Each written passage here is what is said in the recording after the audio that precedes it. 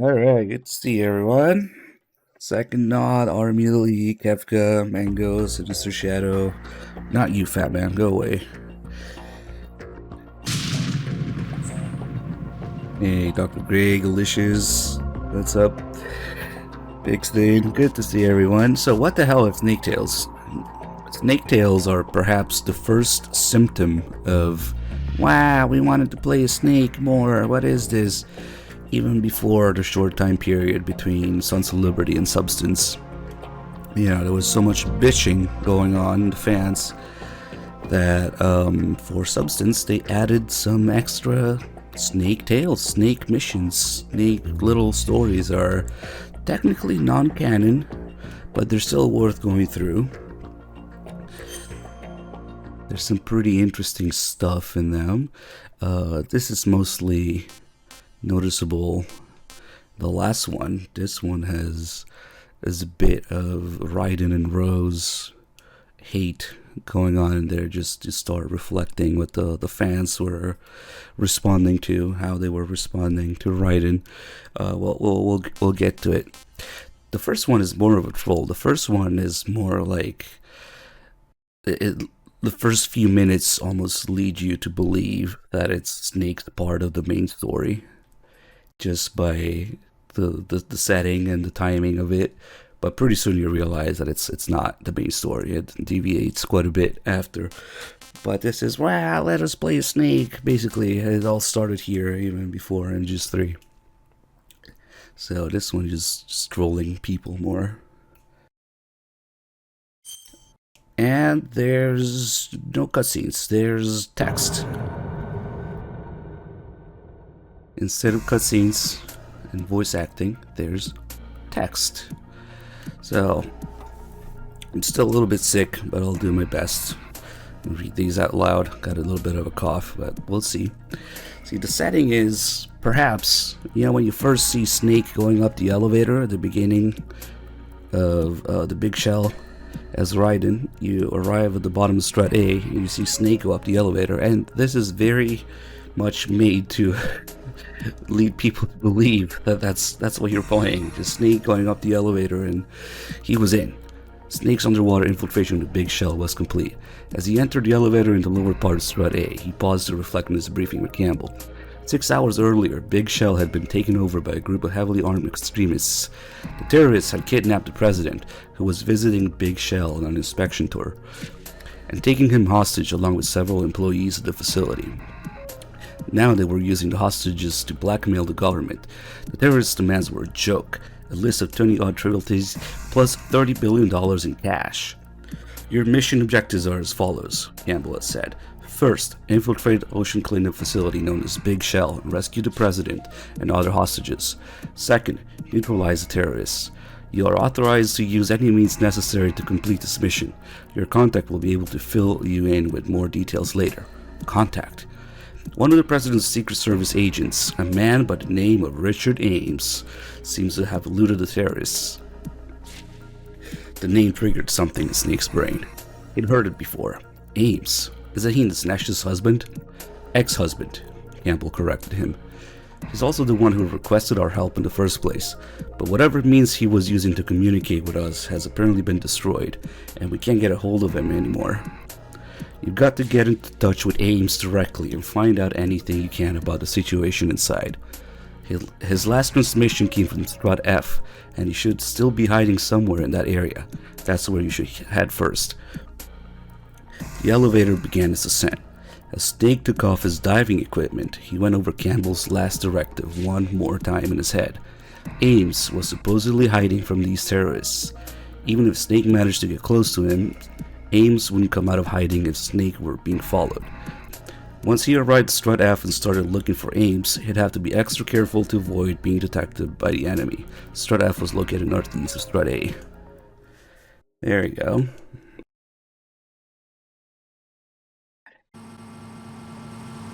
Is that it? Is that Snake going up the elevator?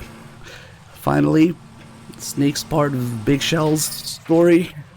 Is Raiden just right below us? No, it's a troll. Surely we must find ourselves some SEAL's disguise now. Oh, what the fuck? There's a dude here? Turn into Pliskin, find SEAL's disguise. Yep. Communications with the roof of Strut A have ceased. Nah, well, yeah, Campbell being there is fishy already, but as soon as you meet Ames, you'll see everything is just different. Also, I don't know where any of the guards are. Holy shit! This is all just different. This is locked here. Yep.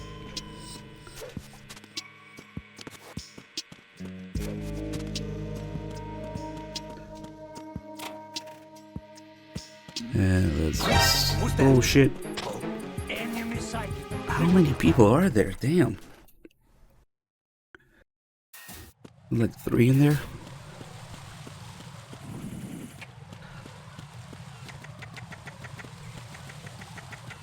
What story?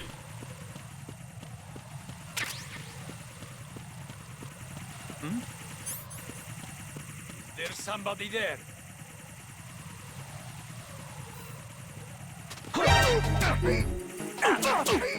Holy shit. Run. Oh, the stupid cipher is here. Ooh.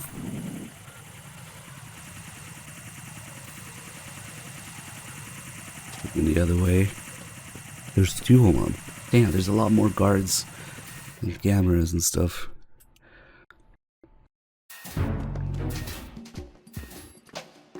What's this? There's a dude in here too. Damn.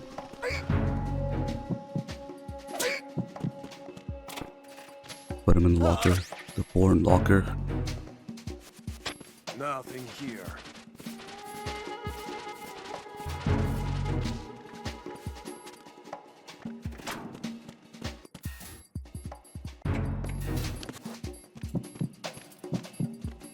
Is he gonna report again?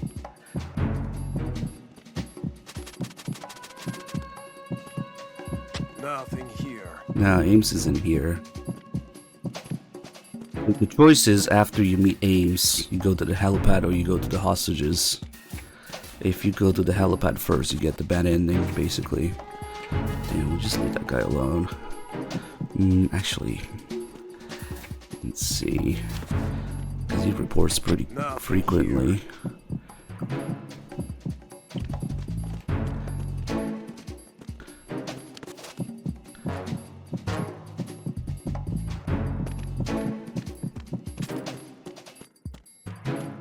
The prostate, yes. Nothing here.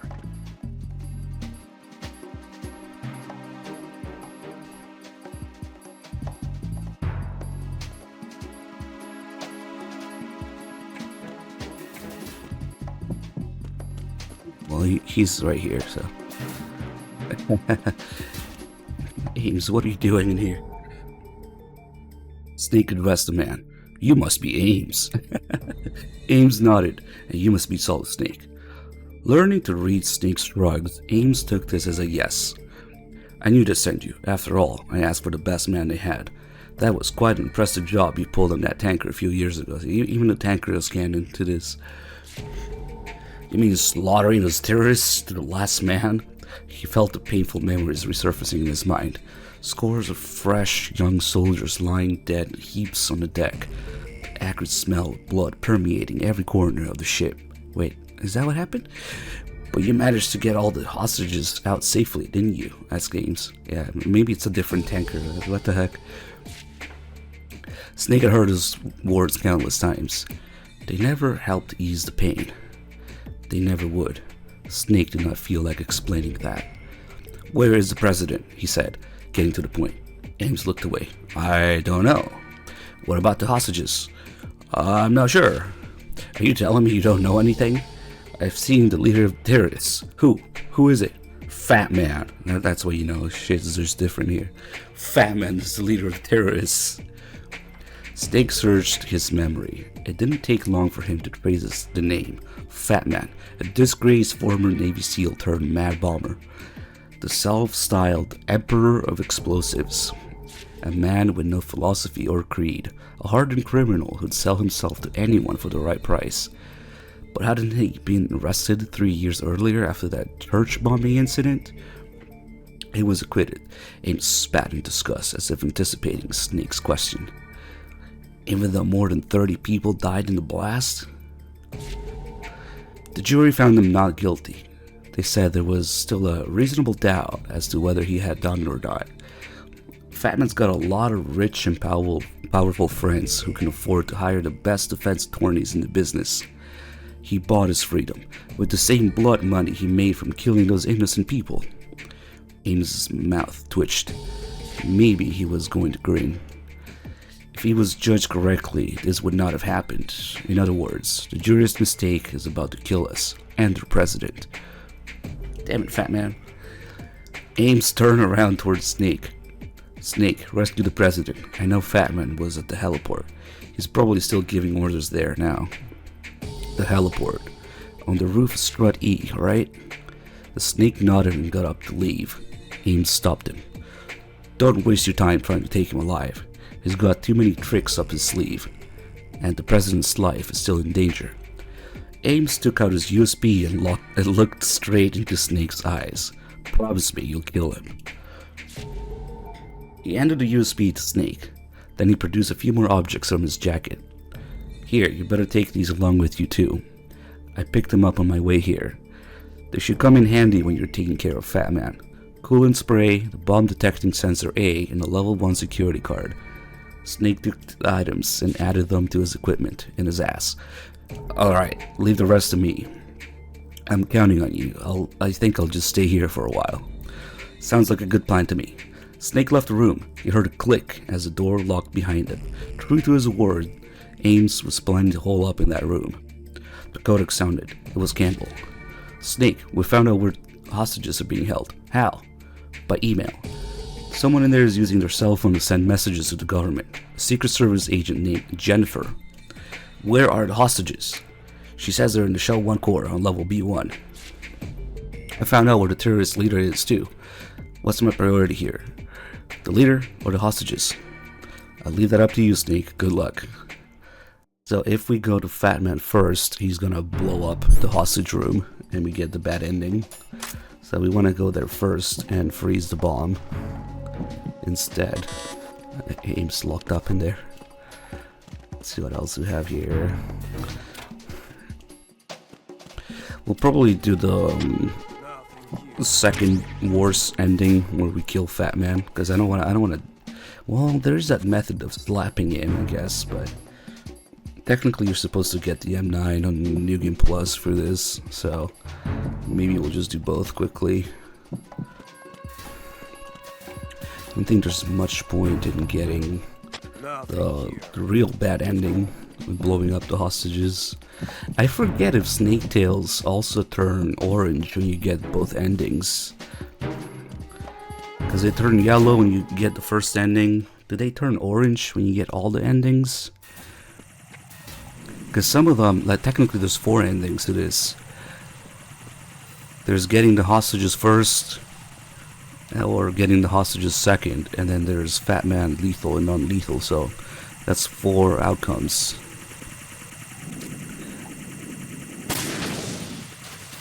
I don't remember if they turn orange, and if you need all endings for them to turn orange. That'd be kind of crazy, I don't know, doing that.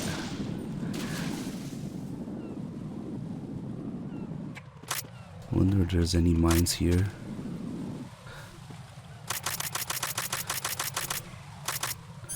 Maybe not.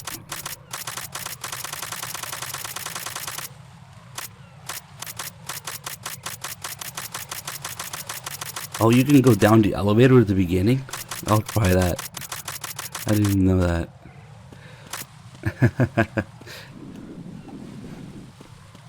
Oh, fuck. I don't know if I've ever done that. We'll try on next run when we get the M9. Yeah, just a little bit of text.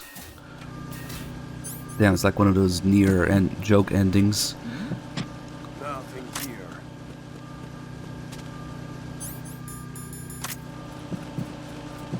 Huh?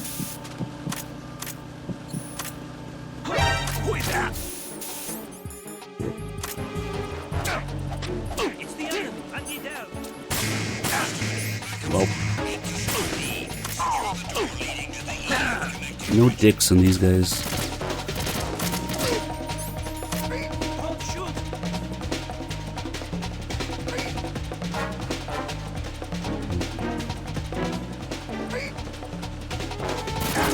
Oh, fuck. I killed him. Is that a shotgun in here?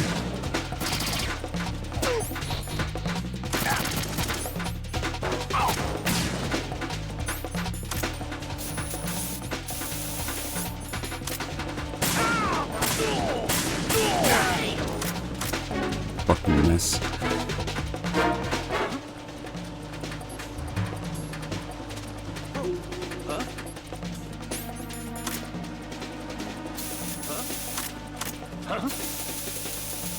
They'll respawn here. Maybe we'll just leave them alone. Return to your positions. Increase security.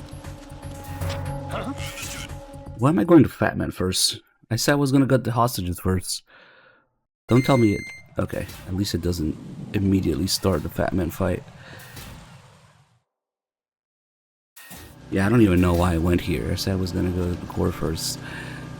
So that was a waste of everything.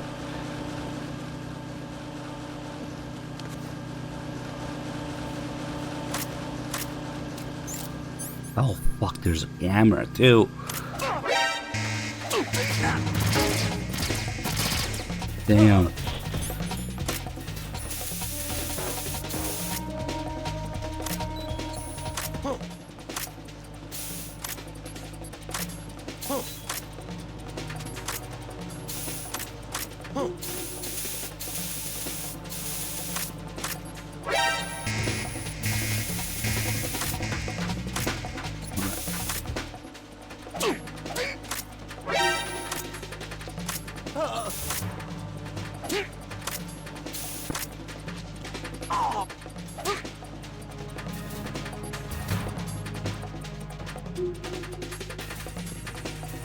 The whole thing was just dumb.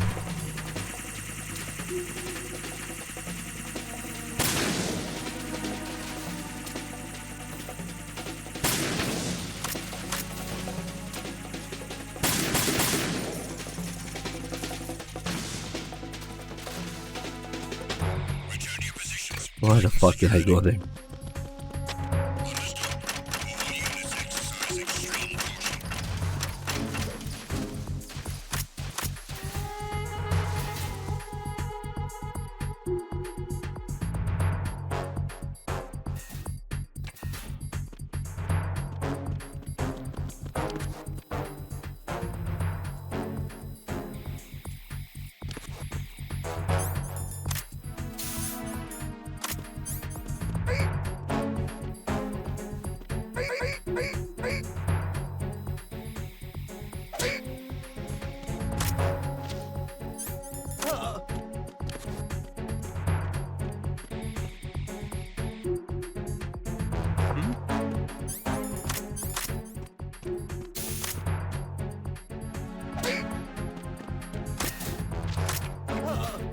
I don't think there's anything. Oh, maybe. Yeah, direct to the microphone. We need that. Attack team, come back at once. Guard team, stay alert. Uh-oh. Uh-oh.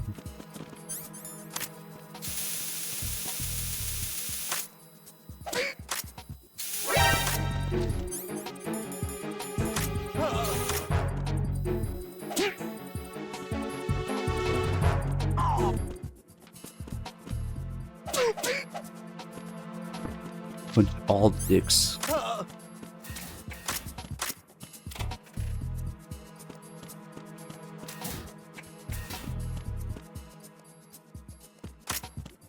Maybe we can make it out.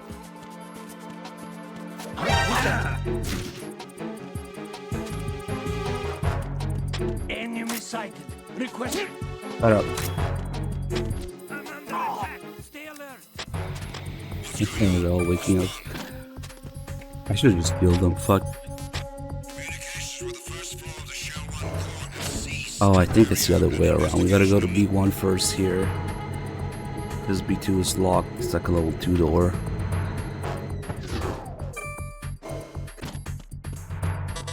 Yeah.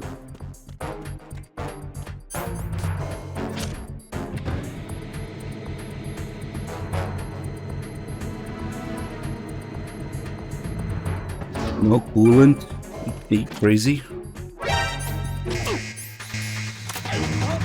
Man, there's a whole world in here. See if this clearing works.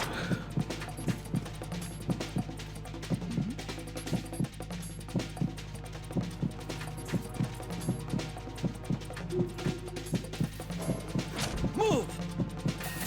Let's go clearing. Clear.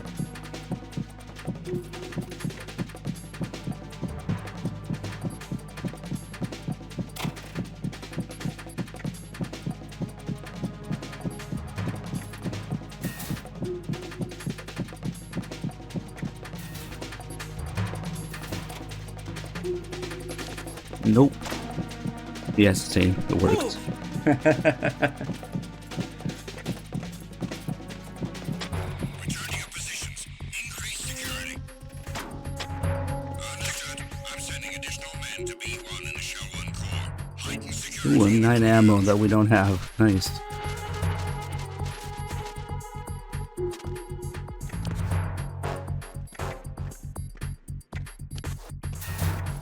Oh shit.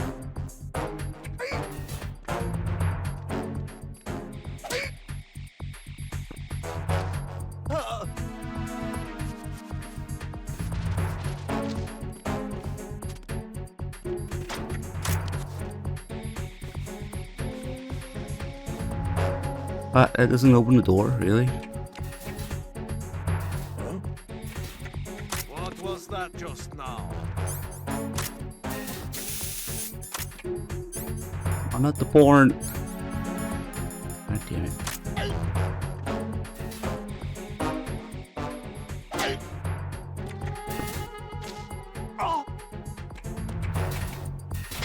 Attack team, come back at once. Guard team, stay alert.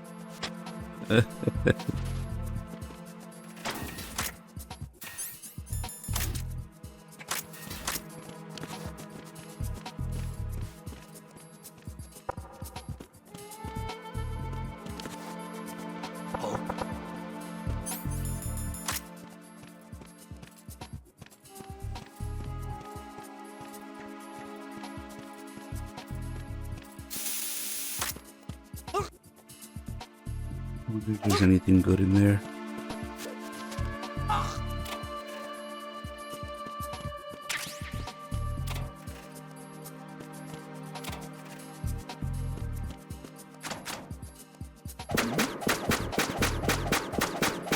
Who's there?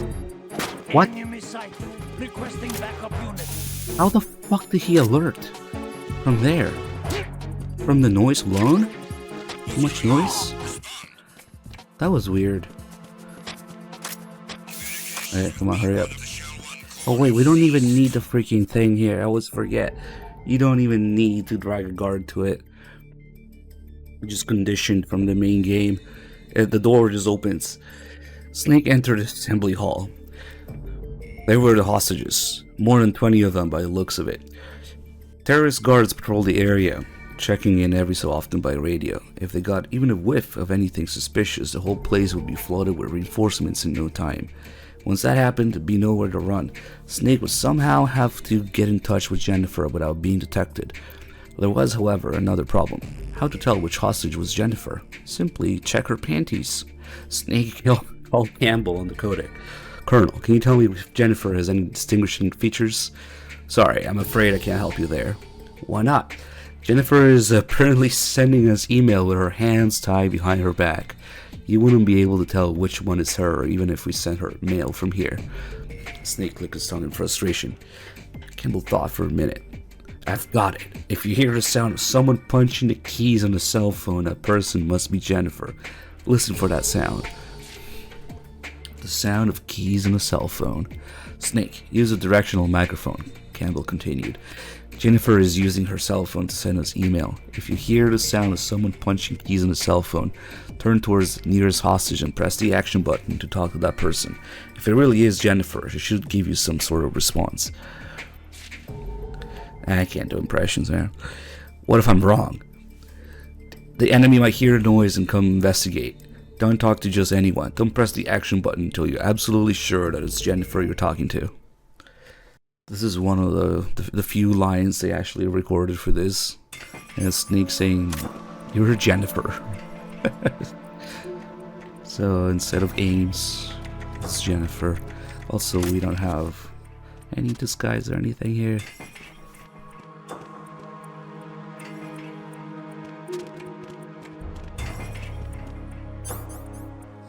Okay, she's not her usual spot. Oh wait, there's more than one Jennifer models, so it might actually not be her. Oh, never mind. You're Jennifer, right? That was easy. Yeah, just a couple other lines. Jennifer looked as she were about to say something. Snake swiftly reached out and covered her mouth with his hand. "Keep your voice down, they'll hear us." Snake removed her blindfold, keeping an eye out for approaching guards. Upon seeing Snake's face, Jennifer's clear brown eyes glowed with joy. But now was not the time to grant her wish. Snake said to her, "I don't mean to disappoint you, but my first priority is to rescue the president. You'll just have to be patient until I get him to a safe place." Jennifer's shoulders sagged. "First though, I need you to tell me everything you know. If you understand me, nod your head." Jennifer nodded. Snake lifted his hand from her mouth. "What's going on here?"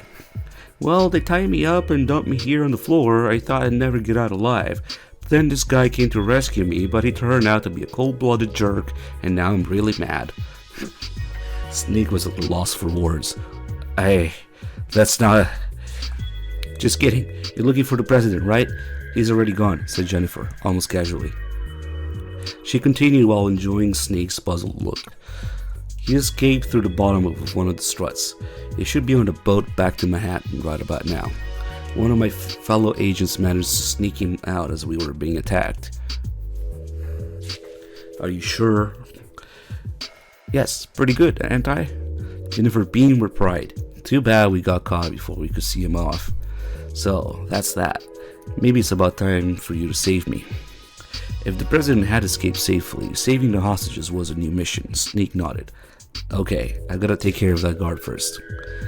As Snake rose, Jennifer stopped him. "That's not a good idea." "Why not?" "They supposedly set a bomb in here. They said that set it off if we tried to escape." Snake made a small grunt. This wasn't going to be that easy. "Do you know where it is planted? Do you know where is it planted?" "What?" "Do you know where it is planted?" Whatever. Sometimes they don't really proofread these. "As far as I've been able to tell, it should be somewhere here in Shell 1 core." "Alright, I'll get to that first." Just then, he overheard one of the terrorist guards talking to his comrades on the radio. It sounded like they were going to tighten security in the hostage room. He'd have to get out fast. The terrorists don't seem to have any intention of harming the hostages. For now, at least, sit tight and pretend to be captured for a little while longer. "Sure, I've got a level 2 security card hidden in my jacket. Go ahead and take it." As Snake fell through the jacket for the card, Jennifer let out a squeal. "Hey, wash your hands, mister." "That's it. Just a little lower. There it is." As Snake retrieved a level 2 card, Jennifer looked into his eyes. "Hurry back, okay?" "Don't worry, I will." Snake put the blindfold back around Jennifer's eyes, then made his way out of the assembly hall. Of course, they had to put some softcore porn in there.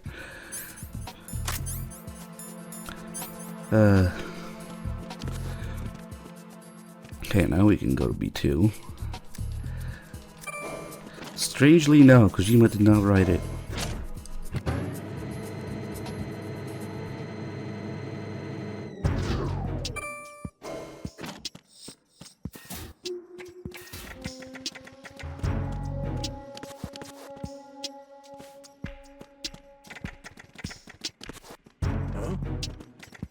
What was that just now? Huh?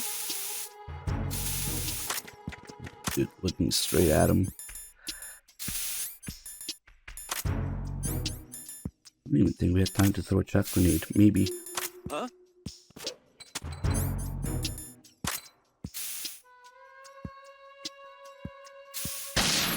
Huh?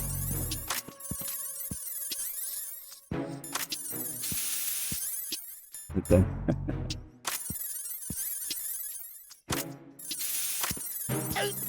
Oh.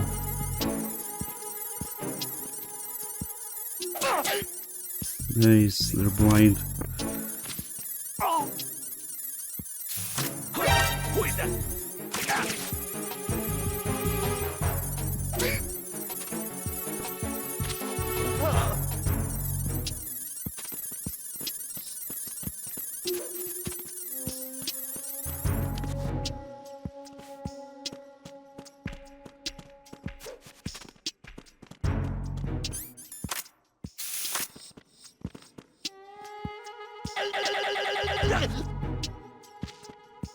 Oh yeah, VR is done.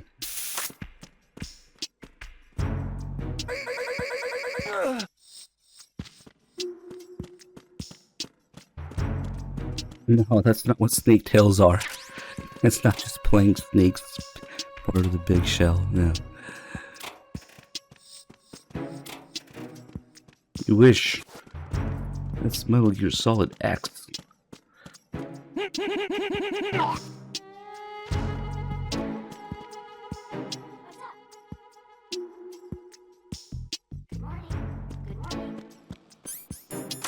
Bomb should be under here. Time for a treat.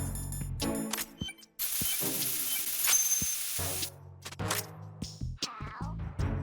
I almost expected the VR completion sound. Time for a treat. Time for a treat. Can we tell the parrot you're Jennifer? No, that's Hello?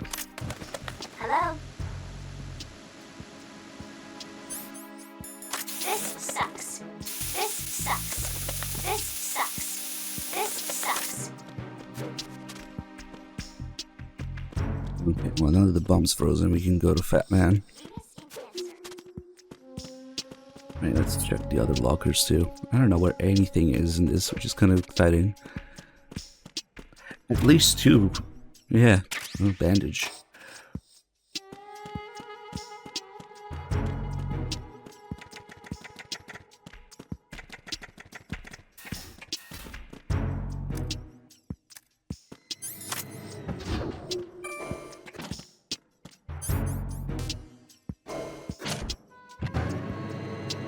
Of course not, they're just gonna use whatever assets they already have and put text in between mostly.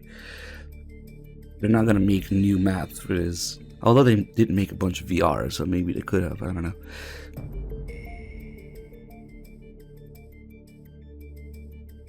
They called Campbell by Kodak and reported that the president had already escaped and that he'd neutralized the bombs with the coolant spray.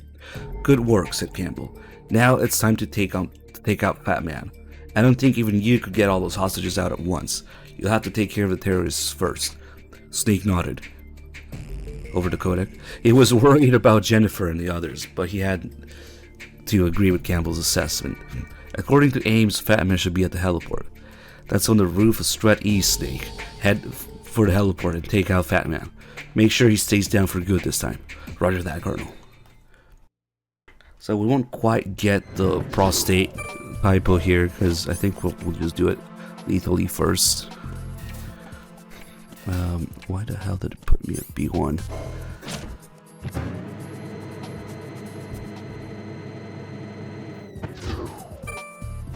At least two. If there's anything this way.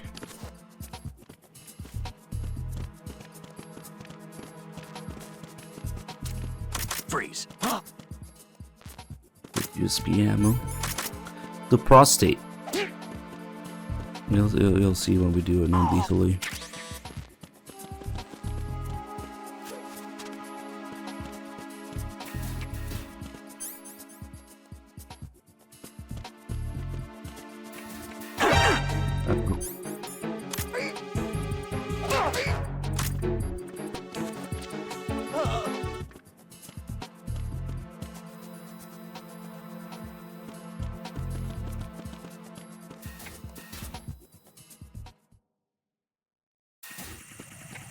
Yeah, I mean, other than jumping over the holes with the cartwheel, which you don't have to do, Snake could get around everywhere. Yeah, you could just press against the railing or use hanging mode.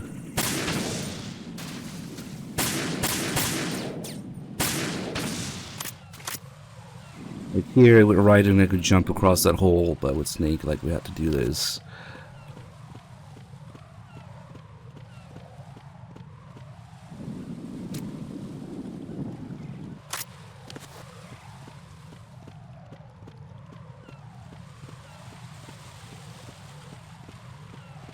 I guess Snake wouldn't be able to get the AK suppressor on Extreme after the Harrier. Oh yeah, that's just one of many gameplay aspects that make Raiden better. There's many more little gameplay things that Raiden does better than Snake. Of course, because the game is designed around Raiden. Is the cartwheel being vastly superior to the roll. Shit, I'm looking for a box that I don't have. I never picked it up, huh? Damn. Enemy sighted. Requesting backup. Nope. I changed my mind.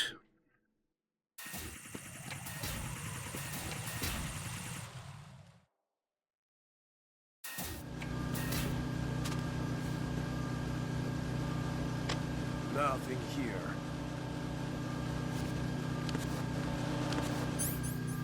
Freaking camera too. Who is that? Okay. It's the enemy. I need help. Fucking blue point shaft grenades, man. That alert is Blue Point's fault.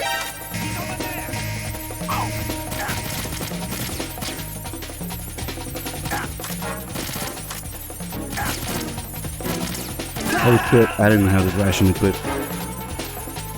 Notice mid-roll. If we had the original grenades, that alert wouldn't have gone off.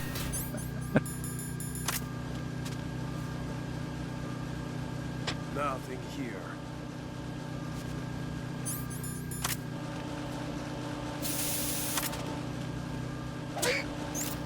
Oh fuck, I forgot about the camera again. Oh well, fuck it. Maybe we'll get good once we have the M9. I forget how it works. Does it just start with it, or does it spawn somewhere? I think it might change depending on the specific snake tail. Got some claymores for Fat Man.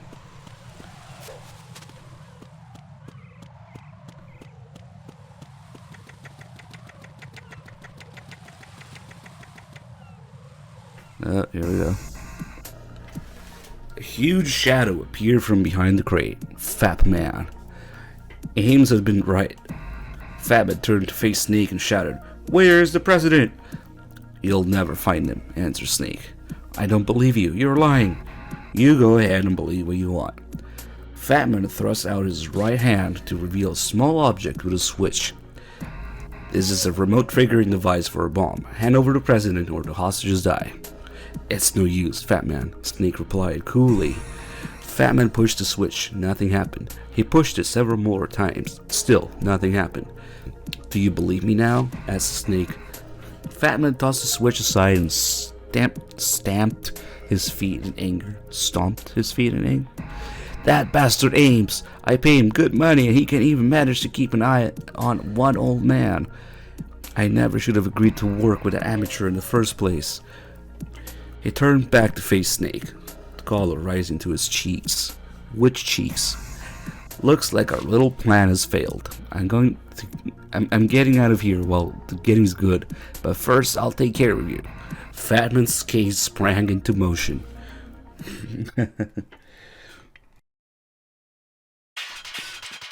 Okay.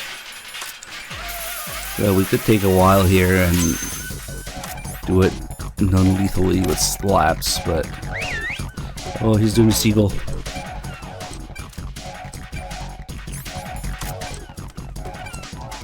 Hey, where'd you go?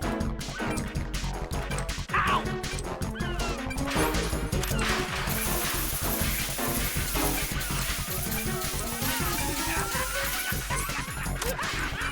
Now he's fucking around. He might fall. Yep. Yeah, fuck it.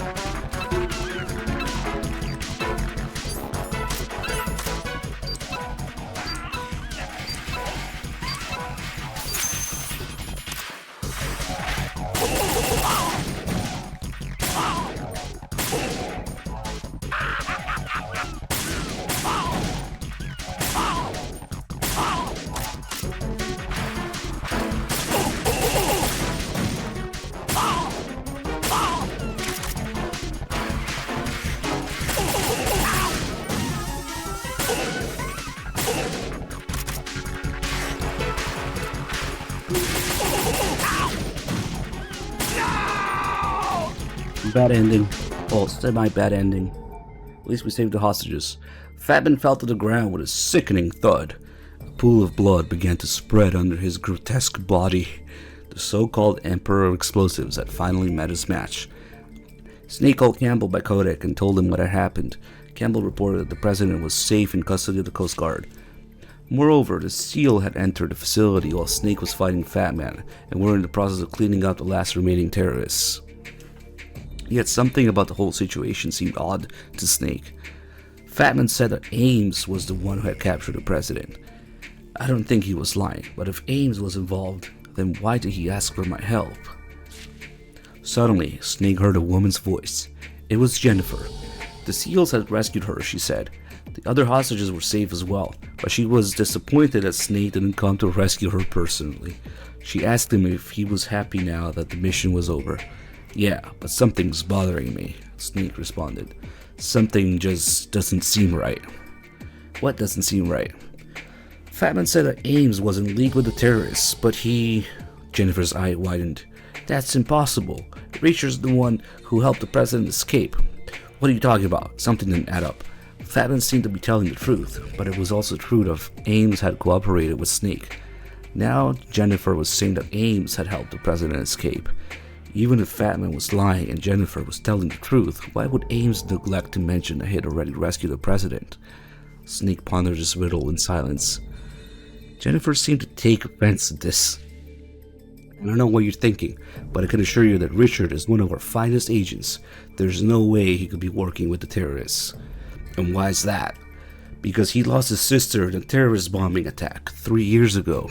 A chill ran down Snake's spine. The wars came together in a rush.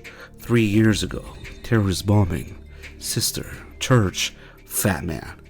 Snake suddenly recalled Ames' strange behavior. The way he spat as he said that Fatman had been acquitted. His passionate conviction that the jury did not bring justice to Fatman. The look in his eyes as he gave Snake his gun and said, "Promise me you'll kill him." The pieces were all falling into place now. Fatman had killed Ames' sister and gotten off scot-free. Ames promised revenge. He plotted his revenge. Such a lust for revenge. He approached the extremist group and proposed kidnapping the president. He hired Fatman to help carry out the job. He led the terrorists. He helped the president escape, but he didn't bother to contact the authorities. Finally, he called and asked for Solid Snake, the notorious terrorist killer, to intervene personally. Big Shell was the execution ground. The president was the bait used to lure Fatman to his doom, and Snake himself was the executioner. Where is Ames? Have you seen him? Jennifer looked startled by Snake's sudden change in attitude. No, he's probably still hiding somewhere. He's actually pretty timid, you know? But I'm sure he'll come out once he hears that the terrorists have all been captured. Snake knew Ames wasn't coming out. But later, they conducted a search for Ames, but there was no trace of him anywhere in the country, let alone the Big Shell. He was gone. So Ames gets away with it here. He gets exactly what he wants from Snake killing Fatman. Nice. I guess it's not too bad. If you put Fatman to sleep, then Ames gets captured, arrested, or some shit, and he tries to aim at Fatman's prostate.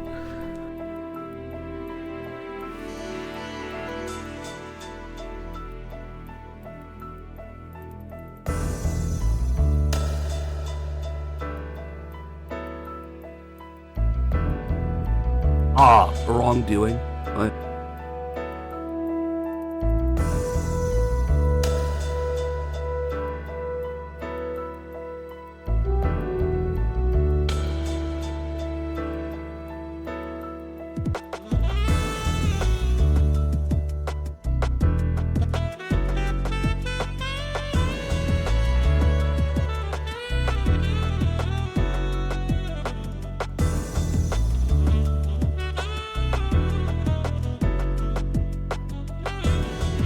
Directed by Fukushima, the man himself.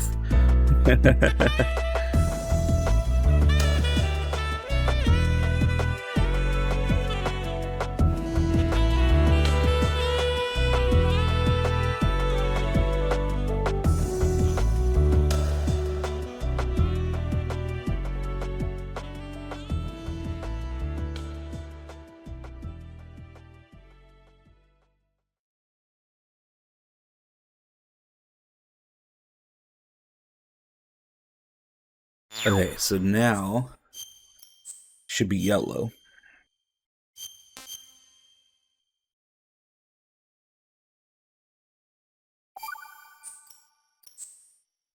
Wonder if I get the other ending, will it be orange? Okay, so we'll do the same thing, except we'll do Batman non-lethally this time.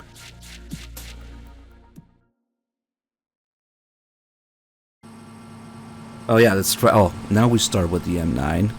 Much easier to do Fatman non-lethally.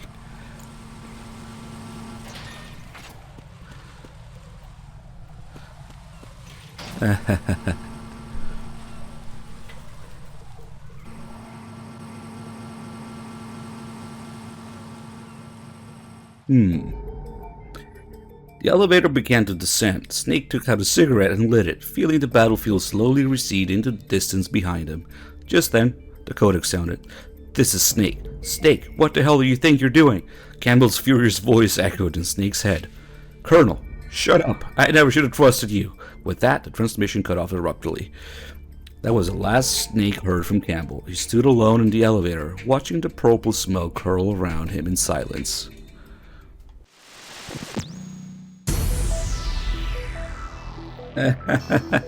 Pissed off Campbell.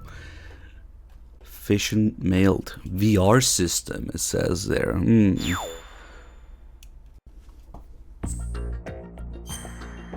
Damn, it quits all the way. Well, I did hit exit, I guess. Nice.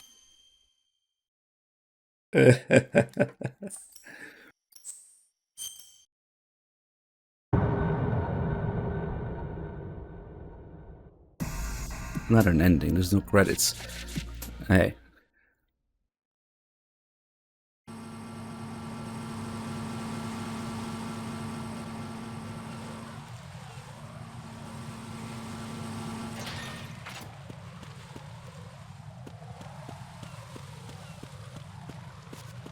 Maybe there's a few typos in. There's prostate. There's Emma referred to as Ottoman's sister-in-law instead of stepsister. And some other things here and there.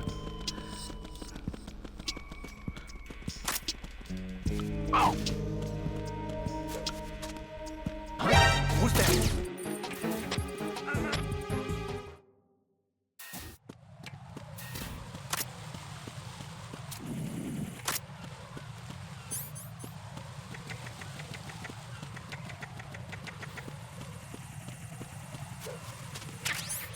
Oh, there's sun grenades, not chaff.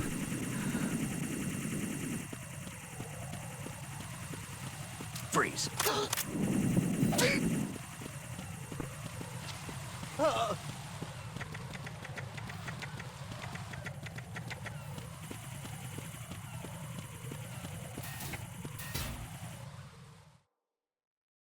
think there's at least one where you have to pick up the M9.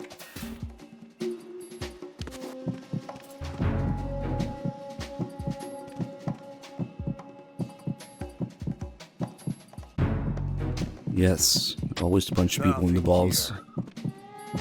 That's very efficient.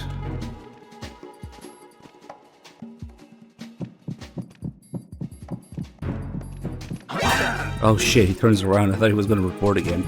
Enemy sighted. Request.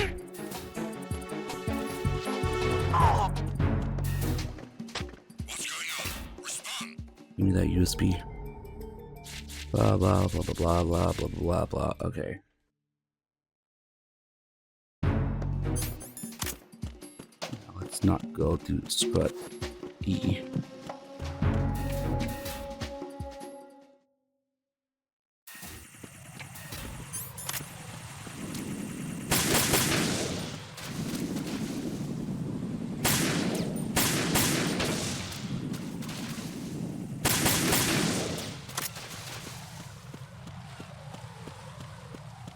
Yeah, external gazer is the best snake tail. It has the most relevant to the series as a whole, its development in real life.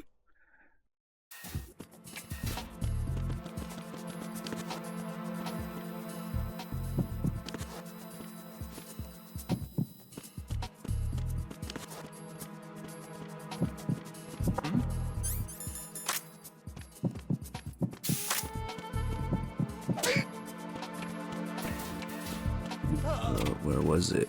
Here.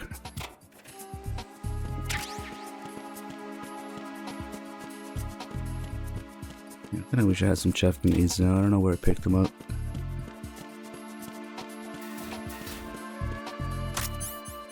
Maybe they won't hear the gunshots actually from here.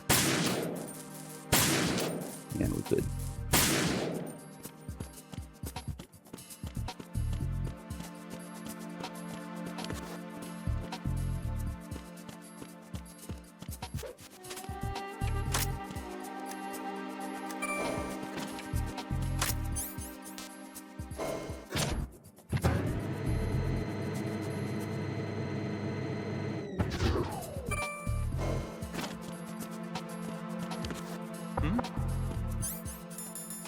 Yeah.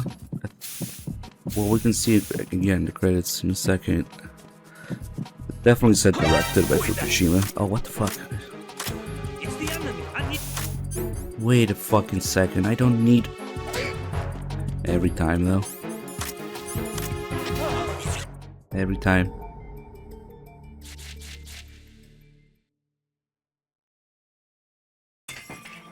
I did it again.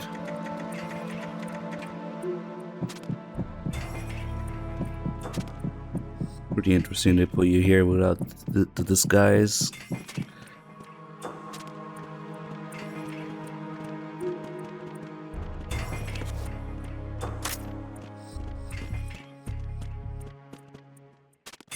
Is it still her?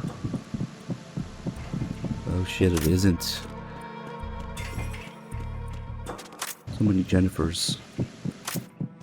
Oh shit.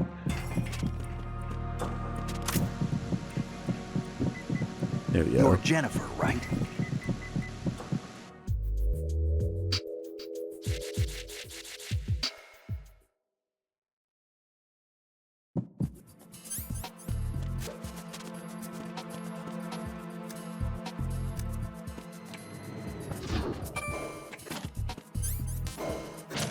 Fuck the floor.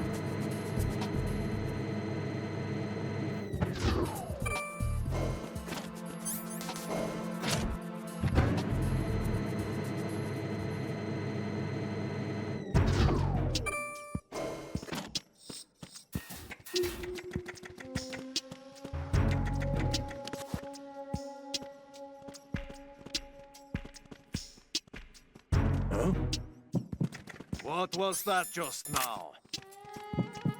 Huh?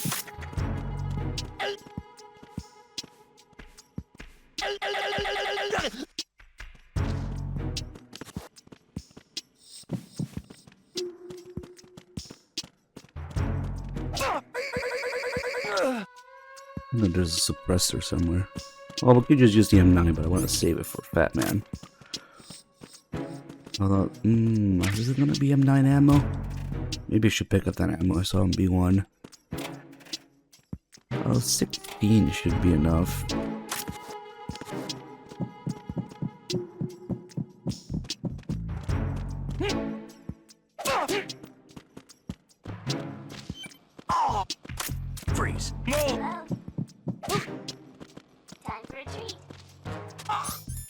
Next boss fight is gonna have him 9 ammo.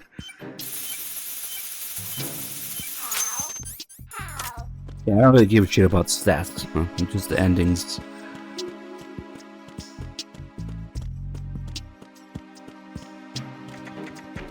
They're probably gonna go into caution here. Hurry.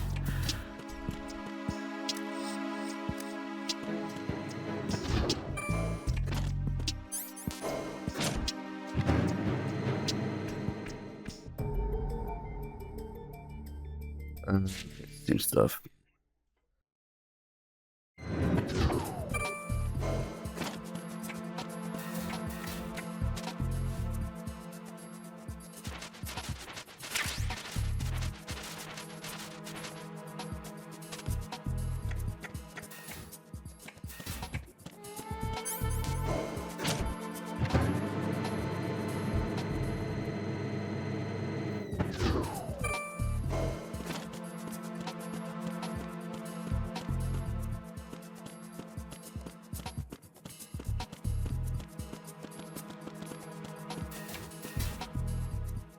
If I bother doing the really bad endings, maybe. Oh shit.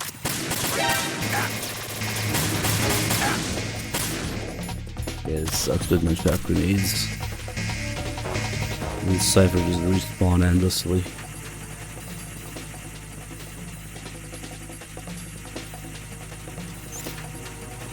Oh, you mother bitch.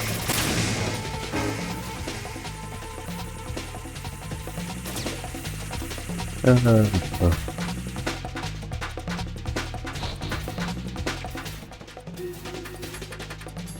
think it wasn't the locker actually in Strat F that I found some chaff grenades.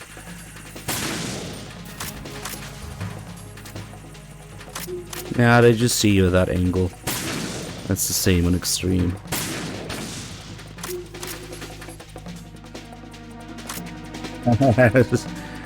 Yeah, steal the 100 round mags. Tighten security. Understood. All units exercise extreme caution.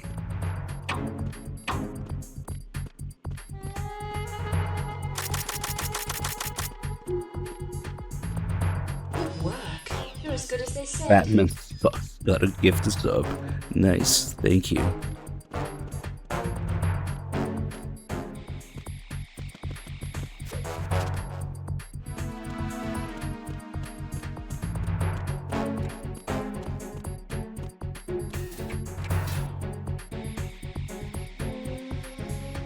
It's just nice to have. Yeah, I keep looking for a box that I don't have here. Nothing here. Not again, camera. Not again. Not again, blue point grenades. Oh fuck, I don't even have any. There's somebody there. Huh?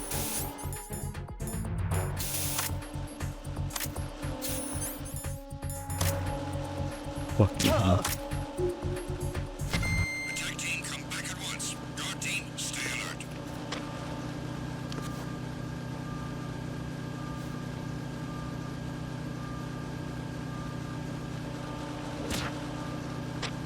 It was nothing. All clear.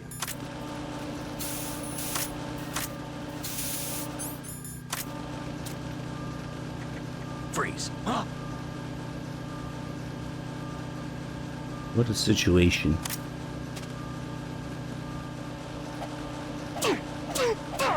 Of course, now that we need to find the dick, we can't find it. Huh?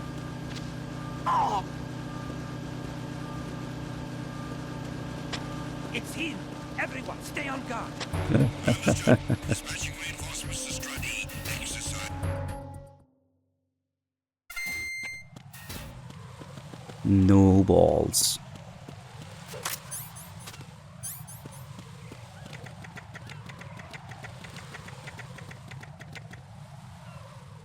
Okay, everyone get ready for Fat Man's prostate.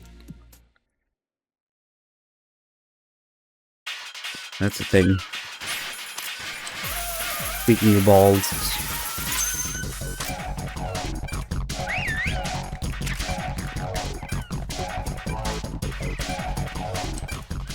Oh, damn. Hey, That's M9 ammo in the main game.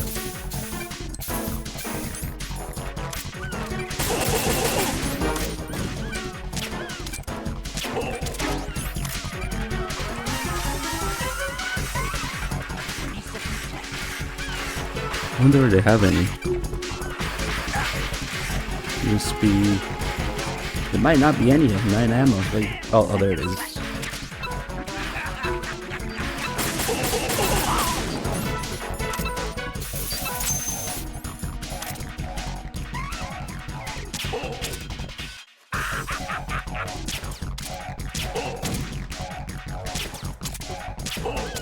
Fucked it up.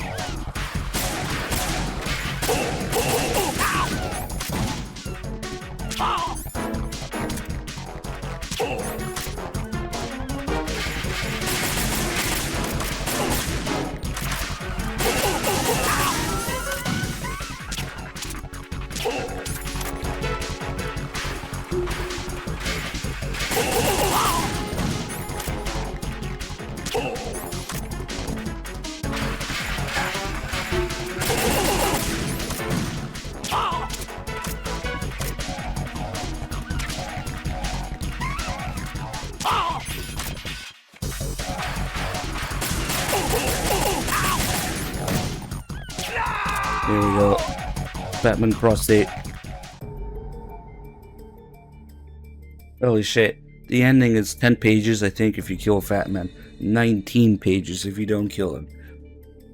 Batman fell with a sickening thud.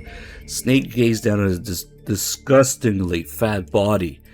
Fatman's chest was moving faintly up and down. He'd live. Disgustingly fat body. Nice. His fat shaving with this.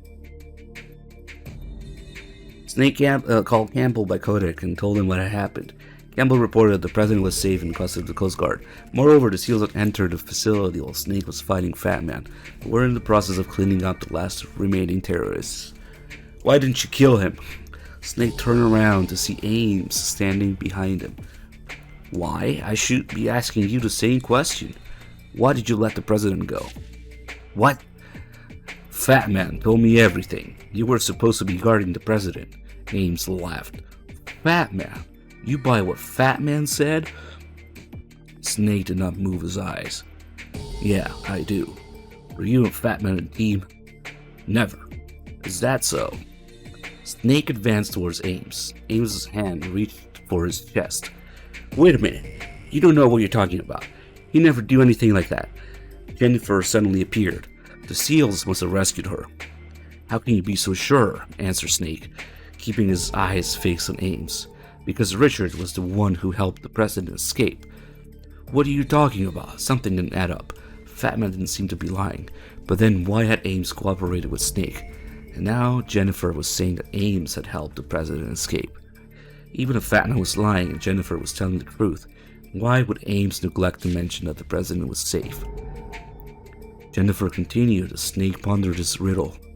Richard is one of our best agents, and besides, there's no way he'd be involved in the terrorist bombing plot in the first place. After all, his sister, Jennifer. Ames interrupted. She ignored him. Richard lost his younger sister in a terrorist bombing attack 3 years ago. A chill ran down Snake's spine. The words came together in a rush. 3 years ago, terrorist bombing, sister, church, Fatman. Snake suddenly recalled Ames' strange behavior. The way he spat and he said that Fatman had been acquitted. His passionate conviction that the jury did not bring justice to Fatman. The look in his eyes as he gave Snake his gun and said, "Promise me you'll kill him." A hypothesis was starting to take shape. Snake looked at Ames. He had no facial expression. No panic, no fear, not even anger. The hypothesis had now become a conviction. Ames, you didn't tell me that you'd already rescued the president because you thought it'd be less likely to kill Fatman for you, right? Ames didn't respond. Snake continued. Did you call us instead of the police because I'd be more likely to kill Fatman instead of capturing him alive? That's enough, yelled Jennifer. Ames's hand inched closer to Snake's chest. You planned all along to have me kill Fatman, didn't you? And all this is just... Ames suddenly pulled a pistol from his breast pocket. Snake reacted immediately, diving into the shadow of a nearby crate. But Ames's gun was pointed straight at Fatman's prostate.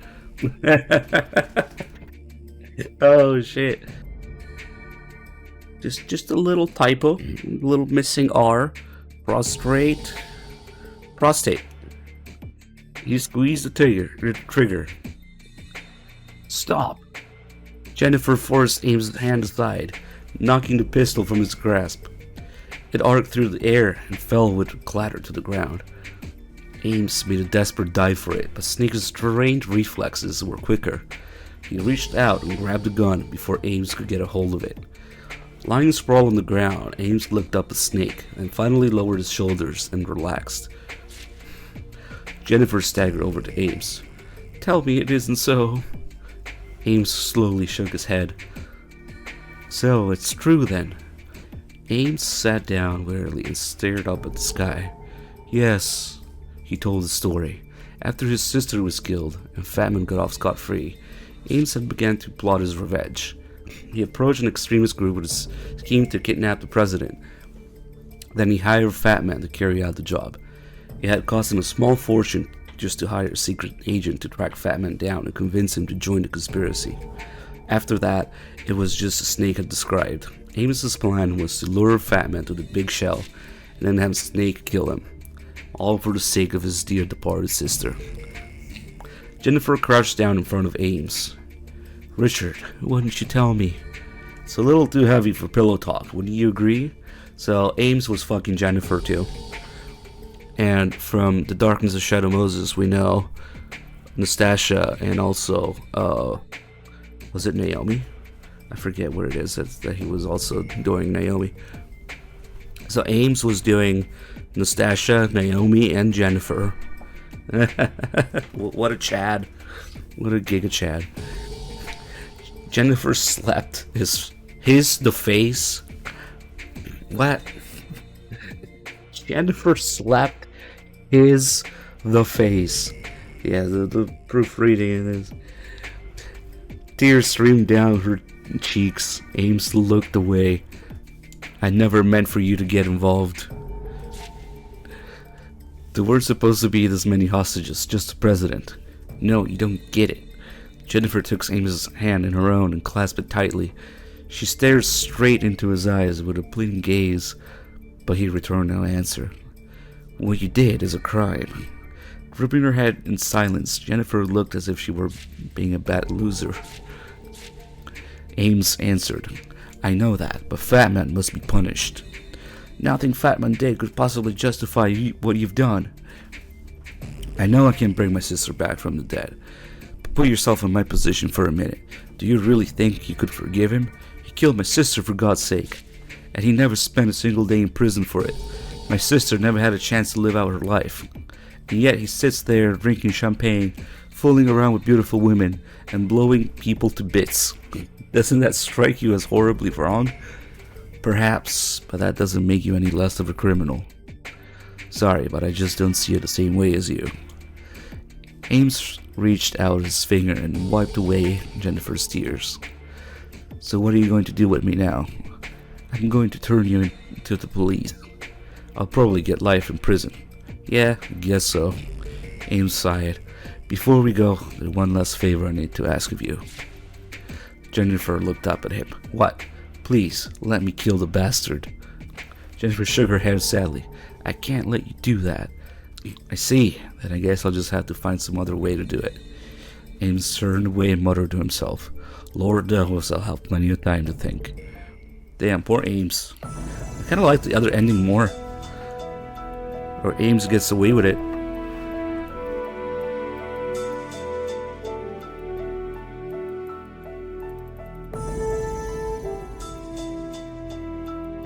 And then in the main game, they're just doing dirty. The Patriots. Oh shit, it is written by Fukushima, yep.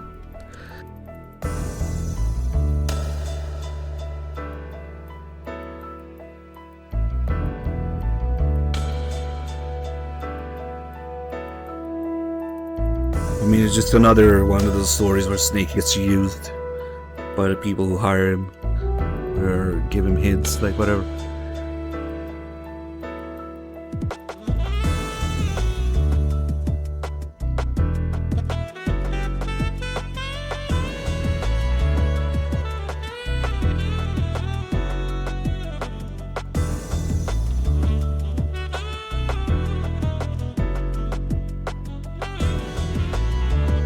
Imagine if Fukushima had full resources of the main game. Come on.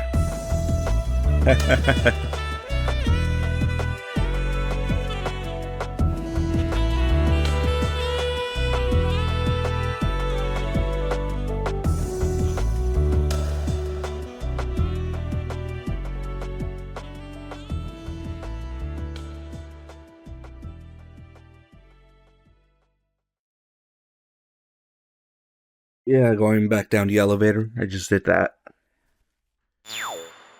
I want to see if I need to do... Do I need to do the other endings for it to turn... Does it turn yellow? I mean orange?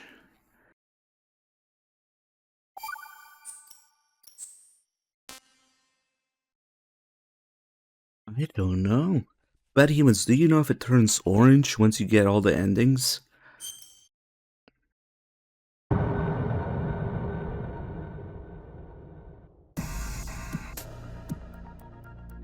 They don't? Okay, okay. That would be cool if it did. Kind of like VR.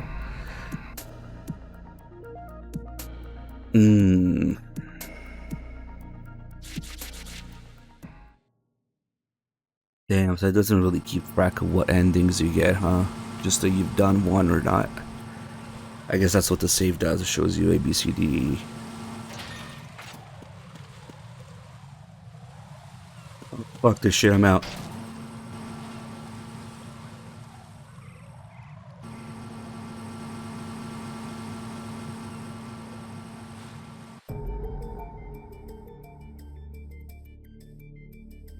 Snake, what the hell do you think you're doing?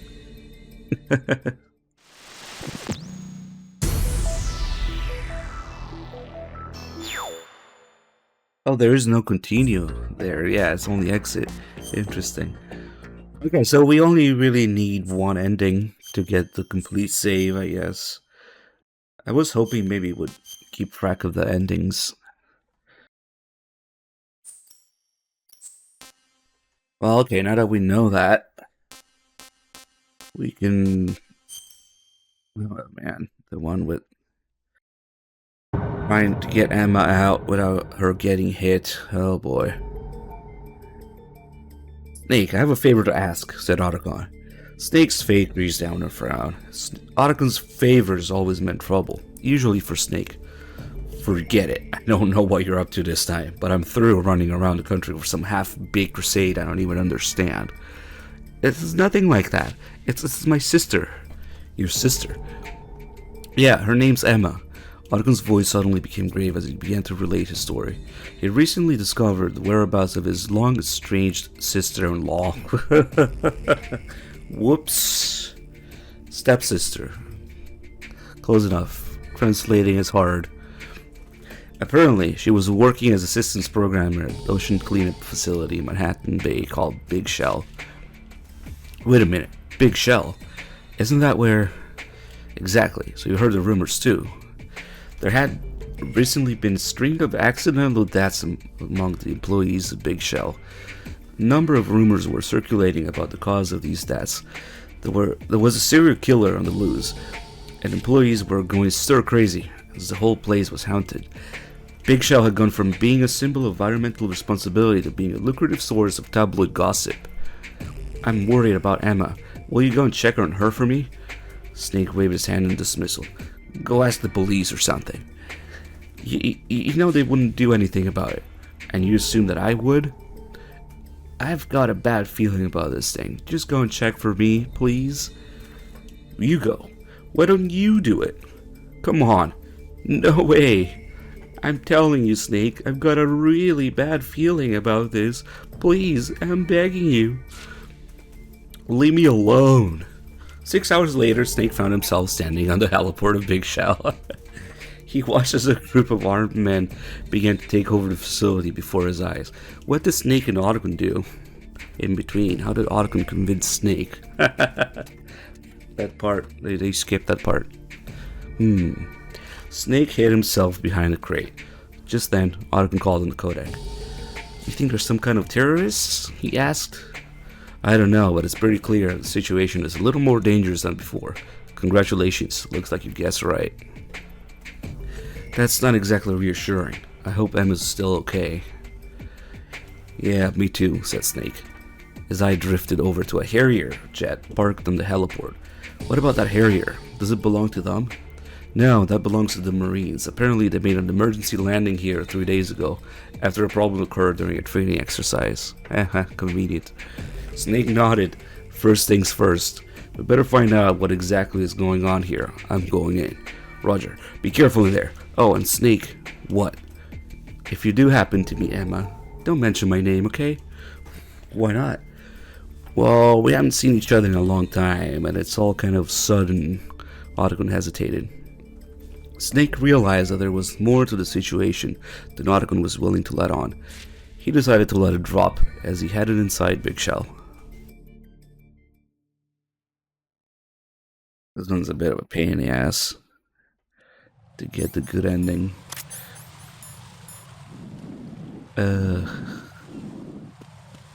How did Snake get here anyway? Yeah, where these guys are.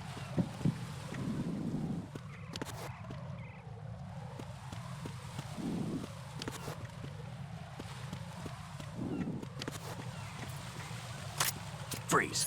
More!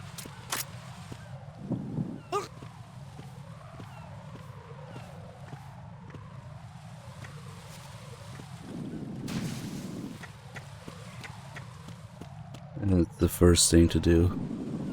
Yeah, no radar, different placement for everything. It's pretty cool.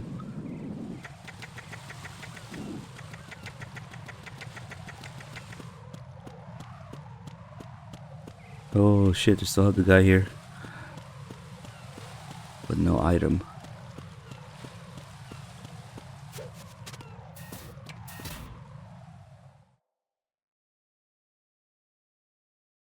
That shouldn't count as a kill. It was gravity.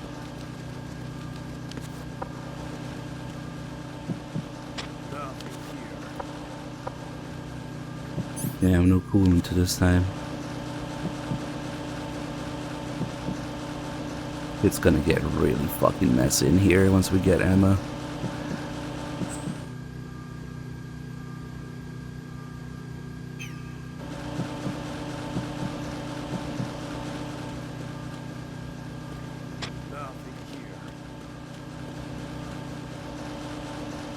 No camera this time.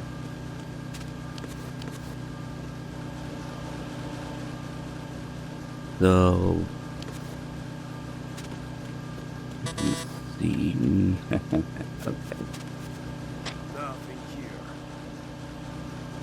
A Sinister Shadow, thank you for 68 months.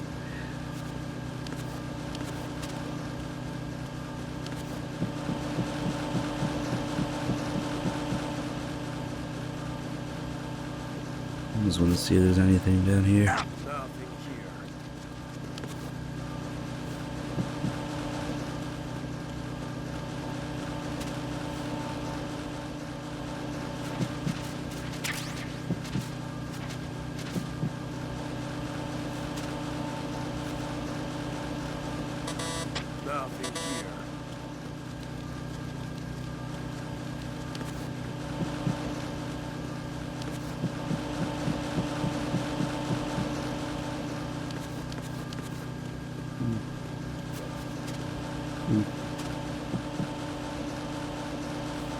Nothing here.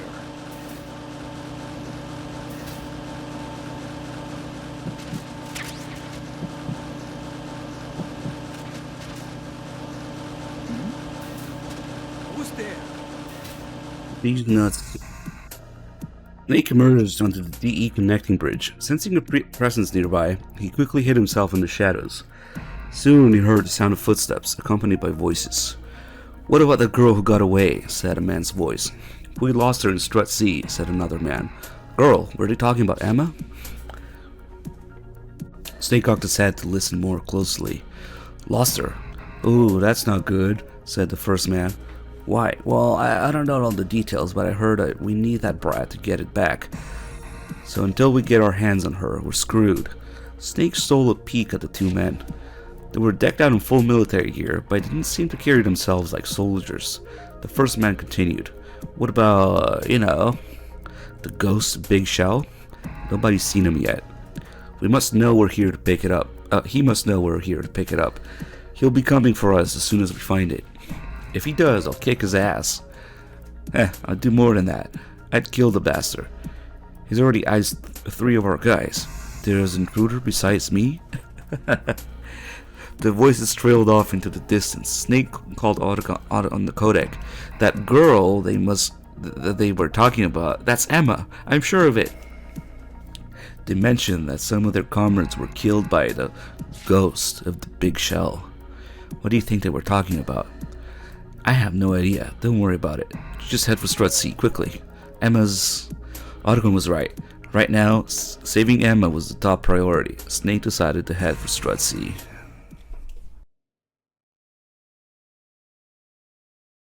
I forget how they end up on the other side of it. These are the 2 dudes that were talking.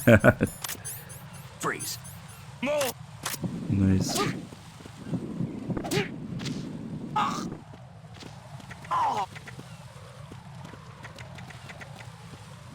4 stars. Fuck.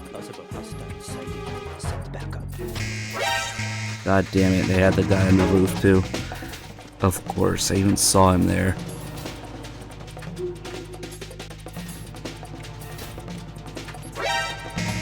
God, that was a terrible idea.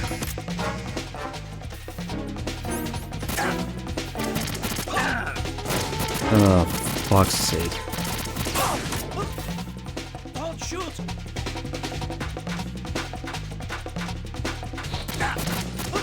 What?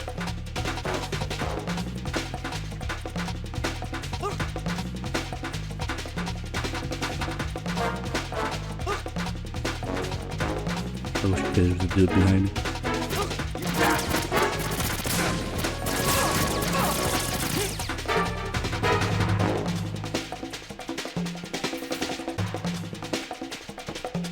Cutscene?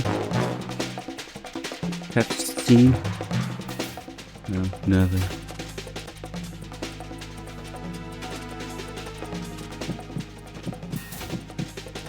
Oh, fuck. How I missed the coolant?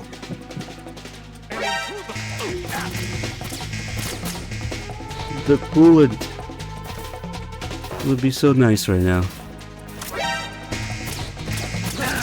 I'm just stuck in a loop of the assault team getting behind my back.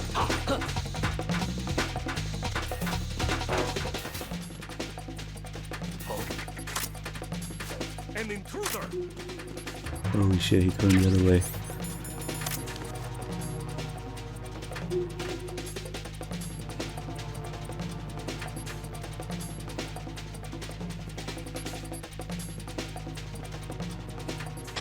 Return to your positions.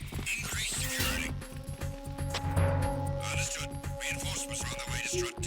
Intensify security measures.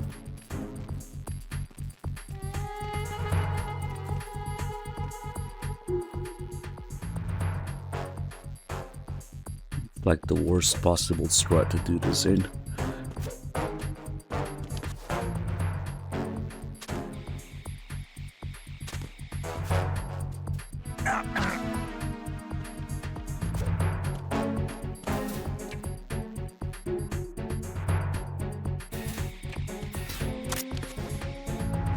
Oh shit.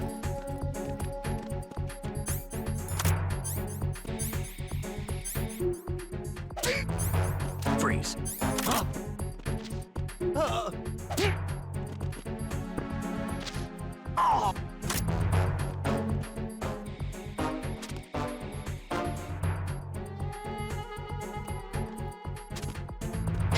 Attack team, come back at once. Guard team, stay alert. Here's one of the stuff over there. Freeze.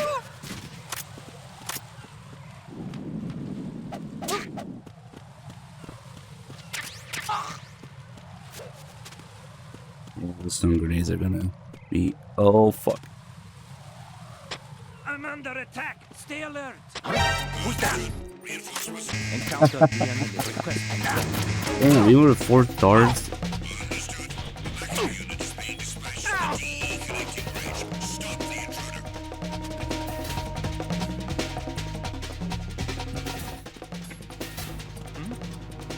Over there.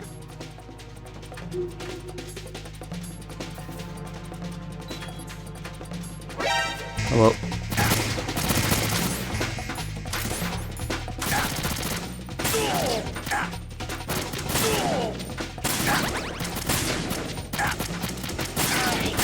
Spawning kit. Yeah, there's no fucking point.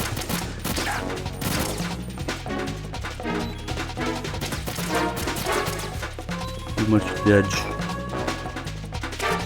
Oh, M9. Too bad. Probably too late now.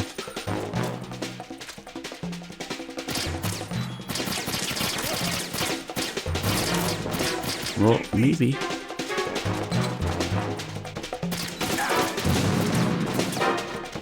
If I can have aimed at that guy, I could have generated more health.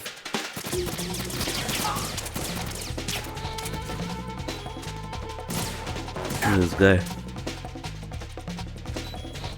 Shoot him in the dick. Ah, he covered his dick, damn it.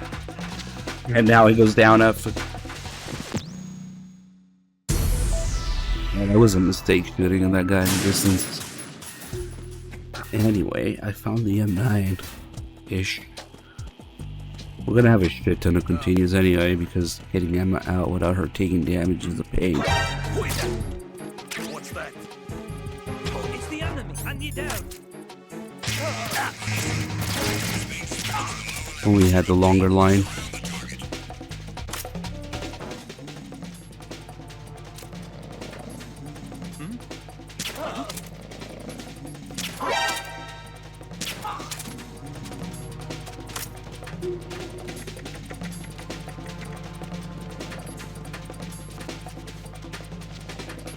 That fucking chance to drop an item in MGS2. Even if they do have an item, it takes like however many. It's this little small chance every time you search them.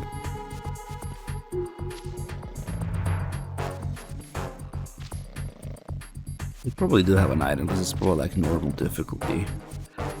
But holy shit.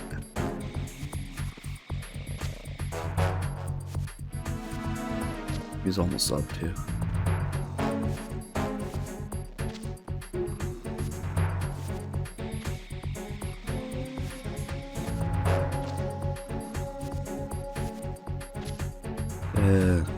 Maybe they don't.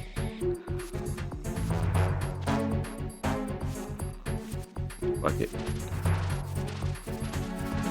Bye-bye. Attack team, come back at once. Guard team, stay alert. Freeze. Where's the dick at?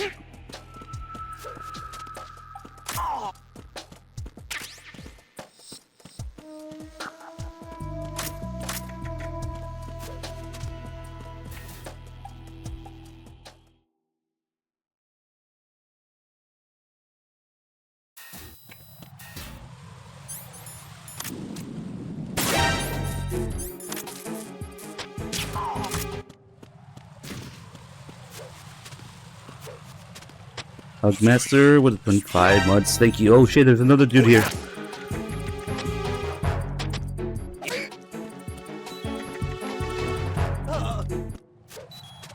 What's going on? Respond. Need to make sure I pick up everything I possibly can because Communications with the CD. anything helps getting Emma out without her taking damage for the good ending. I have to raid Strut F.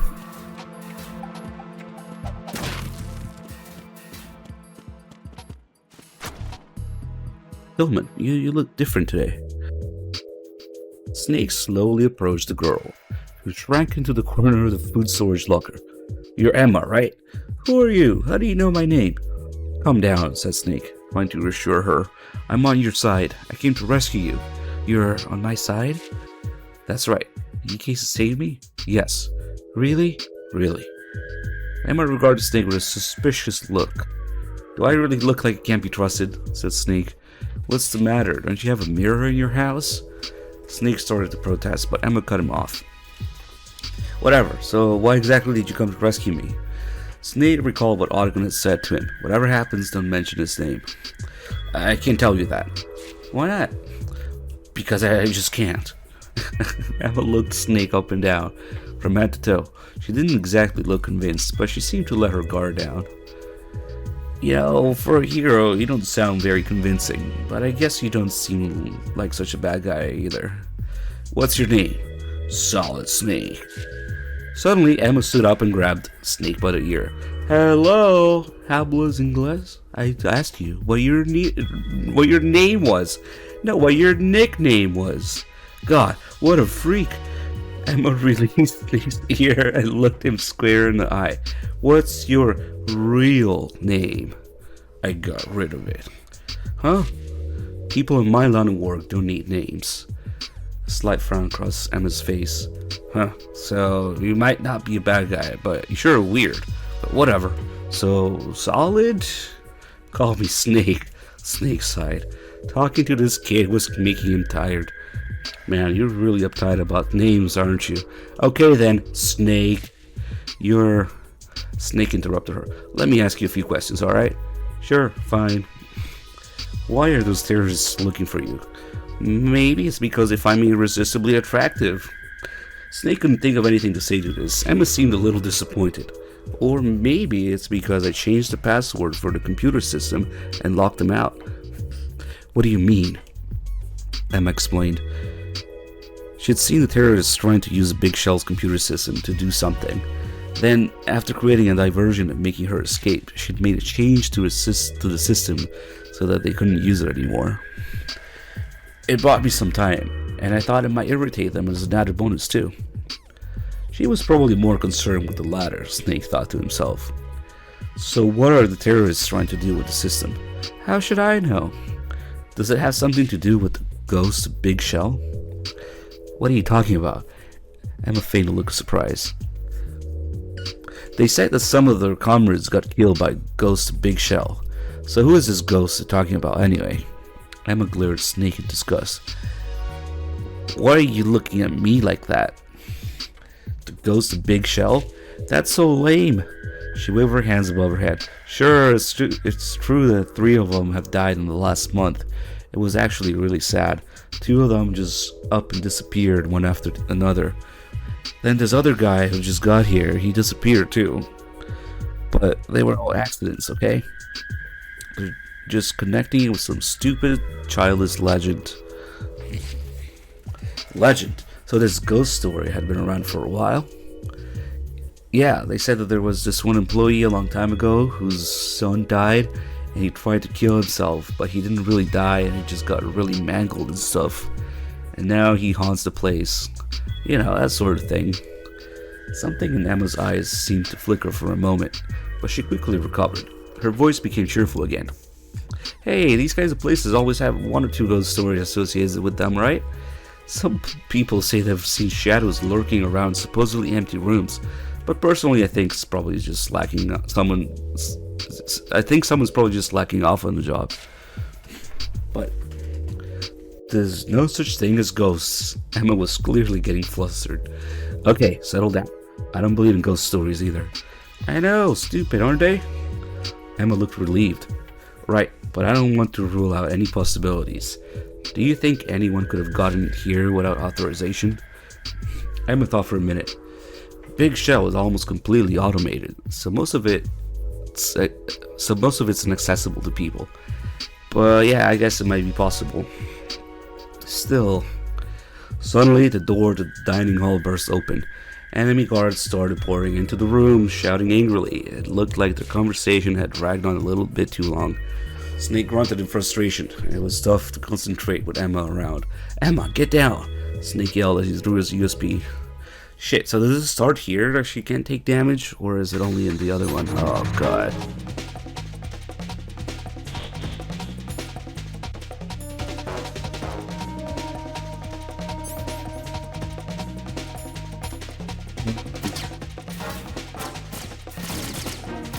bug.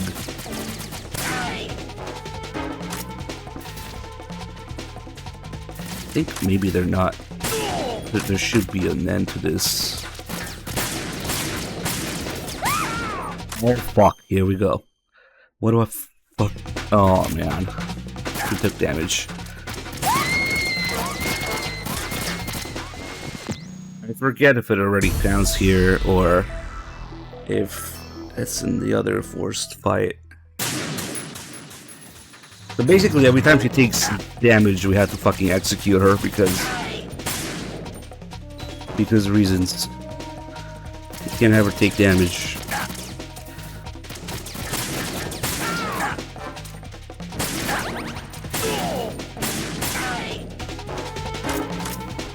I don't know why the fuck she moved forward. Ugh.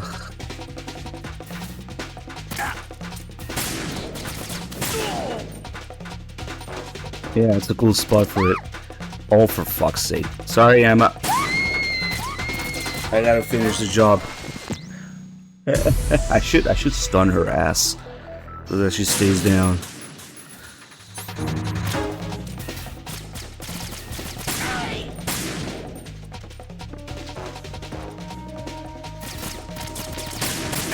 Trust me, that's how you get the better ending.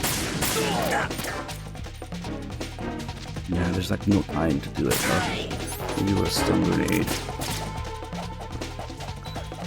Fuck it.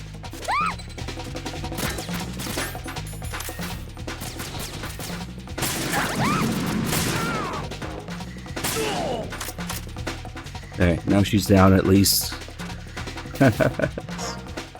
Oh, well, okay. Wasted it. The guard's always silent on the floor. Snake put away his gun and moved towards Emma, who was stunned. in the corner again. He put his hand on her shoulder. Emma, are you alright? Yeah. Emma hung her head, trying to avoid Snake's gaze. Emma? I have only known you for 10 minutes, but I already learned something about you. What's that? You're just like them. You're good at killing people. She was trying to put a strong face on, but her voice was wavering. In my world, said Snake, there's only one law. Kill or be killed. That's what's kept me alive so far, and that's the only thing that's keeping you alive right now. If you want to survive, you better learn to be strong. Emma raised her head. I just learned something else about you. You're also good at justifying yourself, aren't you? Emma drew closer to Snake. His face was covered with the blood of others. It was a phase exhausted by battle. Snake was wounded in numerous places. Emma tried to avert her eyes. He'd suffer all that just to protect her. I'm sorry. Emma handed Snake a ration.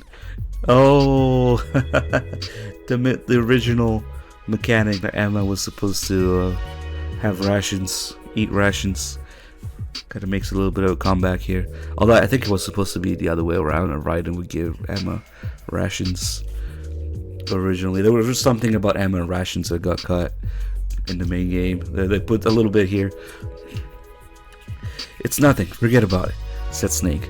Now let's get back to the task at hand. Where are the other hostages? They're all on the first floor of the Shell 2 core. I don't think anybody's been hurt yet, but still. Don't worry, I'll do everything I can to help them. You'd better stay here. Wait, you can't get to the Shell 2 core. What? I locked the door in Strut D that links Shell 1 and 2 cores. It won't open even with a card. So how do I open it then? You got to access the node in Strut B and enter the password. She dictated a 16-character string of letters and numbers to him. Snake nodded. Got it. Emma looked surprised. Shouldn't you write it down or something? In my line of work, we don't take notes. Snake demonstrated by reciting the password from memory. So you're good at memorizing things too, huh? I'm heading for Strut B. You stay put. But no buts. Just leave everything to me. I'm good at running errands too. Emma smiled.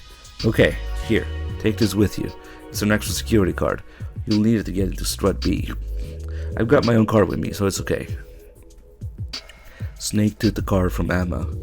I'll be back before you know it. No matter what happens, don't open the door. And try not to make a sound. Emma nodded and closed the door to the locker.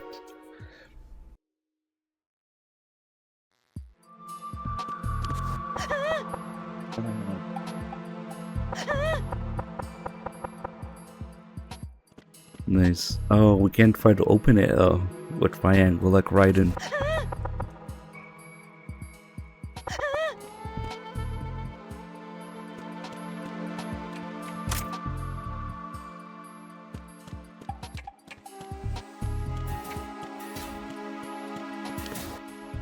Okay, so it's clear now.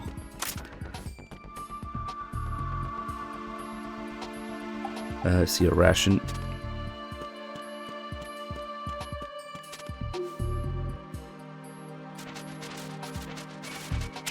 I'm more concerned with Emma's health.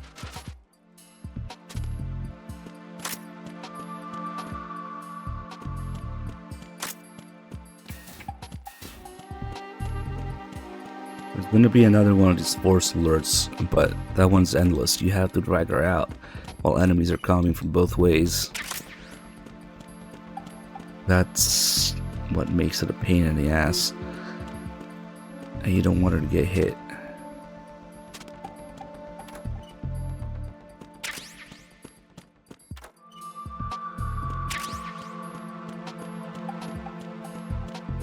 No, don't share food with fat man. What are you, crazy?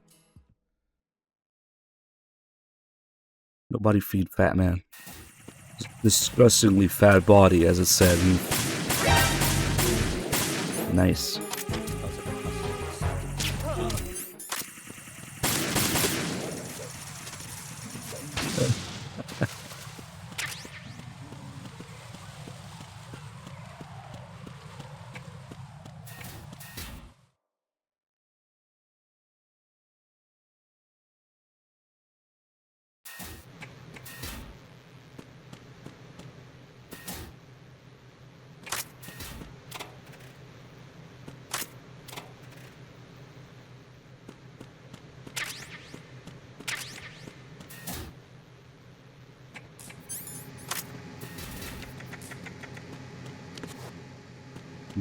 Buddy down here.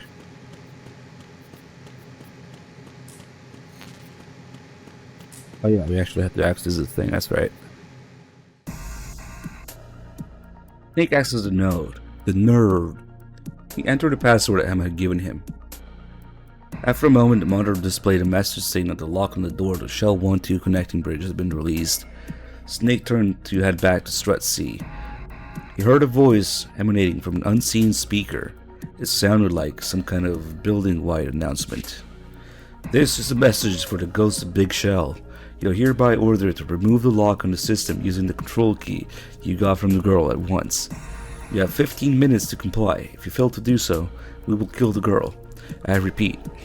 The voice repeated its warning. A chill ran up his spine. The girl they were talking about had to be Emma. Had they really gotten their hands on her? And what was this control key they were talking about? Snake called Otacon via the codec. Take on Emma? Otacon exploded. What did you... Just calm down for a minute. I'm trying to think of a way to save her. The calm returned to Otacon's voice. Alright. This control key that they're talking about. Could it be this card that Emma gave me? No, that's just a security card. It's only good for opening doors. The control key is just what it sounds like. An actual key that only Big Shell's system administrator would have access to. It acts as a verification device. Basically, you can't make any changes to Big Shell's computer system without it. The terrorists needed to release a lock on the system. What if they use a password like I just did? That wouldn't work. Passwords are only good up to security level 3. Beyond that, you need the control key to gain access. Sounds like you've been doing your homework. Snake, are you sure Emma didn't give you anything else?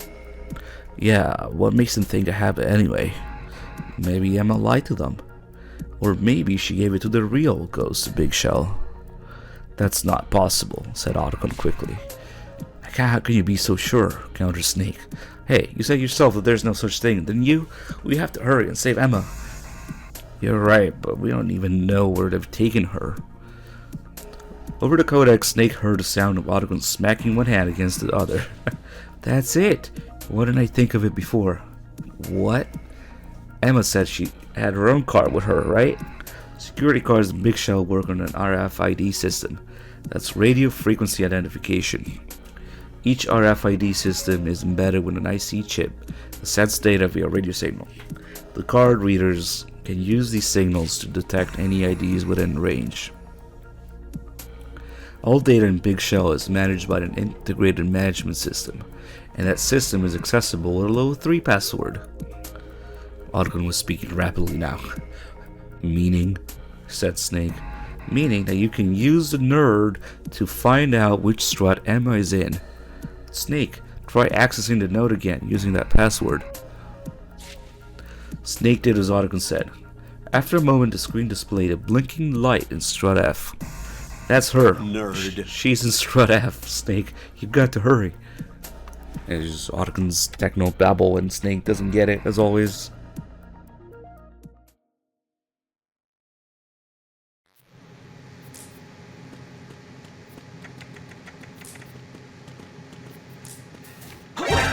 Oh shit, there's people here now. Fuck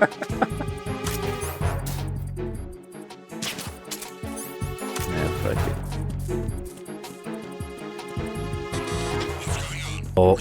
Oh shit. No. God damn it. Send backup. I have an unknown target here. Shut up. Of course, we can't go strut F from strut A. Oh shit! Nice.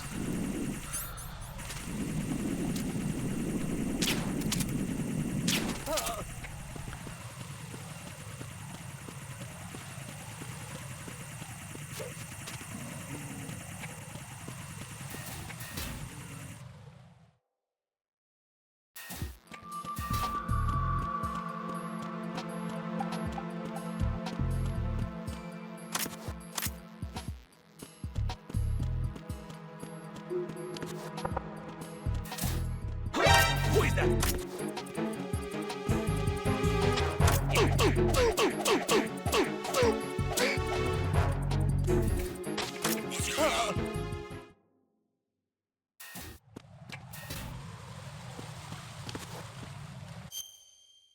Really? You have to go around the whole thing? I guess so.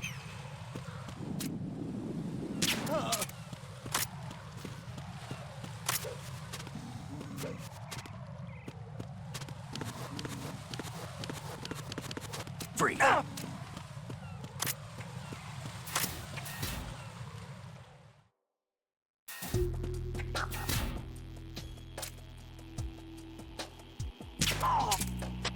Nothing here.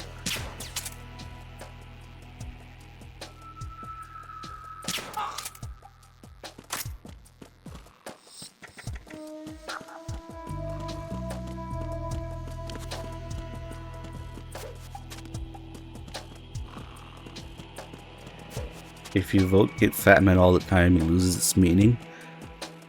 Well, or he's effectively permabanned.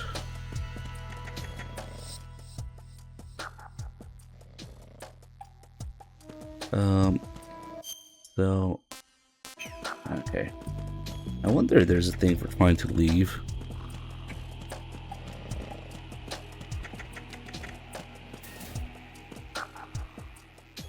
Nothing here.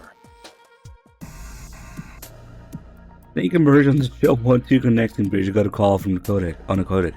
This is Snake. Don't give me that. This is Snake routine. Otacon was furious. Where do you think you're going anyway? Emma's in strut F. Get over there now. Okay, we made Otacon angry. Okay. Nothing here. Now those guys are awake.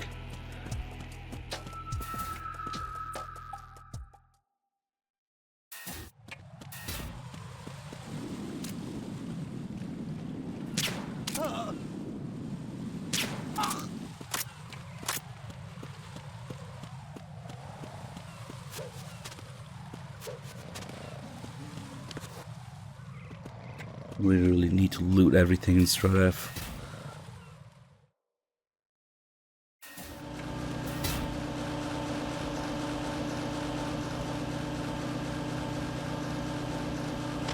Nothing here.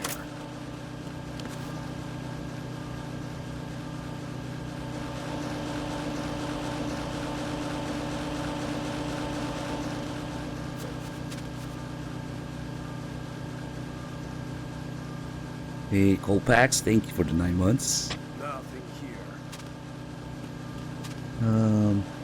Oh yeah. Battleford is kinda clear.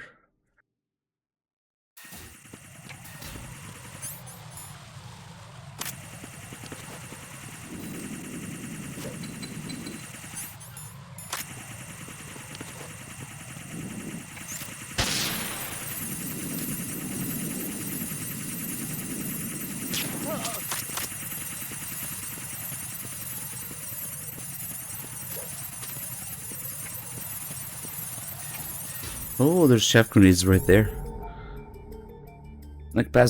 Snake passed through the door to Strat F. Emma was being held captive somewhere in the part of this facility. It had to be extra cautious from here on out. If the enemy spotted him, they'd kill Emma without hesitation. Snake would have to find her without being detected. So we came over on site, basically in here. Nice.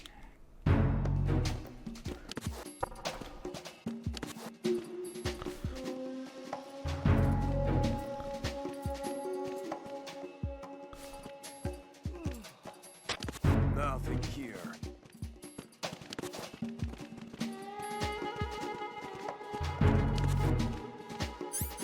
Shit.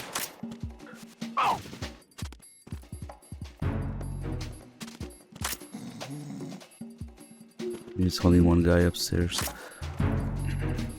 Oh shit. Freeze. I don't even remember where she is. I don't want to accidentally find her. I want to loot the place first. Nothing here.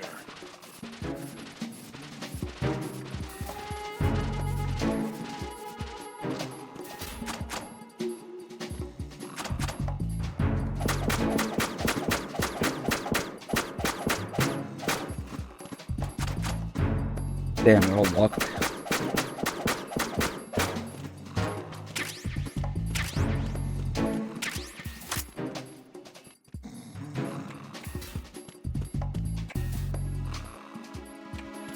Nothing here.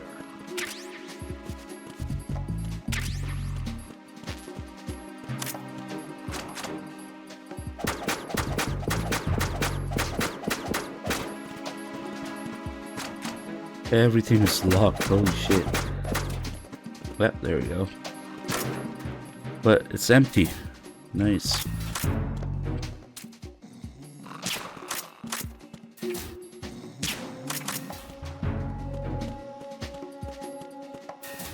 Ah, fuck. Why are you here, Emma? Snake had found Emma. Emma looked up without rising from her crouched position. You're late. She had a sullen look on her face, but she didn't appear to be hurt. Sorry, it took me a while to find the control key. Emma stuck her tongue as Snake's sarcasm. Oh, that. You have to admit it did buy us some time, didn't it? She showed no sign of remorse. Just as Otacon had guessed, Emma had indeed lied to the terrorists. What in the world made you do such a thing like that? If you'd made one false move... Hey, I just didn't want them to get away with it, that's all, and I believe in you. Believed what? That you'd come and rescue me, of course. Snake shook his head. That's not the point. The point is, you shouldn't be putting yourself in so much danger. I know, but listen, you're never gonna believe this. I found out what the terrorists are looking for. What is it? Drugs!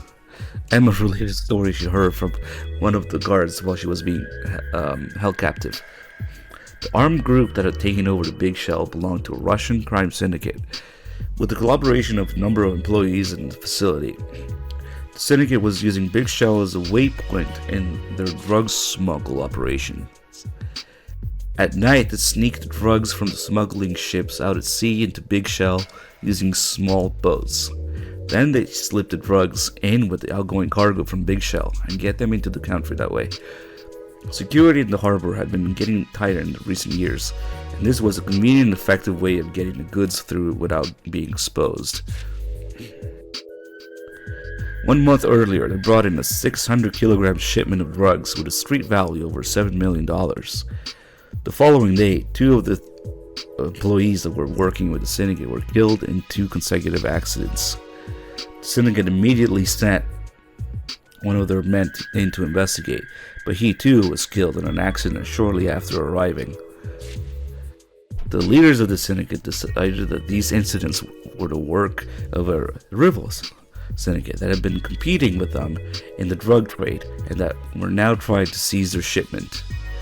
They'd sent in their troops in to recover the drugs, leading to the current situation. So the ghost of Big Shell is... A mischievous grin appeared across Emma's face. Exactly. It's not a ghost at all. It's just a plain old hitman who's been sent by the rival syndicate to steal the drugs. And you told him that I'm the hitman. Well, yeah, but what's done is done, right? No use arguing about it. Snake decided not to pursue the matter any further. He changed the subject. So where could they be hiding such a huge amount of drugs in Big Shell? They're in arsenal gear. I have no clue. I didn't have any idea what was going on. I'm still having trouble believing it, even now. Snake too was puzzled. How could it be possible for a few employees to keep hundreds of kilograms of drugs hidden in Big Shell without the others finding out? He couldn't afford to waste any more time thinking about it though. The hostages' lives were still in danger. The hostages are still in the Shell 2 core, aren't they? Yeah. Emma tried to get up and stumbled. She slowly staggered to her feet. Oh, here we go. You were right? Snake asked. Yeah, I'm fine. Actually, the terrorists injected me with something. They said it was to keep me from running away again. I think it was some sort of tranquilizer. Now my feet feel like they weigh about a ton each. Emma started to lose her balance again. Snake caught her as she fell. Even in her incapacitated state, she had managed to extract information from the enemy and never lost sight of her purpose for being there. This girl was full of surprises. In that respect, at least, she resembled her stepbrother. Oh, now it knows that they're siblings. Okay. That's enough. You better go hide somewhere. No way. I'm coming with you. But, please, take me with you. Emma's eye leveled with Snake's. You've saved my life twice now. I want to return the favor if I can. I know I'll come in handy somehow. Please. Snake gave in at last. To get to the Shell 1 core, he'd have to cross the Shell 1-2 connecting bridge from Strut D. The two set out for Strut D. Well... God damn it. Get the fuck out of here.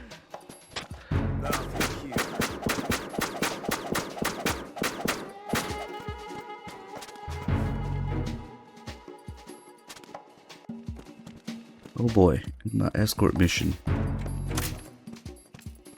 Freeze.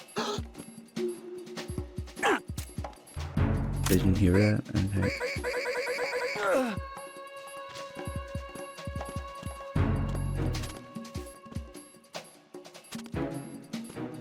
Damn, so this a map change after you find Emma? Nothing here. What?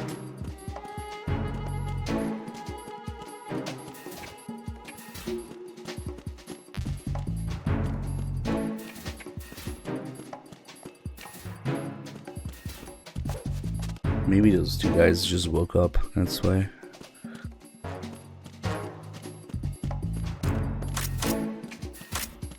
Oh, yeah, stun grenades, please. At least they're kind of preparing you for it. Nothing here.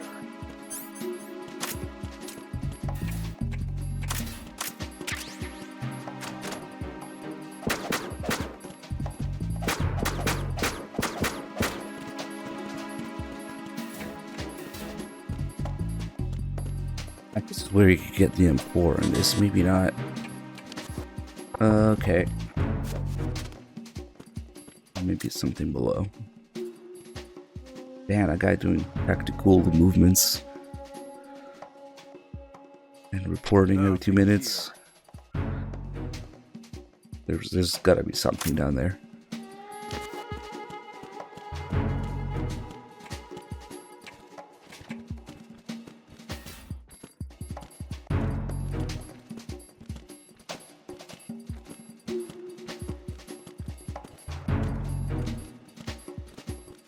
Let's park Emma in the other area.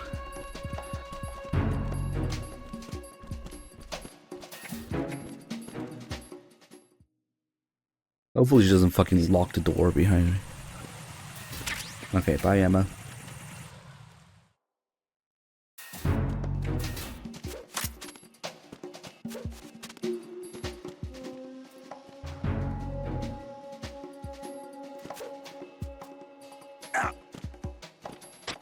Nothing here. He'll be safer in the other area.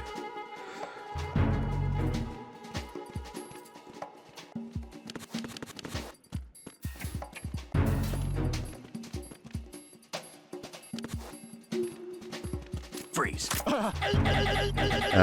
There's M4 ammo. Gotta be here somewhere. There we go.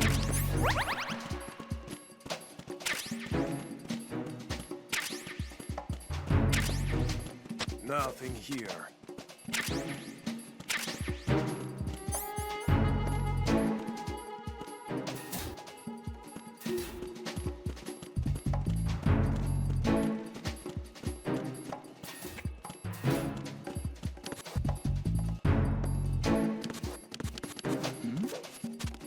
Who's there?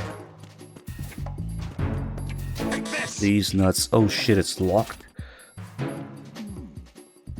Compressor over there. Holy standard. Again with the 10-pack, dude. I don't know what to say to this man anymore. Standard. Give me 10 subs every day. That's crazy. Thank you again. I'm just glad you find the stream entertaining enough to show that crazy amount of support. Sandman, thank you for the 96 months also. Damn, so that door is locked. There's nothing there. I guess it's really just the M4 that this guy's guarding.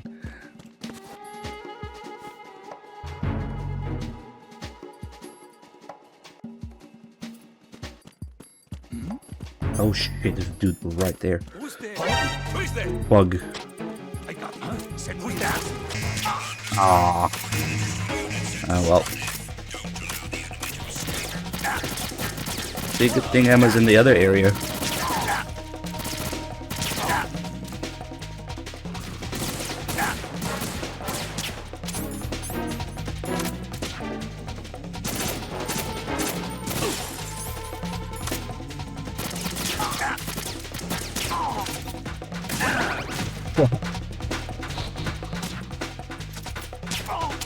And those two guards waking each other up like that.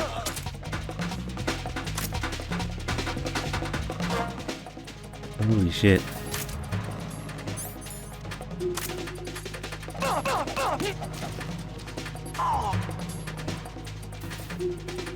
And I guess that's it.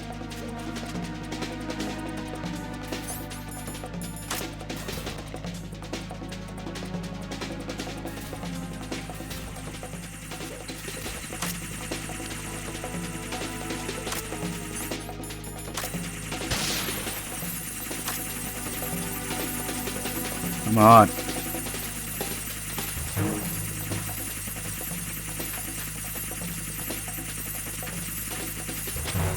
to your positions. Tighten security. Understood. All units exercise extreme caution.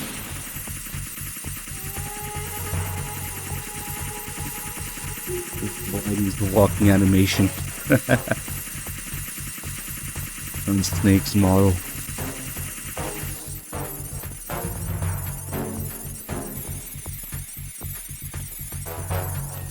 This is where it comes into complete bullshit in here.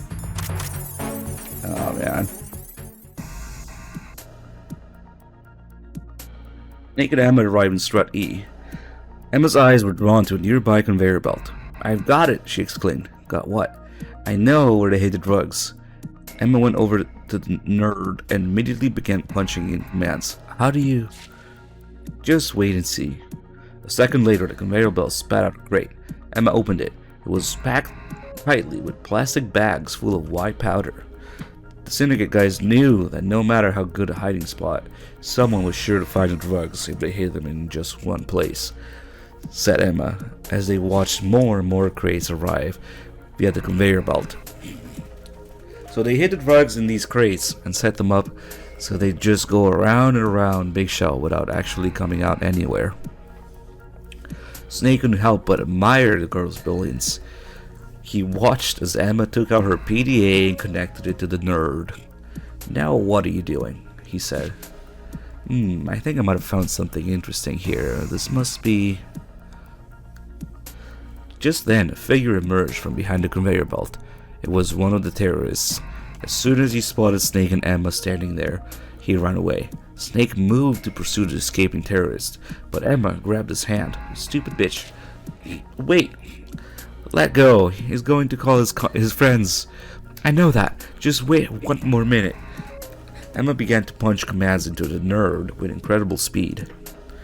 "What the hell are you up to now? If we run now, they'll just come after us, so..." Within seconds, Snake could hear the sound of a crowd beginning to gather outside the door. Footsteps, voices barking orders, rifles being cocked. They'd come crashing into the room any minute now. Emma, however, remained glued to the screen of the nerd. "Emma!" yelled Snake. She finally detached herself from the nerd. "There, I should do it. Okay, then, let's get going." The door burst open. Here we fucking go. This is bullshit here.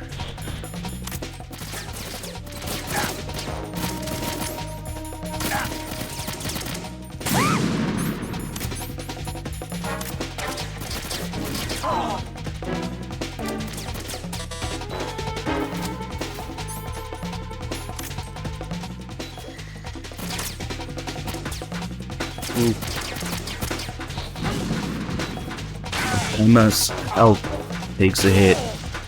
We have to fucking execute her and start again. Run, run, run. Holy shit. No! Oh, uh-oh. Leaving Emma behind, Snake escaped with the E connecting bridge. The door straightly closed behind him. He let out a sigh of relief. Moments later, the sound of several gunshots rang behind him. Whoops. Why would you fucking let go of her? Snake rolled around. The sound of Emma's scream pierced his ears. There's some text for this. Nice. God damn it! It was basically done. But okay. She has to be awake for this shit.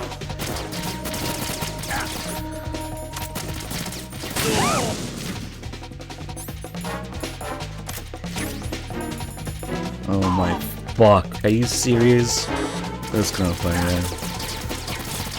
I almost did it first try.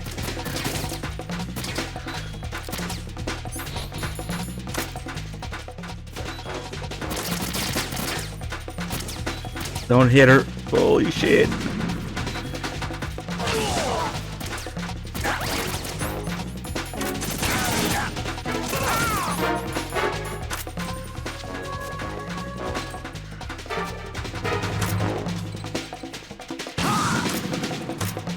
Come on. Oh my god. Great. Just great.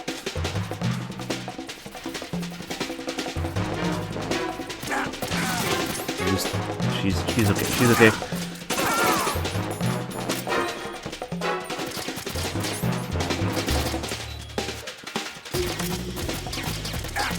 Oh, nope. Rip.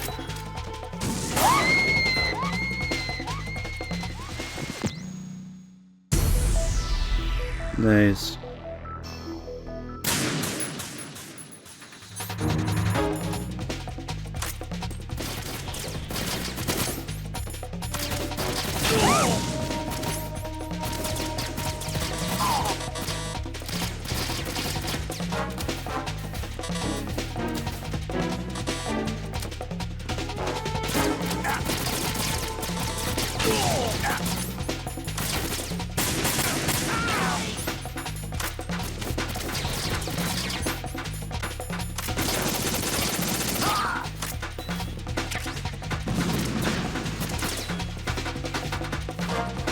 Where did all the claimers go? Holy shit.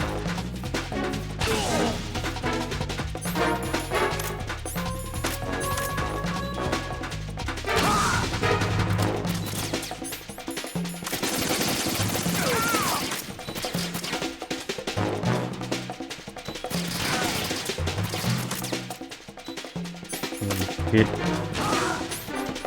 Fuck, get the fuck up! Oh my gosh, he's going backwards. Come on, come on, come on, come on. Holy shit. Okay. Here we go. Somehow, the two managed to escape from Strut E onto the DE connecting bridge. Snake turned back towards Strut E, keeping an eye on their rear. The terrorists should be coming after them any moment now. He slapped a new cartridge into the chamber of his gun and shouted at Emma, urging her to move quickly towards Strut D. She responded with a nonchalant look. There's no need to be in such a hurry, you know, she said. They waited a while, but the door to Strut E remained shut. From the other side, they could hear a tumult as the soldiers bashed in vain against the tightly sealed door. Snake turned to Emma. What did you do? I programmed a node to seal off all the doors to Strut E once we were out safely. Those guys aren't going anywhere. Emma looked extremely proud of herself. It seemed that she'd pick up a thing or two from her experience with Snake and Strut C. They entered Strut D. Snake looked around for signs of the enemy, but there was no one in sight. The terrorists must have sent the bulk of their forces to Strut E. If that were true, then the rest of the struts would be nearly deserted. Rescuing the hostages would be a breeze. Snake and Emma passed through Strut D and emerged onto the Shell 1-2 connecting bridge. Here, too, the enemy was nowhere to be seen. Well, they have the Harrier. Emma smiled. Her characteristic smile. See, no problem at all. Didn't I say I'd come in handy? I have to admit, you were pretty good back there, Snake said with a nod. He recalled the way Emma had connected to the nerd using her PDA. By the way, were you downloading something back there? Yeah, was it that obvious? Emma took out her PDA. When I was activating the conveyor belt, I found a suspicious looking hidden file next to the conveyor belt control file.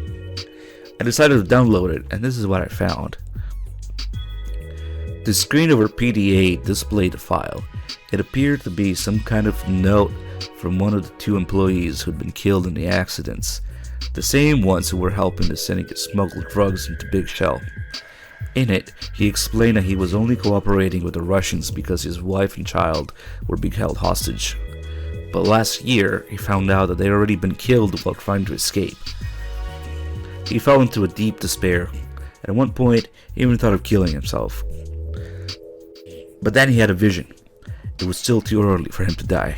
No, he had to get his revenge on the syndicate first. Indeed, he'd make him pay in blood for what they did to his wife and child. Over the course of the next year, he devised an ingenious plan. He'd make it look like he was killed by a rival syndicate that was trying to steal the drugs. This would start a war between the two syndicates that would end up destroying both. First, he faked his own disappearance. Shortly afterward, he used a crane to crush the man the syndicate had sent to watch him. Damn. When the mafia sent a man to investigate both incidents, he threw him into the ocean. Just as he'd expected, a war erupted between the two rival syndicates.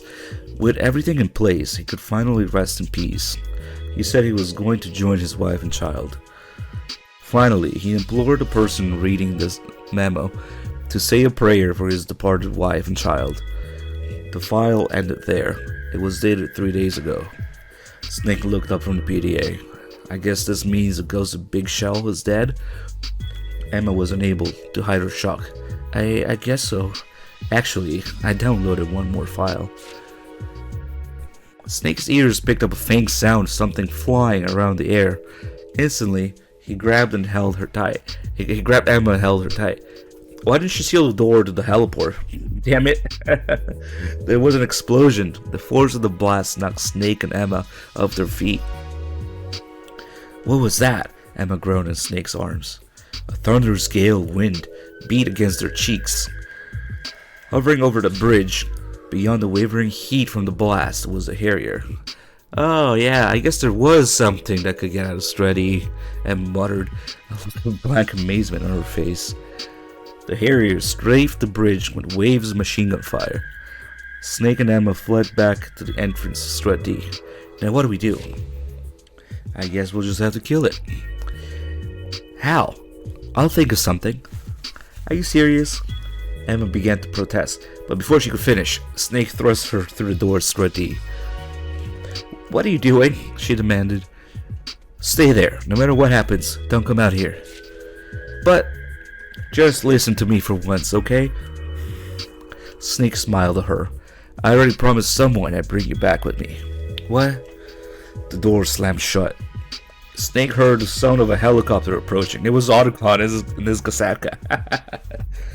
They just randomly have a Kasaka now for this.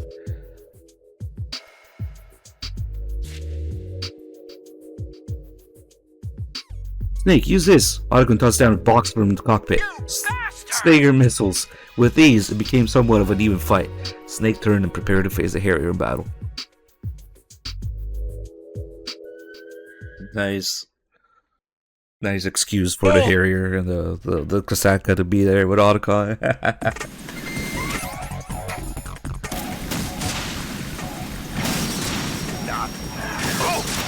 So, what about Solidus and Vamp? They're just random terrorists in there, supposed to be.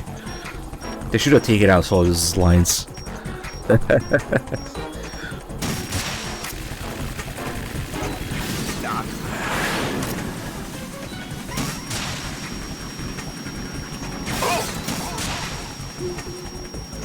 What is it? Kasaka is just like when you do it.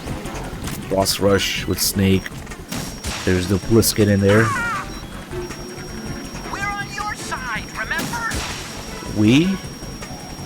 Who's we?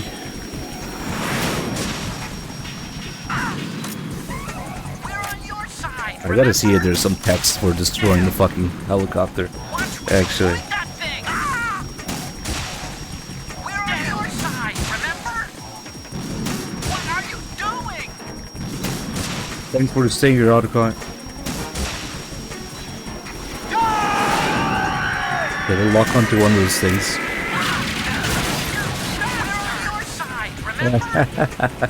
He's not saying it, it would seem. Don't do that. There's no text for it. It's just fish and mailed. Damn. I was hoping to be a little story for it. Alright.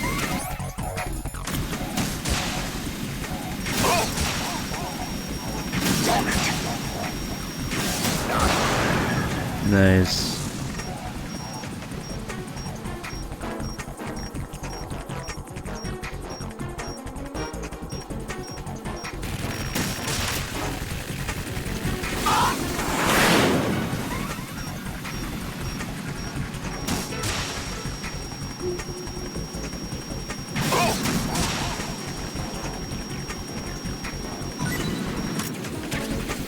Who's throwing shit down? I guess Otagon's doing that while piloting.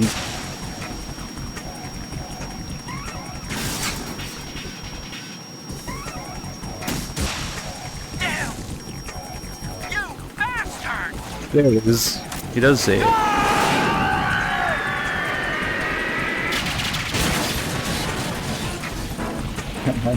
You're tougher than I thought.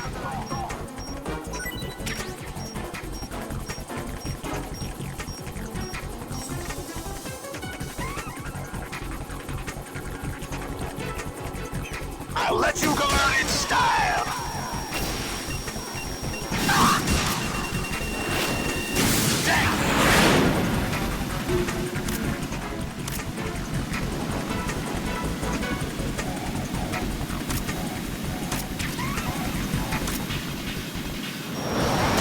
Take this. Fuck, this thing looks so slow. I don't even need to go there. I guess it's the same as the boss rush fight with the ration there.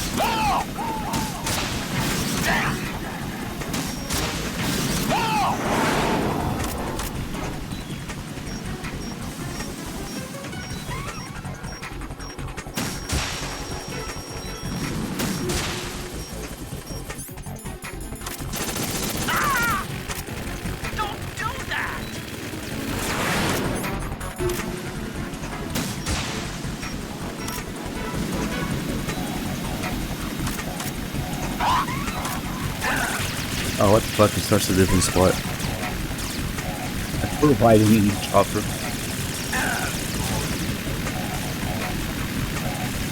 I'm on fire. Oh well. Is that the best you can do? What the?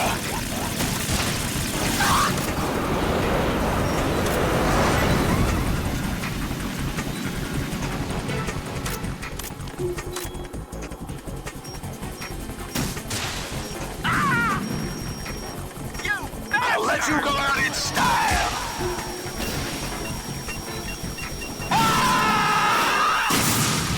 Oh, nice. The Harrier lost control and crashed into the bottom of Shell 1. Snake watched it plummet to the earth. The door to Strut D opened. Emma peeked out cautiously. It looked as if she'd been crying. It's over. What took you so long? Sorry. Are you okay? You're not hurt or anything. I'm fine, really. Snake and Emma freed the Big Shell employees who had been taken hostage and used Big Shell's radio to contact the police. The cops would no doubt be arriving soon. The terrorists were still trapped in Strut E. Snake and Emma decided to go to the heliport on Strat L to wait for the reinforcements to arrive. Well, Strat I guess. They're capital letters. What if the terrorists used a conveyor belt to get out of Strat E? All they needed was a box. By the way, Emma, were you saying something about a second file earlier? Oh, right. I managed to dig up the personal folders of the guys who were working with the syndicate. The first guy who died, the guy who wrote the memo, had a password encrypted file in his folder. I downloaded it and Emma pulled something up on her PDA. A file appeared on PDA's LCD screen. It was a report addressed to the syndicate concerning the drug smuggling activities. Judging by its appearance, it was still just a draft copy and probably hadn't been sent yet. Nevertheless, it contained a wealth of information related to the syndicate's drug operations, dates, amounts, and other key details. The report also made mention of the man's suspicion that Emma had caught on to the fact that they were using Michelle to smuggle drugs. Huh? But I had no idea, Emma exclaimed. That's not what he thought. I suppose I do radiate an aura and intelligence, don't I? Guess he wasn't a very good judge of character. Emma's mouth opened in indignation, but before she could come up with a report, Snake displayed the next part of the file. Snake displayed the next part of the file? It described the man's intentions to dispose of Emma before she exposed them to the police. No way, said Emma without realizing it. Has anyone tried to hurt you before this? No, not that I know of. Let me see that for a minute. Emma began to examine the PDA. This file is dated a day before he disappeared, implying that someone killed him before he could get a chance to kill you? I'm not sure. Yeah, maybe. In that case, why did he leave that file behind? Emma looked pensive for a moment. Maybe it's all a big setup. Why would it put the memo in such a conspicuous place anyway? It's almost like someone wanted us to find it. Both Snake and Emma were lost in thought. The report certainly looked authentic enough, judging by its meticulous attention to detail. But if the report were real, then who was Phone? Then who was killing of the employees who were working for the syndicate? Who had forged the memo and hidden it in the system? Finally, Emma murmured softly to herself. I heard something once about the ghost of Big Shell. They say his son died from a drug overdose. Emma outlined her speculation to Snake.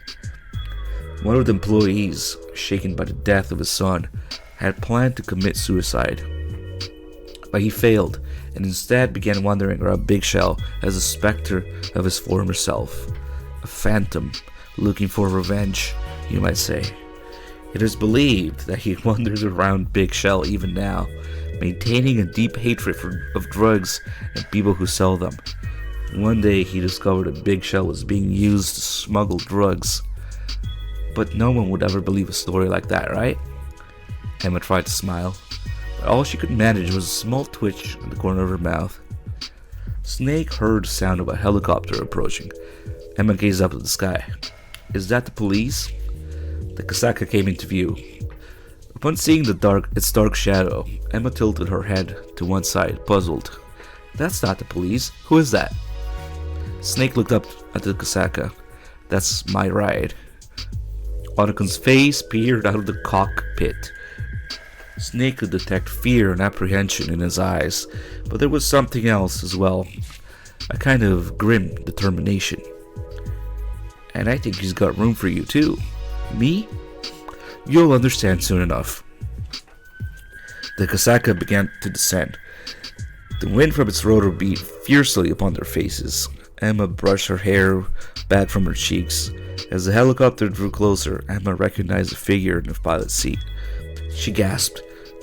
Her eyes remained frozen. She stood perfectly still, as if rooted in place.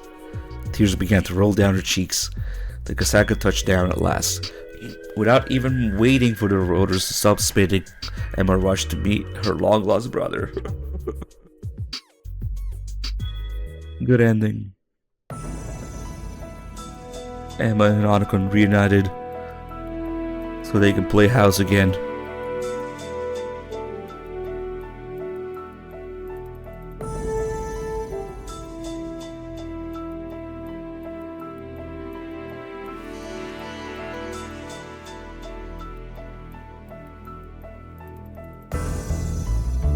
Okay, there's really no need to do the other ending for this one. Basically, she gets damaged, her PDA gets shot in the fire, and it doesn't work, and you don't learn all those extra things about the files.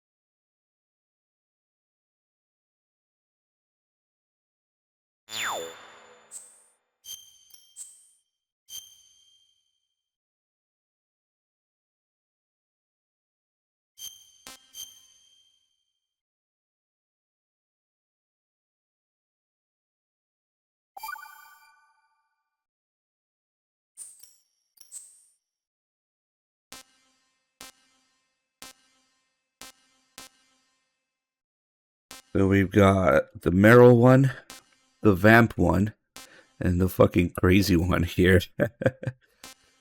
You could call this the solidest one, but not really. The Gurulgon. Okay. Yeah, it's getting a little tough to breathe and read. Maybe we'll just go a little slow.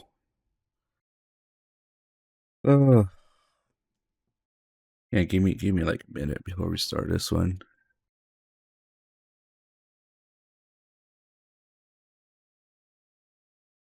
Yeah, it's the worst. Yeah, probably is. Um,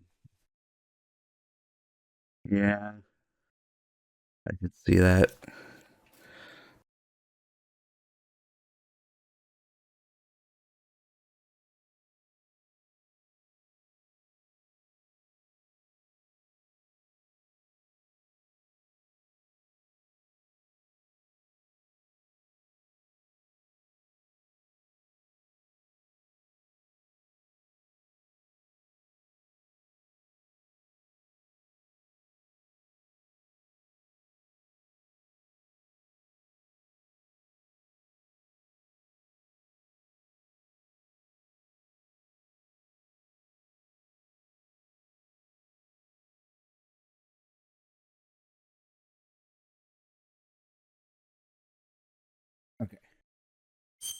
Here we fucking go.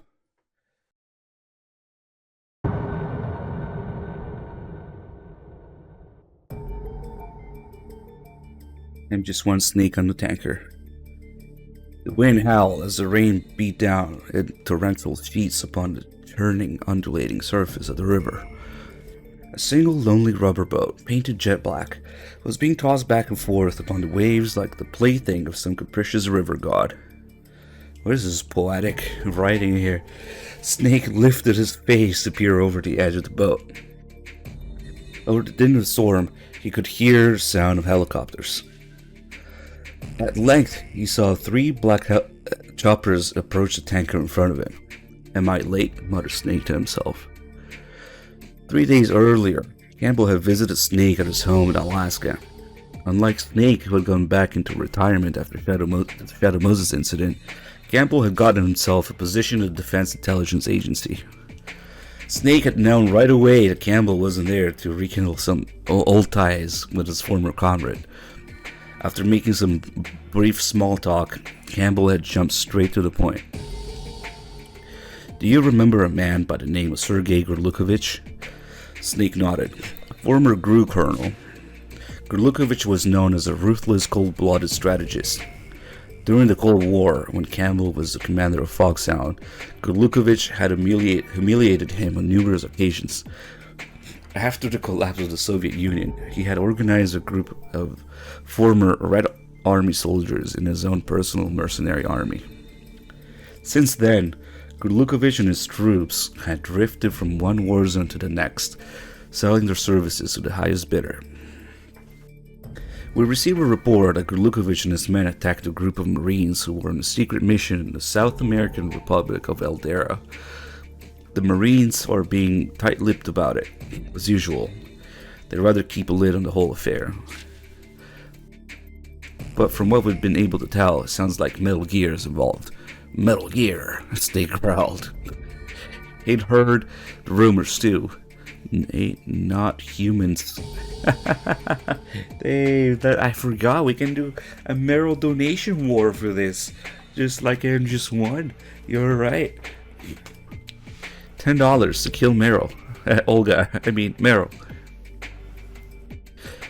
It's an MGS1 sequel where you can kill Meryl or save Meryl again. Nice. Fuck it. Yeah, we got $10 to kill Meryl if somebody wants to really start. I forgot. I didn't even think about that. We could technically have a donation war for this one. Just like MGS1, different ending. Save or kill Meryl. Anyway, Metal Gear, Snake growled. He heard rumors too. Following the Shadow Moses incident, the technical specs for Metal Gear have been leaked onto the black market. As a result, bastardized versions of Metal Gear were starting to crop up all over the world. Eldera was a small country in South America that happened to be engaged in civil war.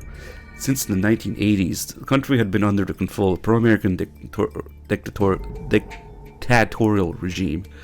I don't know why I can't read.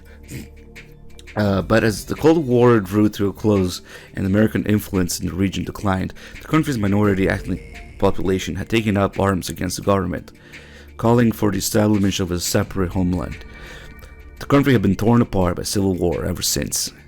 Mercenaries and armed merchants were constantly coming and going in and out of Eldera. Given those circumstances, Campbell had figured it wouldn't be too surprising if one or the other had managed to get their hands on a new type of Metal Gear. It seemed that some people still clung to the belief that the threat of nuclear war could bring stability to the region. And the Marines were there to try and destroy it, asked Snake. Hey, what's up, Knight? Yeah, we moved on to Snake Tales after that. I was losing my mind by the end of it. As normal. It's been a while since we've done it. No, it looks like as if we were trying to seize it for themselves. There's still a lot we don't know about the true nature of the new Metal Gear. This would have been a good chance to pick up a lot of valuable information. In other words, Eldera had managed to get itself a new type of Metal Gear. The Marines were plotting to seize it, and Gorlukovich was planning to steal it from the Marines. And now Campbell was proposing to go after Gorlukovich. Snake shook his head. Sorry, you'll have to find someone else to do your dirty work this time. I'm out of the hero business. Holy shit, he said something other than MGS4 is best. Are you okay? Alpha Blop? He said something other than MGS4 is best, MGS. I didn't know it was possible. Nate, times are changing, Colonel. I think it's about time you gave her a rest. You mean retire from the military? No, I mean time to stop this damn vendetta of yours against Gorlukovich. The look of fury on Campbell's face confirmed Snake's suspicions. Campbell still hated Gorlukovich with a passion. It was an old grudge left over from the Cold War. The passage of time had done nothing to diminish it. Rather, it had grown in intensity. It's Skullface's speech? Is that why he joined the DIA? To settle old scores? Yes, you're right. But I didn't come all the way here to ask for your help just for the sake of a personal grudge. Campbell's hands clenched into fists. The truth is, Merle was part of that mission. The rubber boat drew up alongside the tanker. Snake gripped the rope tightly. Meryl Silverberg. I'm pretty sure there's an H in her name, but okay. Campbell sneezed. The woman who had risked her life alongside Snake and Shadow Moses. At one time, they'd been living together. Then, 6 months earlier, Snake had left him. Meryl had left him. So this is the only lore we have. The only hint of what technically might have happened between Snake and Meryl after MGS1, that they lived together for 6 months. I mean, it's Snake Tales, but that's as close as it gets.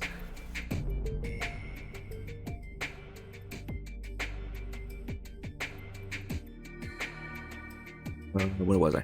She said there was something important that she had to take care of. Her voice was resolute. Her eyes were clear and cold as steel. There was nothing Snake could do to stop her. Snake climbed the rope up the outer hull of the tanker and emerged onto the aft deck. Nearby, he could see a number of soldiers standing guard.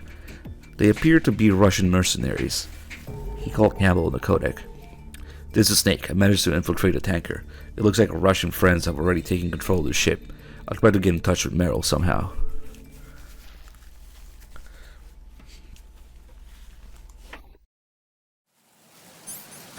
I'm just one Snake on the tanker in South America. Freeze. Why not? Don't kill me.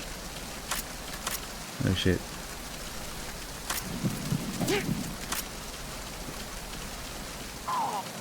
Freeze. No.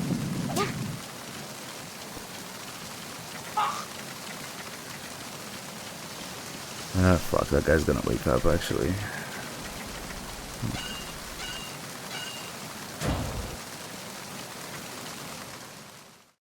Wonder who Olga's gonna be. Makes a lot more sense in Japanese. Freeze.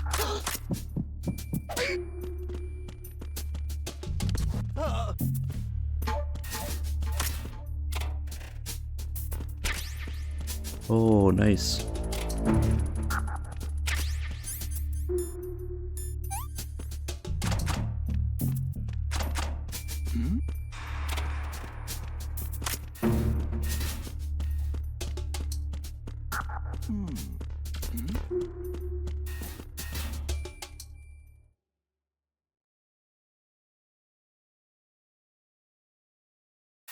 But if I already have the USB, can we just not go to the engine room right now? Oh, it's blocked off. The crates blocking the stairwell. MGS1 style. Nice.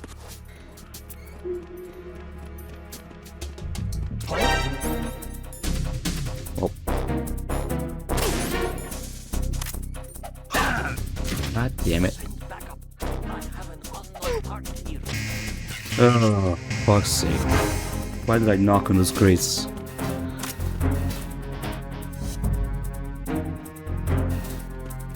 Yeah, it's they disabled hanging on it.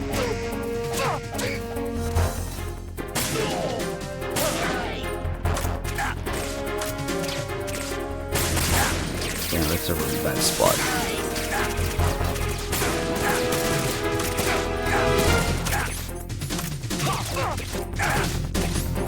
What the fuck? Oh man.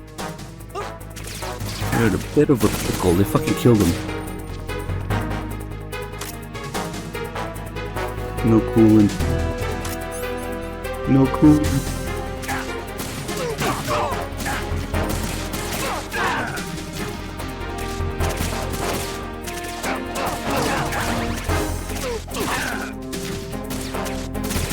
Coolant, no M9. Sucks.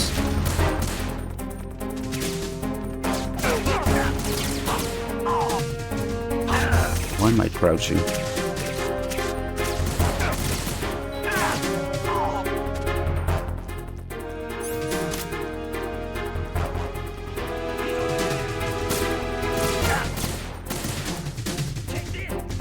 Oh shit. Oh my god. He stopped the grenade in mid animation. Over there. That's crazy. Healed off here too. Oh, maybe not. AK ammo.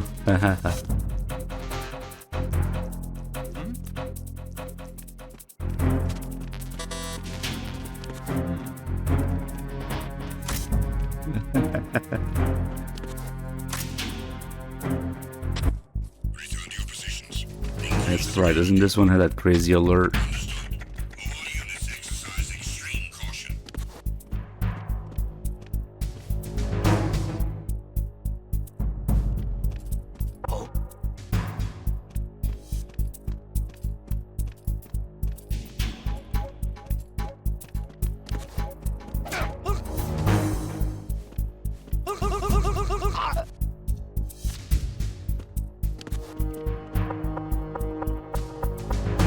This guy's just looking down. Damn, not even the binoculars? Damn. Got cigarettes though.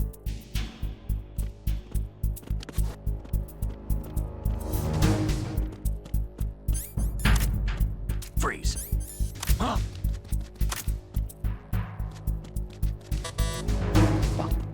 Freeze.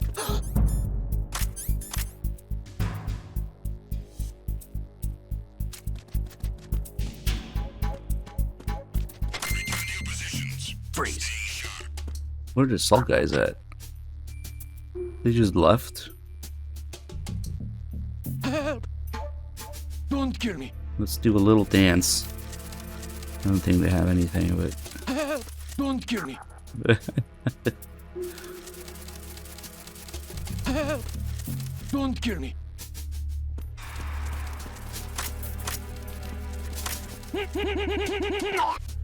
Uh-oh.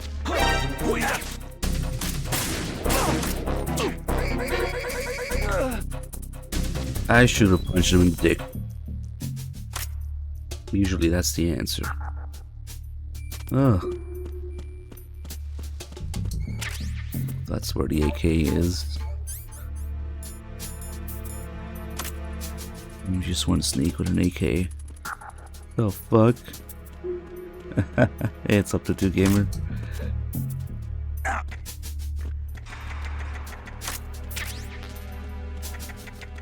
There's a whole bunch of equipment. There's a crazy alert later. I think the M4 might be up here.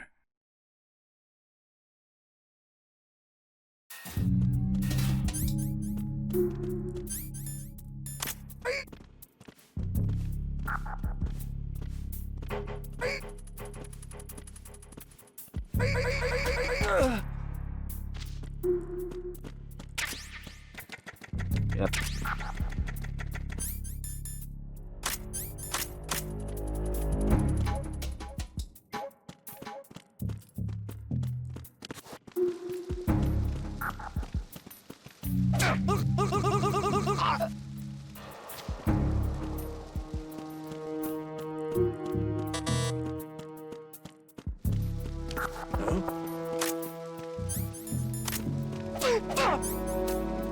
Freeze! Don't shoot!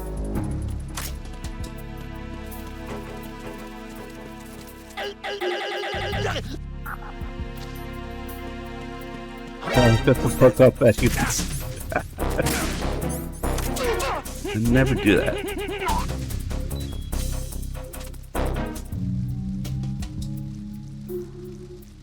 Nah, I'm not nearly familiar enough with it to start messing with that. Another cold medicine? How many colds are you getting in this? That's weird, there's 2 medicines.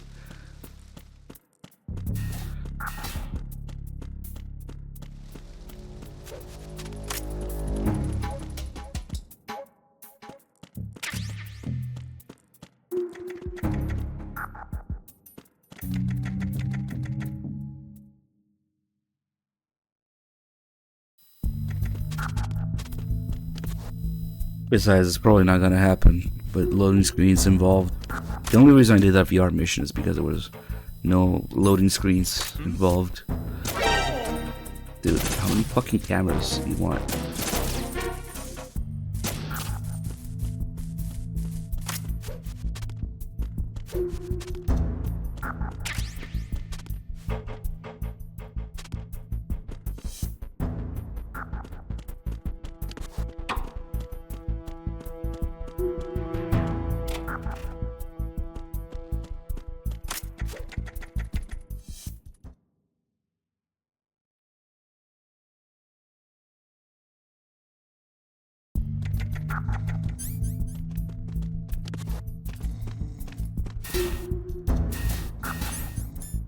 Freeze!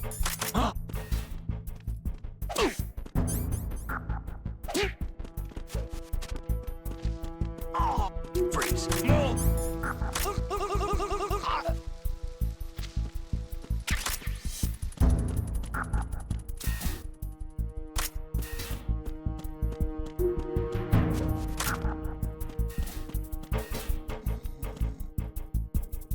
Oh, they had cigarettes equipped, that's right.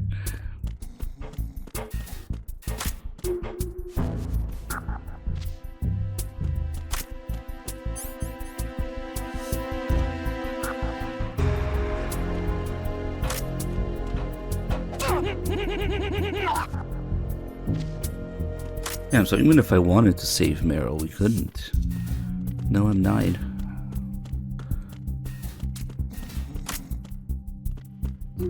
Here somewhere. It would have to be a New Game Plus to do the decision, I guess.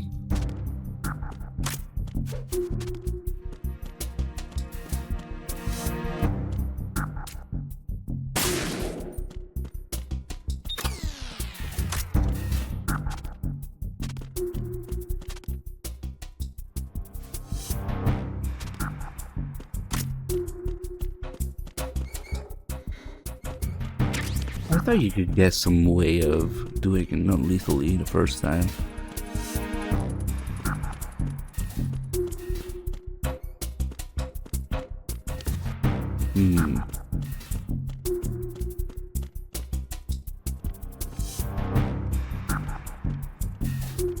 Right, I just missed it, I guess. Oh shit, fucking camera.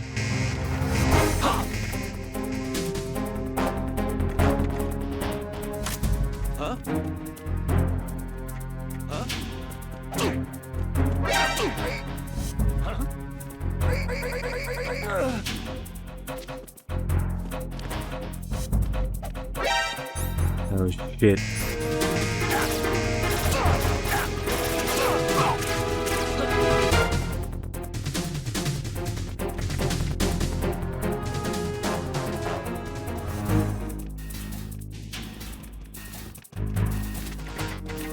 Nope.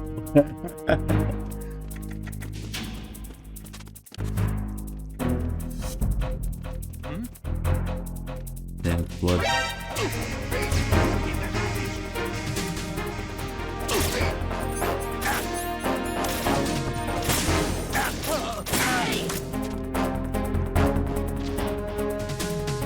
Cigarettes kill me.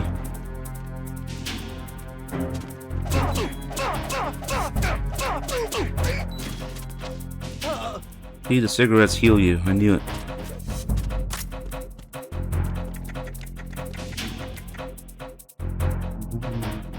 Was it outside? I guess we didn't explore much outside.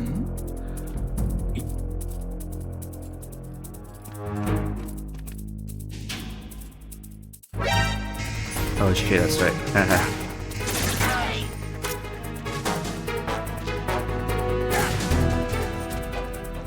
What the fuck?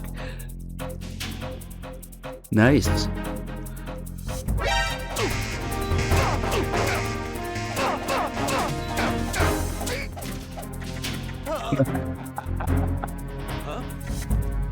What is happening?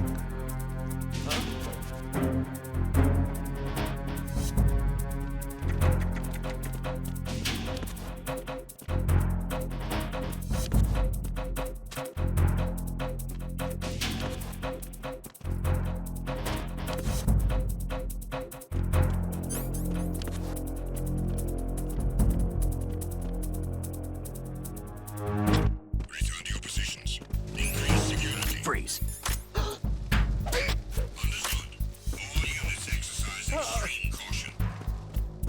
Oh, it's funny as fuck.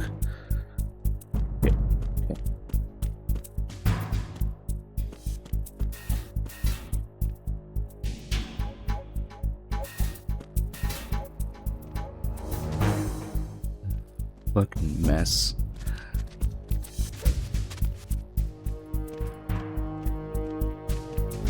Freeze.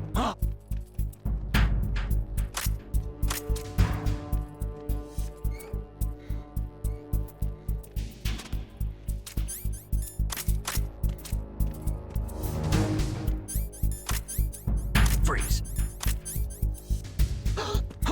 Who is that? Yeah.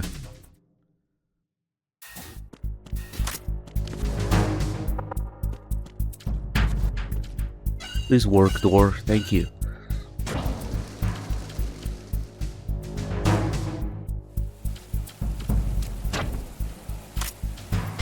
Return to your positions. Stay sharp.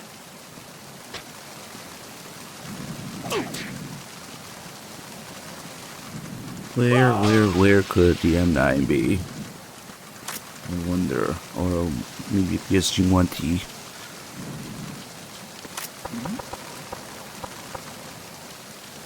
Was there a noise just now?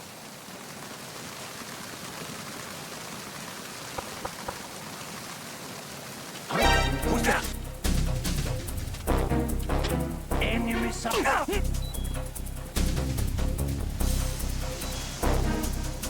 What's going on? Respond. Communication with the Earth deck. Backup unit, check it out. Who is that? Oh shit.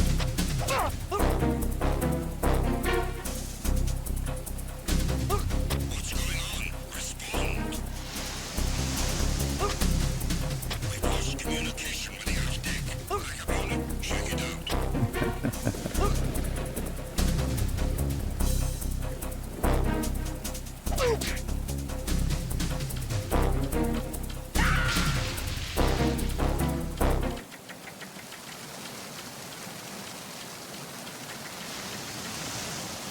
Wait, I remember now.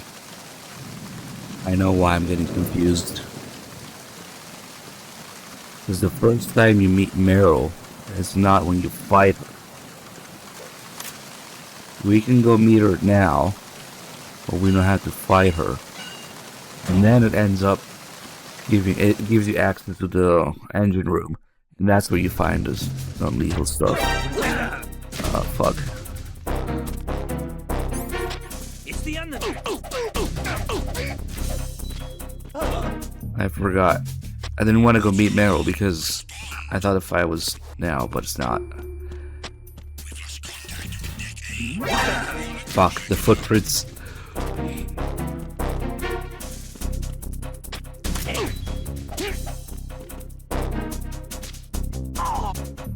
What's going on? Respond. We've lost contact with deck A. The what now? Check it out. Enemy in the area. Increase security level. Is that the game where you only get one Kojima or something? Encounter the enemy. Understood. Searching new decade. Port side. Something that fucking deletes the game if you die or something like that. Didn't Kojima have an idea like that? You have to buy the game again.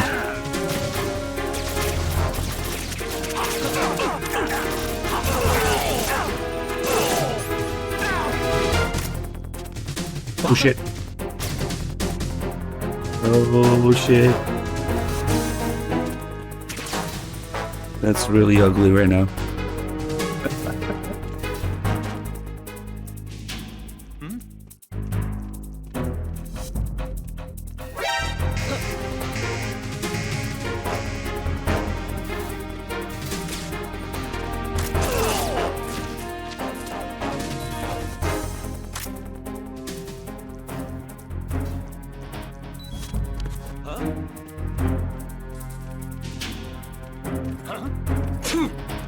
Yeah, I had to cool him.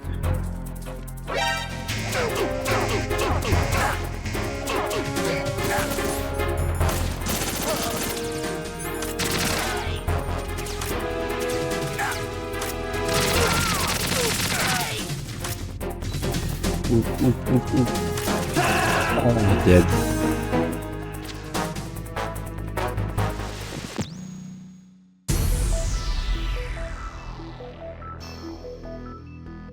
Oh. Yeah, it sounds like one of those weird fucking ideas that the team would be like, no. No, Kojima, sit down. We're not doing that. Freeze. What's that? Freeze. Who's there? Who's that? I got you. Send reinforcements. Holy shit.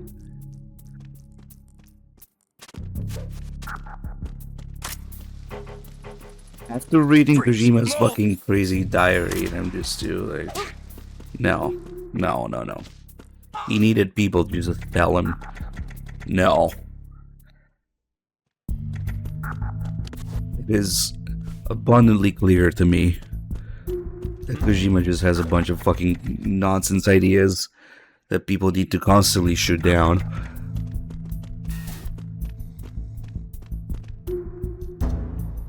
Freeze. Freeze.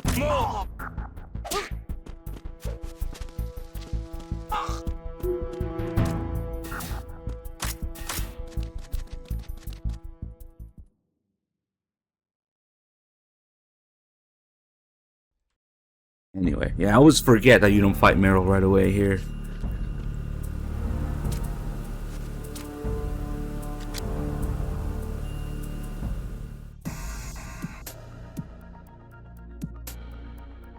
Meryl lowered her gun. What are you doing here? I just wanted to see you, answered Snake. You think you're funny? Actually, I was only half joking. My uncle sent you, didn't he? Snake nodded. He explained that Campbell had gotten word of Gorlukovich's attack. You got a lot of nerve coming here, Meryl snapped. Look who's talking, Snake shot back. What? Sneaking into another country under the guise of a military operation? Well, all you're really after is the Metal Gear. Who's got a lot of nerve coming here?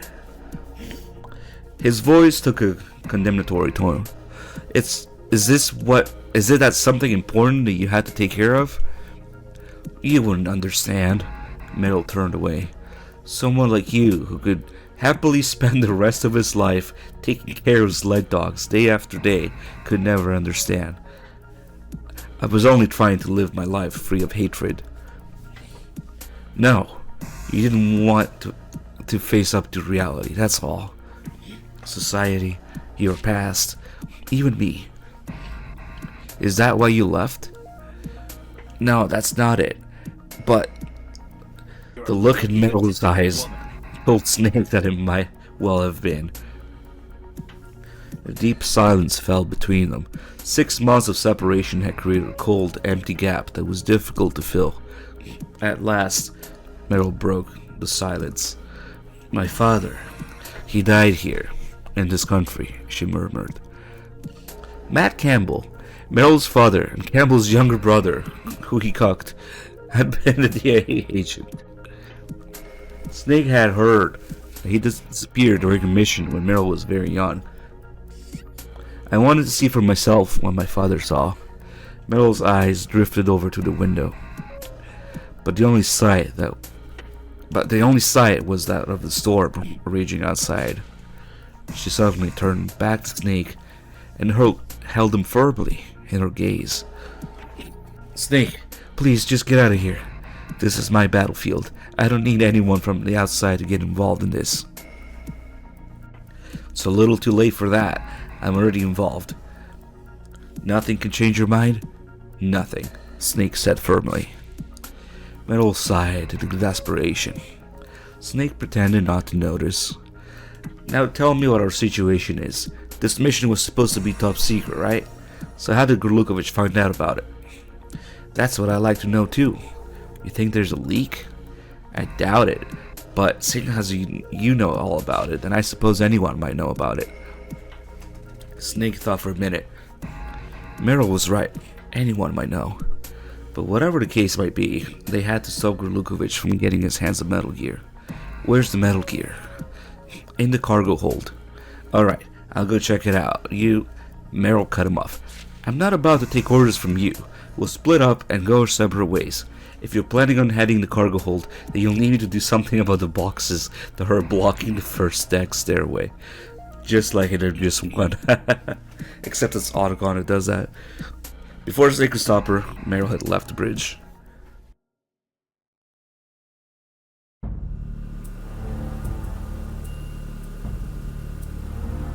Alright, Kiru, thank you for the 30 mods.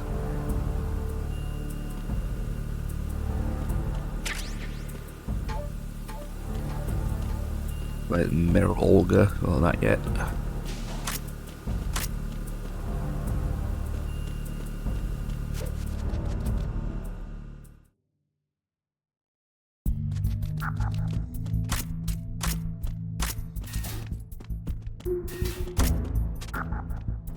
That camera just constantly looking to the left. It's like fixed in place. Don't bump into him. Fuck.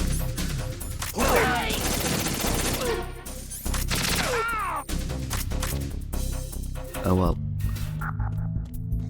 That guy's still asleep. Freeze.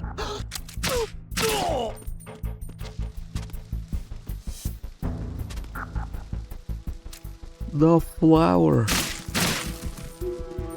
And the potatoes and the squash. Oh hey, Mace here, sorry. Didn't see you. Hi.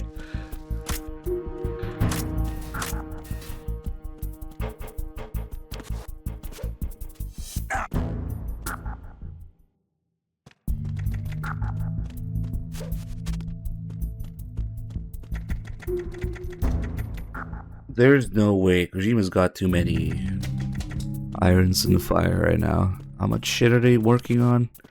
Like at least 3 or 4 things. At least one is getting cancelled. Come on. Well, I used to say that either the movie or Volume 2 Master Collection. It seems that both are not happening. Neither of those is happening. Who's there? Oh, for fuck's sake. Requesting backup unit. Because this guy had to kick my ass.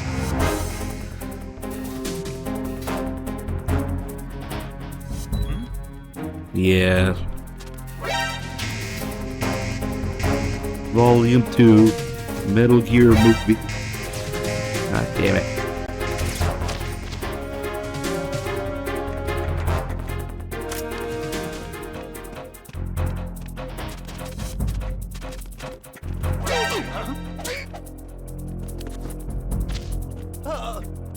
Turn back now if you don't want to get your balls crushed.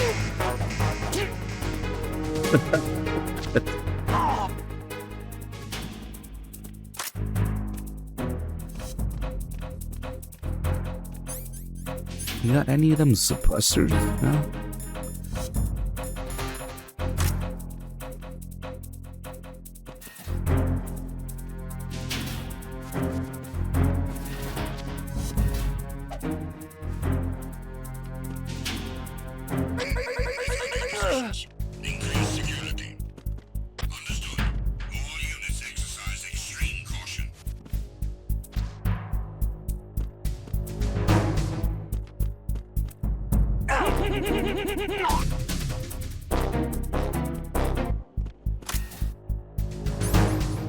Damn, do I really go in there with a caution? Damn, oh well, okay. Maybe it'll clear. I think it clears in the main game, but yeah, not here.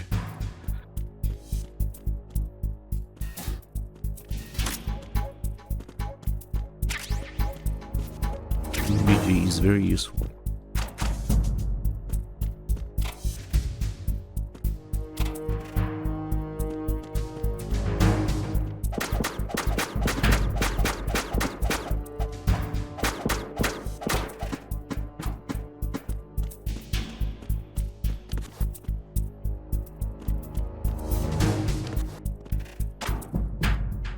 Let's see, just in case they come here. Return to your positions. Stay sharp.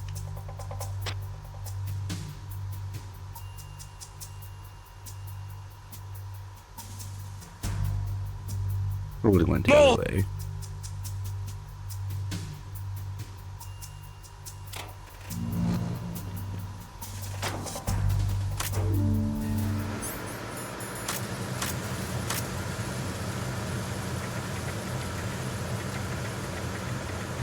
Who is that? It's the enemy. I need help. What happened? What's going on? Respond. Who's there? We've lost contact with the engine room. Oh, the cigarette Check it out. make the dark spot not work, maybe. I forgot if it actually does that.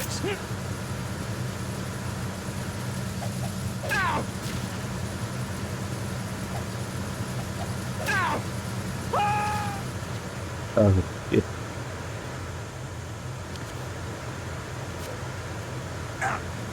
Yeah, they're definitely finding these two guys. Oh, fuck's sake.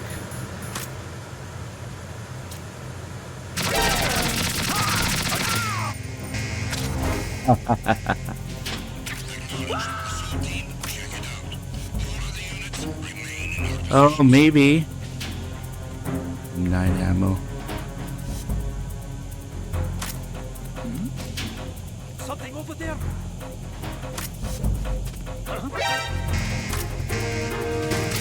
This is how you're supposed to play this mission anyway. Constant alert and assault rifle ammo everywhere.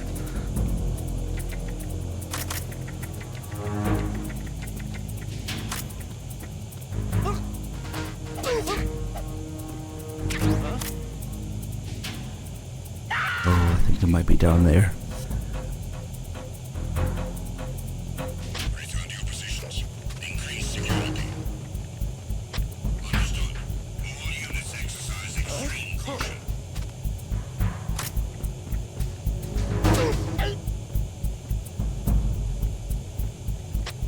Nothing, Ken. We need more patrol. Send a replacement guard for the area. Understood. All units exercise extreme caution. Oh shit. Bug. Spotted intruder. Send. Right. Assault team, check it out. All other units remain in your positions. If I can get a freaking non-lethal thing, then we can end the alert.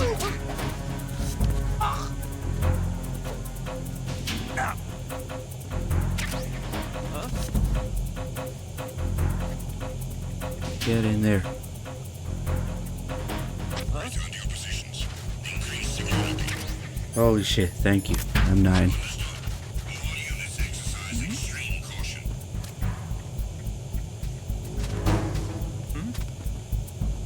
There's somebody there. What?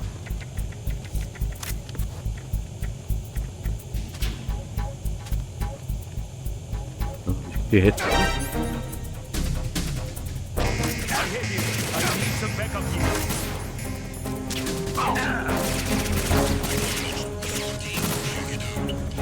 Units remain in your positions.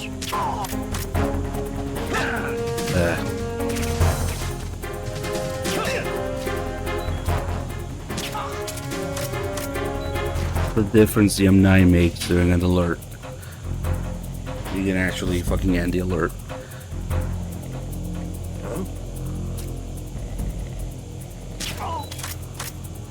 Hey, X-Mando, thank you for the 4 months.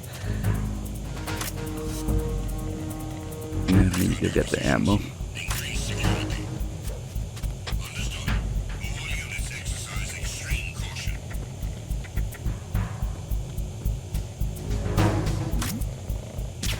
Who's there? Freeze.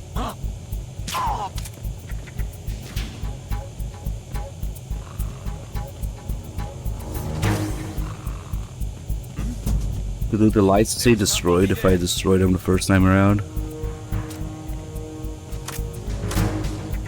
Guess we'll find out.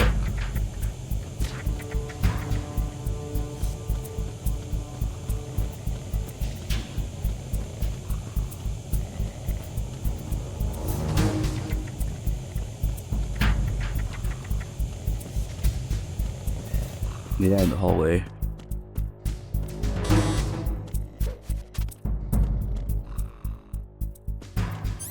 Return to your positions.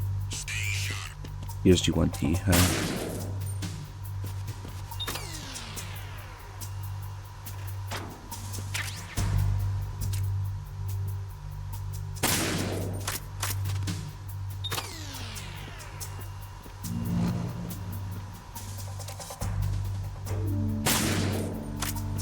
That one's pretty clever. You have to get close for it.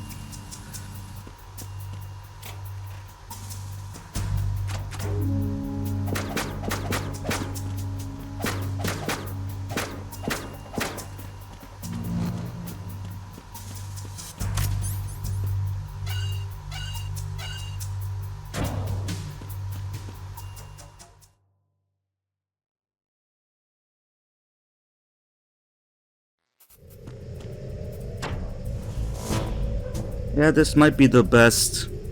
Well, I guess with the exception of External Gazer, because that one's just too meta. Then we'll say the second best.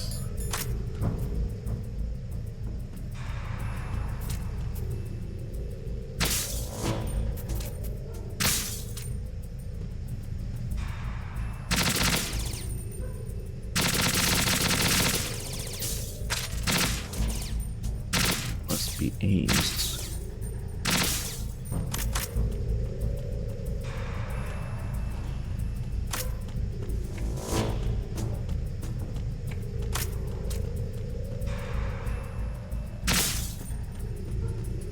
Oh, the suppressor now. Very useful for this stealth mission coming up.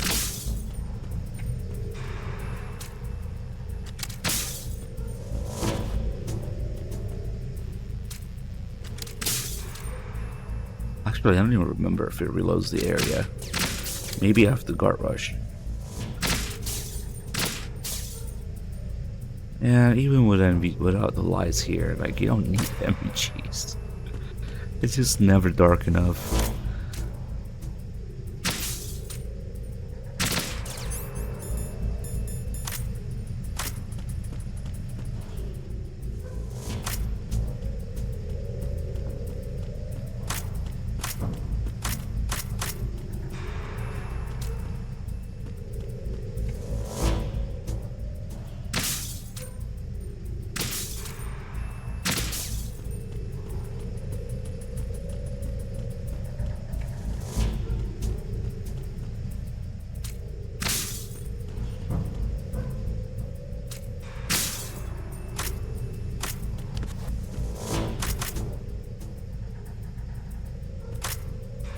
Very cool. But also, I wish it was actually dark.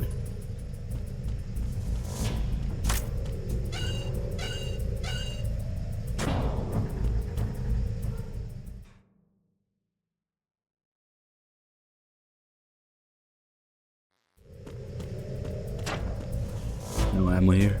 Damn. So much ammo.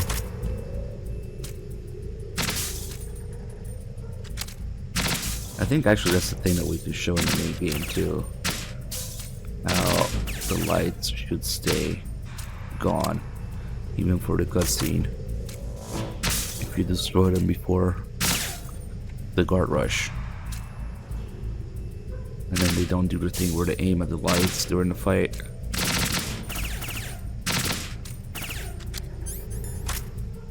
Oh, I have the PSG-1. That's right. Yeah, I had to struggle.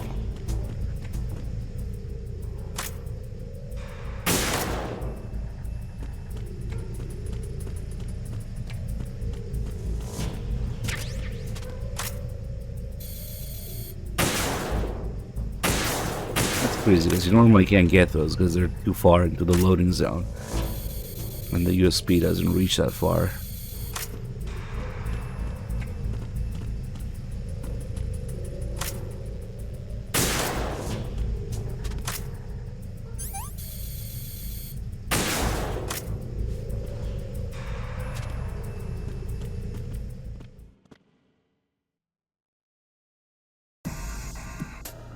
Well, what else could it be? In the pitch darkness of the corridor, something moved in front of Snake's line of vision. Reacting quickly, Snake dove into the shadow of a nearby grate. There was a flash of light. Snake heard a sound of a gunshot. A bullet whizzed past his head, igniting sparks as it ricocheted off the wall behind him. It was a trap. No time to think about the particulars though. There were at least 5 enemy soldiers up against him.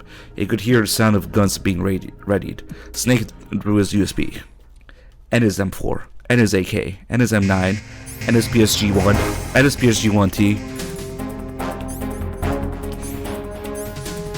Yeah, they're gone now. Ah, the fucking USB light. Can't push with M4.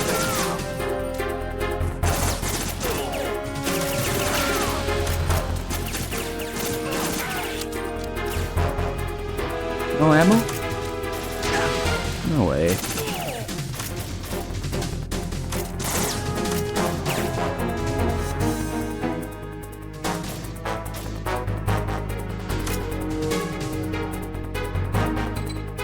Seriously? I'm just one snake on the tanker to be all those? Are you sure?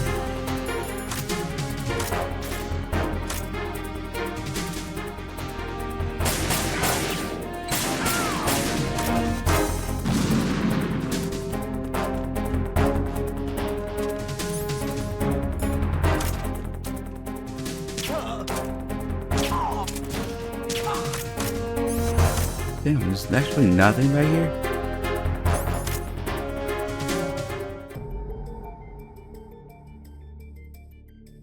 Snake peered down the corridor.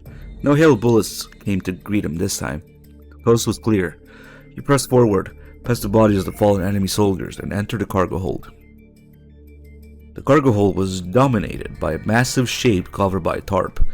There was no mistaking it. It was a Metal Gear, the ultimate weapon of the 21st century. Sensing the place to be deserted, Snake approached the Metal Gear. Its immense shadow loomed over him. He peeked under the tarp, but what he found was nothing more than a decrepit shell. The armor plating was speckled with rust. The body was covered with a thick layer of dust. The old, badly outdated actuator was a crisscross roadmap of tiny cracks. It looked as if it hadn't been used in over 10 years. "Do not look so disgusted," a voice suddenly sounded behind Snake's back. "What you see before you is a magnificent legacy of hatred left to me by my distinguished predecessor." Wait, it's fucking Glukovich. You should really treat it with more respect. Snake turned around in time to see Sergei Glukovich emerge from the shadow of a pillar. "Drop your weapon," said Glukovich. "Make me," Snake retorted. Glukovich dragged another figure out from behind the pillar. It was Meryl. He drew her closer and jabbed his gun against her throat. Snake watched as the barrel slowly traced the contours of her slender white neck. Am I reading porn right now? And brushed gently against the corner of her mouth. I'm reading porn right now. What the fuck? Fukushima, why do you need to add this? Like, okay. He threw down his gun. "A wise choice," said Glukovich. "Alright, Glukovich, let her go." Meryl shook off Glukovich's grasp. Glukovich pointed his gun at Snake. He regarded Meryl with a leer. Suddenly, Snake realized what was going on. Meryl was working with Glukovich, meaning... So you were the leak? Meryl was silent, confirming Snake's fears. But why? What if I told you that it was my father's dying wish? Meryl looked pleadingly at Snake. I'll ask you one more time. Please, leave this place. I can't do that. Gulutkovich cocked the hammer of his gun. Then I'll just have to get rid of you. He pulled the trigger. No! Meryl grabbed Gulutkovich's hand from the side. The bullet went astray, striking the ground between Snake's feet. We had a deal. You promised you wouldn't kill him. As the two continues to argue, Snake retrieved his USB, his M4, his AK, his PSG-1, his PSG-1T, the empty magazines, and the M9, and made his escape. As he ran, he heard the sound of Gulutkovich shouting angrily at his men. Kill him! Snake heard Meryl trying to stop him, but he didn't turn back. His only thought was to escape as quickly as possible.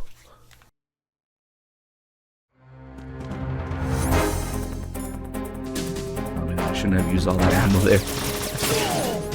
This is a crazy fucking alert here.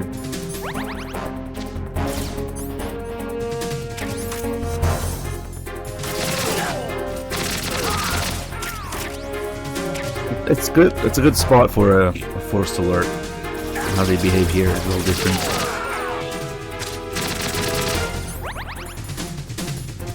I don't know about this MG stuff.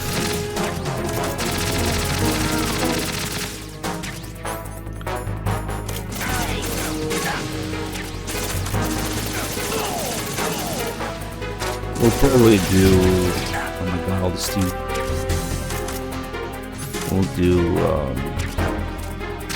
previous story first to start.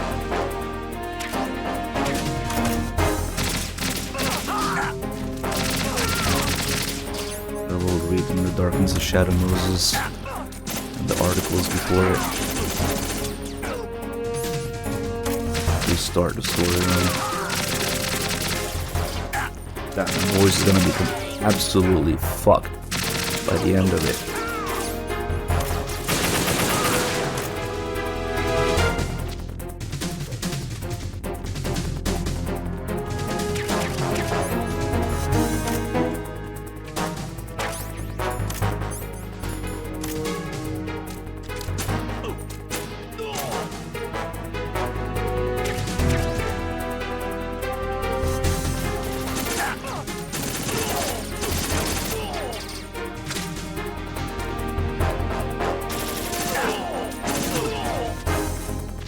Normally you can end this alert. It looks endless, but maybe if you stand up and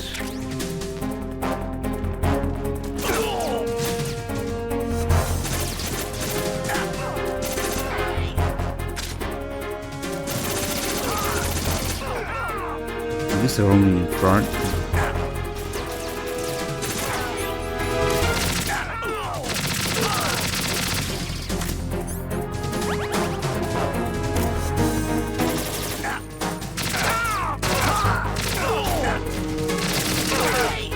We haven't gotten to the real meat of it. Nice. Oh shit. They're heading back to now. I guess they're only in the back now because I'm too close to the exit.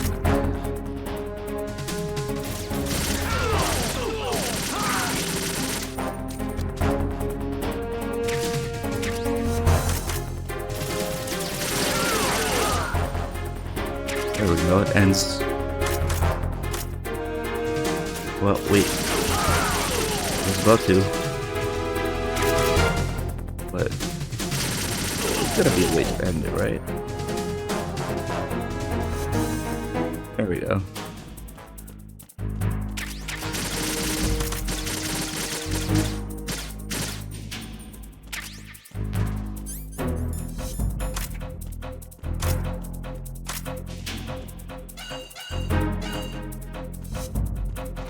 I wonder what's going on over there now.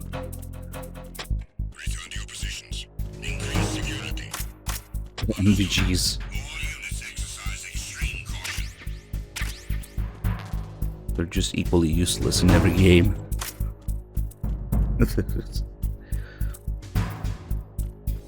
Oh, wait, no, there's a game where it's not useless because they act as thermals. Oh my god. Oh, it's 50 kills, okay. Hold on, boys. There's a game where the MGs are useful.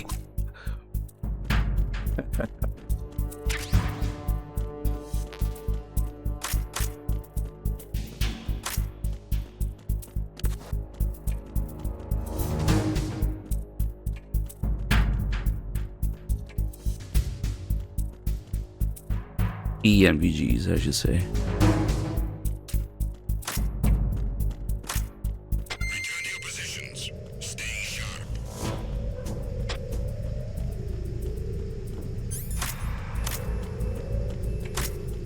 We got SAK.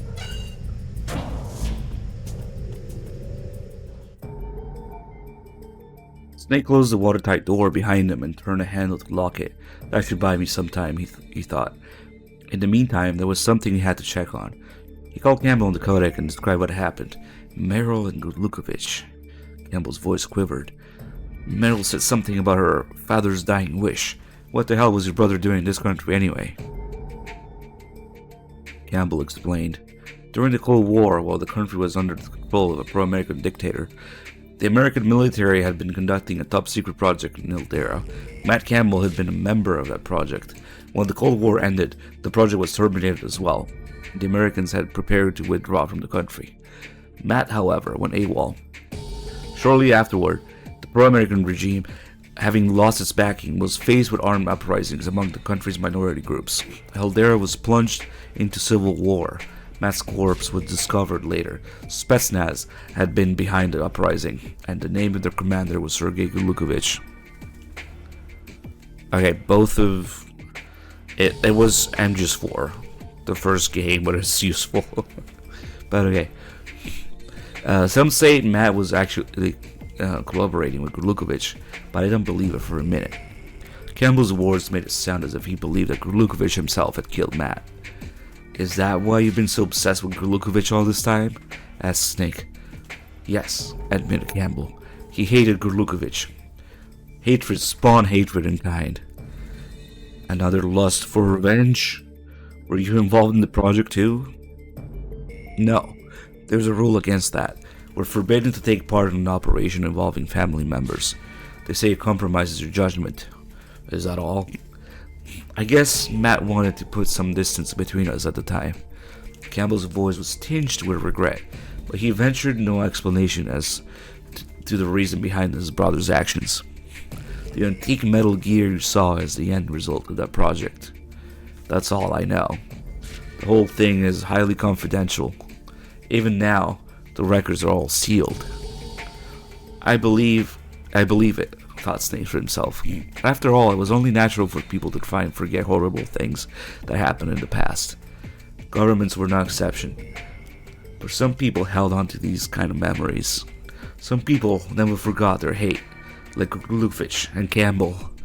You hope hatred what was the quote? You hope pain might one day replace the hatred. No, it's the other way around. Fucking Skullface's quote. You hope hatred might one day replace the pain, but it never goes away. Snake, we can't let Lukovich and this man escape without Metal Gear, said Campbell. It could still be armed with live nuclear warheads. They're probably planning to test the Metal Gear's capabilities somewhere out at sea.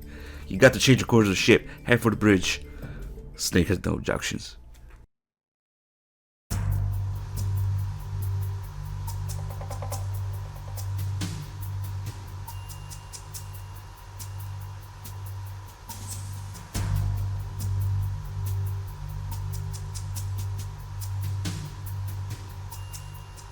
Alright.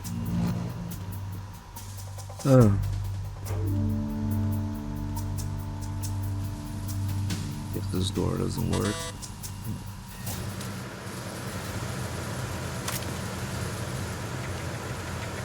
I'm just gonna do this to everybody I see.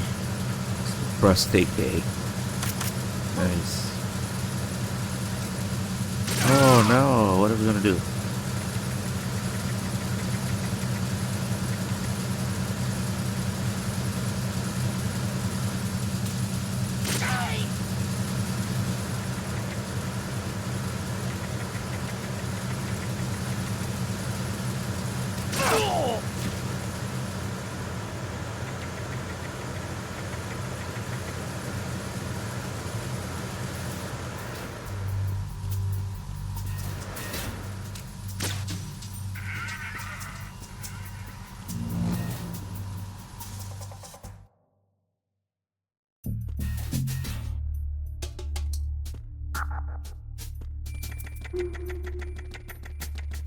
So now is when we fight Meryl. And Bad Humans, was that actually you donating this $10 to kill Meryl? Look at that. Not Humans donated $10 to kill Meryl. But technically we have a donation of Meryl going on, like in MGS1. It might actually be Bad Humans. This is like his favorite snake tail.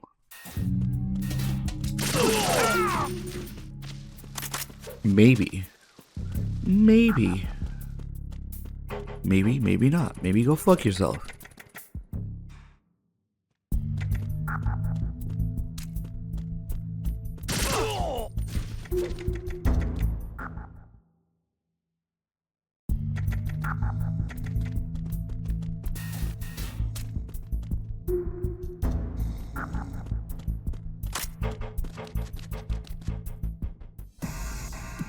Why would you... Who gives a shit about Fat Man aims, dude? I mean...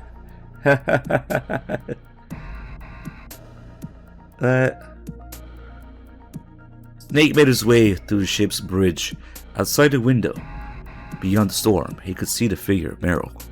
He opened the watertight door and stepped into the navigation room. Meryl turned around. "You are late. Were you waiting for me?" "There's no one to interrupt us here. I need to tell you something." "You mean like the reason why you're helping the man who killed your father?" "Is that what my uncle told you?" Snake nodded. Meryl shook her head. "He was lying," Meryl explained. Matt Campbell's part in the top-secret Metal Gear development project in Eldera had been to ensure the country's stability. Part of his job was feeding falsified information to the minority separatist guerrillas, and he was good at it. First, he'd pick a suitable candidate. Next, he'd find his target's weak point and use it to blackmail him. Then he'd dangle a carrot in front of his victim's eyes and convince him to cooperate. Matt would then send his now willing accomplice into the ranks of the separatists. Once there, the spy provided the Americans with useful information, selling out his comrades in the process. But in carrying out his mission, Matt made one fatal error. In his dealings with the separatists, he came to sympathize with their cause. He became enchanted with the idea of independence. He grew to resent the US for the way it exploited smaller, weaker nations for its own gain. In the end, Matt decided to help the guerrillas create their own nation. He wanted to give them the trump card they needed to secure their independence, and what better gift than a bipedal, nuclear-capable walking tank that was conveniently being developed in Eldera, albeit secretly and quite illegally, by the American military. Sergei Gurlukovich, who was also supporting the guerrillas, agreed to cooperate. Matt's plan was executed. The guerrillas succeeded in stealing the Metal Gear from the American base, but then their plan was discovered. Matt was executed by the Americans. Meryl's father had been punished for the crime of believing in his own ideals. The price of having a conscience was high in those troubled times. In the tumult of the Civil War that followed, the Metal Gear disappeared without a trace. However, 6 months ago, its existence was reconfirmed, and the Marines had been sent to recover their long-lost dirty secret. After hearing the true story from Gurlukovich, Meryl agreed to follow his instructions and infiltrate the Marines. Her intent was to transfer the Metal Gear over to the guerrillas through Gurlukovich, who was still providing support to the rebels. In this way, she could carry on her father's memory and the ideals for which he died. "Is that what Gurlukovich told you?" Snake asked. Meryl nodded. Snake shook his head. "Did it ever occur to you that he might be lying?" Meryl looked at Snake with sorrow in her eyes. "You're not gonna let me get away, are you?" "So what are you gonna do?" Meryl drew her gun and pointed at Snake. "You're not going to shoot me," said Snake. She released a safety with her thumb. "Watch me."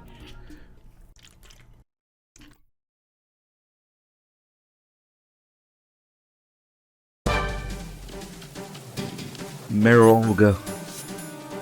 Oh yeah, she has to die.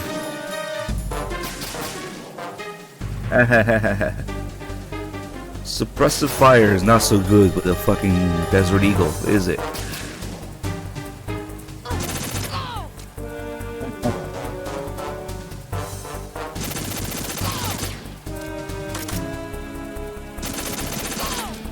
problem. It works perfectly in Japanese because he has the same voice actress as Olga. But in English, all we're hearing is Olga's grunts. Oh well.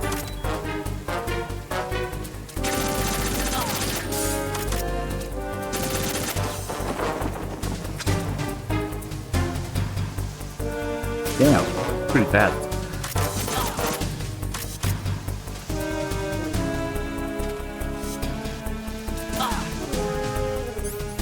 Fuck it, Merle, you're dying. I don't know how that hit her, but okay. Yeah, we actually had a $10 donation for this. Snake watched as Meryl crumpled to the ground. He rushed to her side and cradled her in his arms. She was bleeding profusely. Her breath was faint. Her wounds were mortal. Snake clasped her tightly to his chest, covering the wounds he himself had given her. He felt her body grow cold and lifeless in his grasp. "Do not trouble yourself over it," said a voice behind Snake's back. It was Grlukovich. He held a pistol in his hand. "Why were you using Meryl?"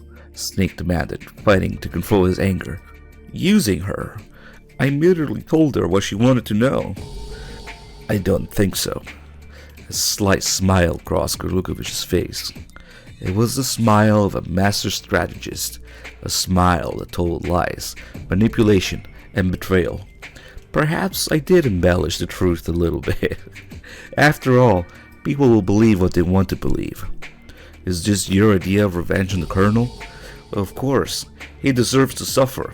I will make him squirm in agony until his pain is as great as the suffering of all the men that I had to bury, and all of the widows and orphans they left behind." Grlukovich hated Campbell. Campbell hated Grlukovich. Hatred spun hatred in kind. That is why I chose her. Is she not the most important person in Campbell's life? This I heard from Matt as he lay dying. "So it was you that killed Matt." Grlukovich's eyes darkened for an instant. "I see my reputation precedes me. I simply gave him that which he desired. He was only waiting for someone to kill him. When death is entreated, the battle is decided." That is the kind of man he was. For a moment, it almost looked as if Grlukovich were truly grieving the loss of an old friend. Perhaps his grief was real, but the look soon passed. "I will not hand the Metal Gear over to the Eldarin guerrillas. My men and I have other plans for it. The machine itself may be a wreck, but all we really need to do is recover the nuclear warheads and the launching system. It's just like MGS4. They just need the railgun." Kojima just stealing shit from these, come on.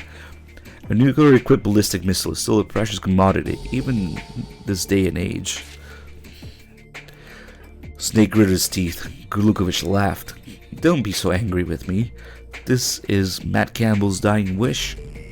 This was his intention from the beginning." "What do you mean?" "If you do not believe me, then ask him yourself. In hell!" Grlukovich aimed his gun at Snake. The sound of a gunshot ripped through the air. Grlukovich fell to the ground. The shot had come from Meryl.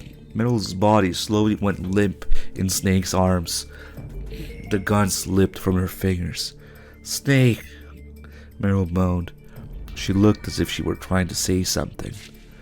Snake lowered his head closer to her mouth, but his ear could not detect the slightest trace of breath. "Rip Merle. Dead again."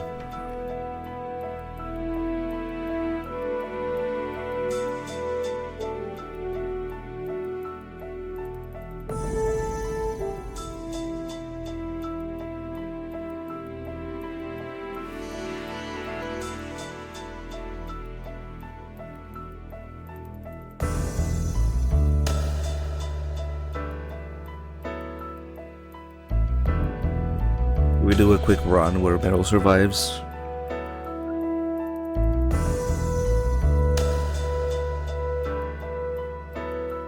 Man, Kojima stole so much shit from Fukushima. Come on. And here it goes babble.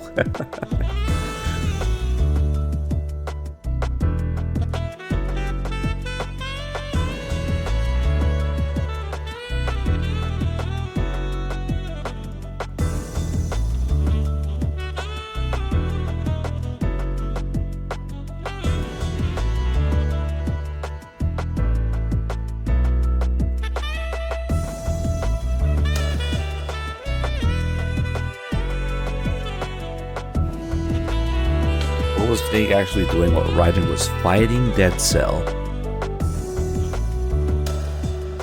Well, it depends what point. During Fat Man, I guess he was knocked out from the explosion in Strut H. And then during Vamp,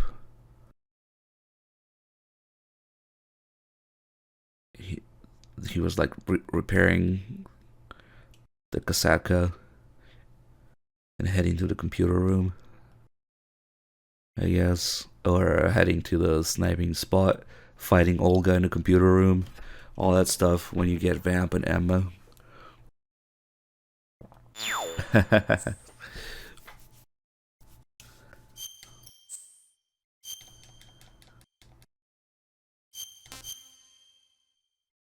After the Harrier, they repair the Kasaka, fight Olga, and go to the computer room. Basically. Oh man, this one, yeah, this one's kind of a slog. And then we get the best one. This one. Okay. A, B, C, D, E. What would the F one have been? They should have made the whole alphabet. Like,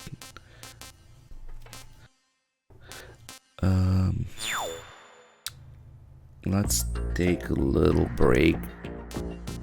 This shit is kind of taxing on my voice, and my lungs right now, since I'm still kind of recovering.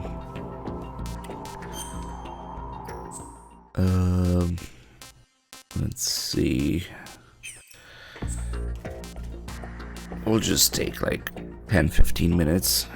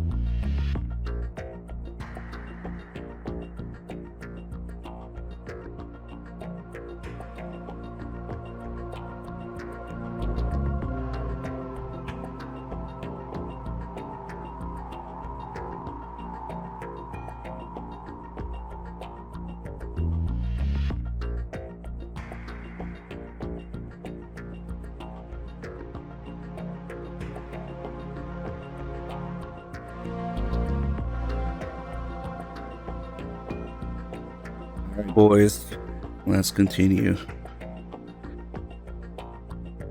Proxy is thank you for 9 months. Actually, I'm in really bad shape financially. I pay money to my ex-wife as part of our divorce settlement, among other bills. I just had no choice but to make you pay for lunch the other day. I'm really sorry. Poor Colonel.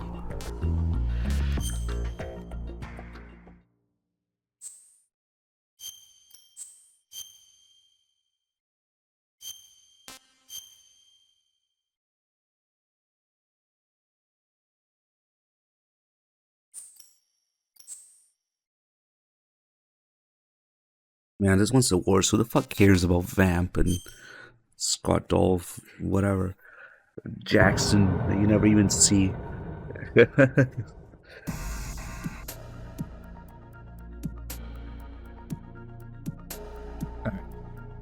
Big Shell off the coast of New York. The offshore decontamination facility was selected as the setting for a top-secret joint exercise between the Navy SEALs and Dead Cell due to its complex structure and isolated environment. During the exercise, Dead Cell and a team under their command portrayed terrorists, while the SEAL team acted to suppress them. Dead Cell was a specialized naval combat team feared for their brutality. Their main function was anti-terrorist training, launching unannounced assaults on important government installations to determine their level of security. Although famous for the ferocity of their attacks, there was another reason for their reputation. It was rumored that the anti-terrorist training was covered for their true mission, operating above the law to undermine threats to the American national interests. Whether inside the country or out, whenever anti-American sentiment was suspiciously crushed or leaders died of natural deaths, military insiders inevitably associated Dead Cell's name with the act. The rumors were never confirmed, however. That the name of Dead Cell had become equated with death, disaster, and calamity was undeniable, until 1 year ago. 1 year ago, Dead Cell commander, Colonel Jackson, was arrested on charges of graft and corruption. From that point on, the overzealous tactics during attacks, the shady pasts of the team members, and their combined inhumanity made Dead Cell's name synonymous with military corruption and dishonor. Even their very fighting ability had come under question. This exercise marked their first official assignment in some time, but only Dead Cell leader Vamp was granted permission to participate. The joint exercises were drawing to a close. I was guarding my assigned area in Strat F. Immediately after receiving a report that half of the terrorists had been subdued, a coded transmission signifying an emergency situation came through my codec.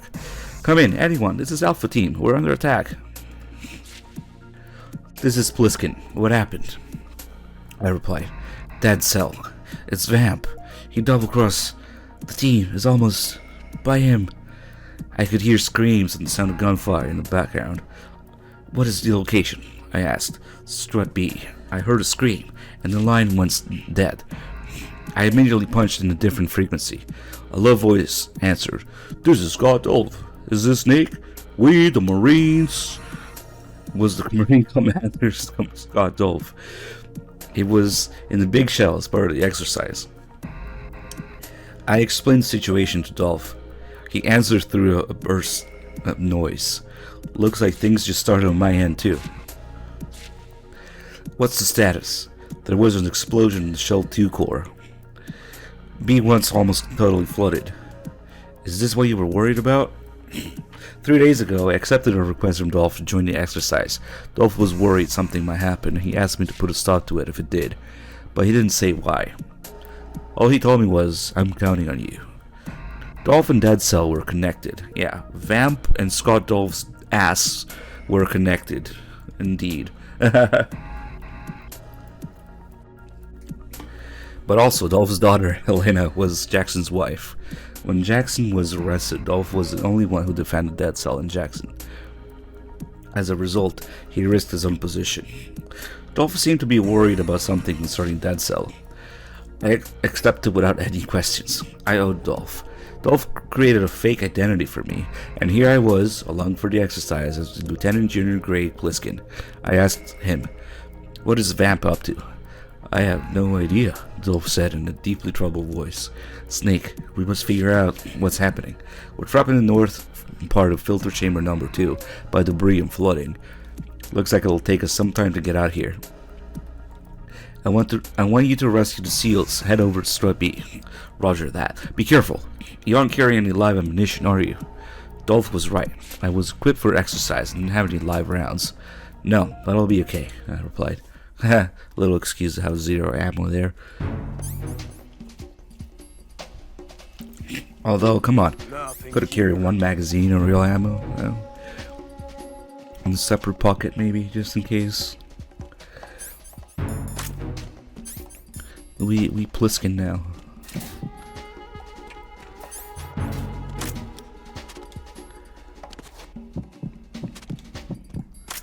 Freeze.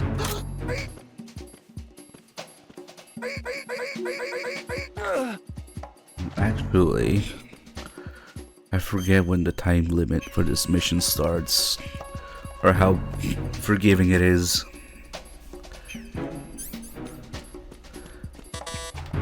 Oh well, if we get the bad ending, we get the bad ending. Fuck it. There's a point in this mission where there's a time limit for something, but it's like hidden. You don't know until it's too late. If you take too long.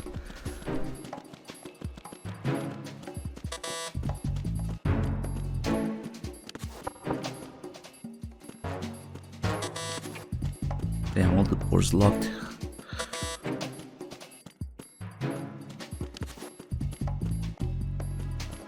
Why are you late with your status report?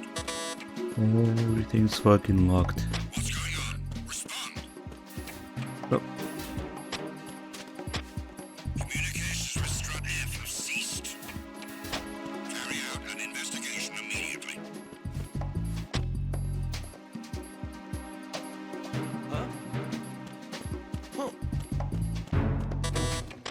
No sign of the.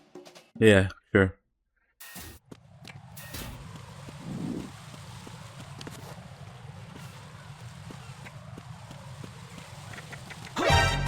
Oh shit. It's the enemy. What's going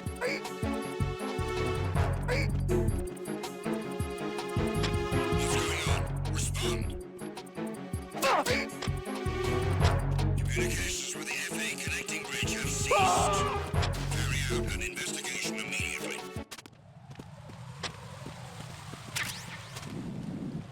Ah, I found a bandage so far.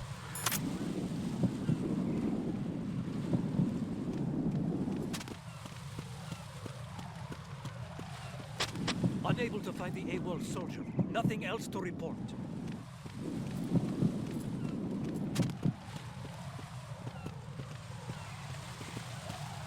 Freeze.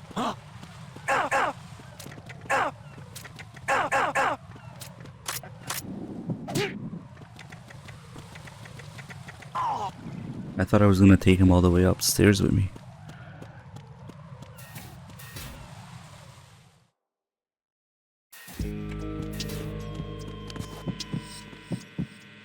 Damn, there's 2 guys here. Freeze.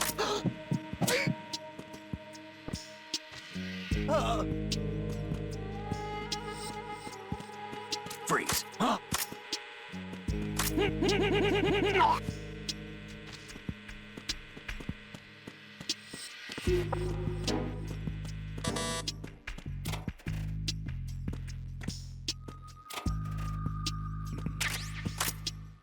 There's just a low ready pose.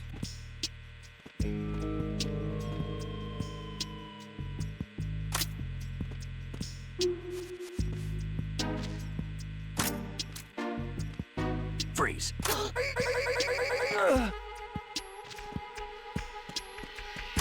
Low ready Weaver stance. Why not? Enough of these fucking bandages, dude. Who cares about bandages? I got 3 bandages. Okay.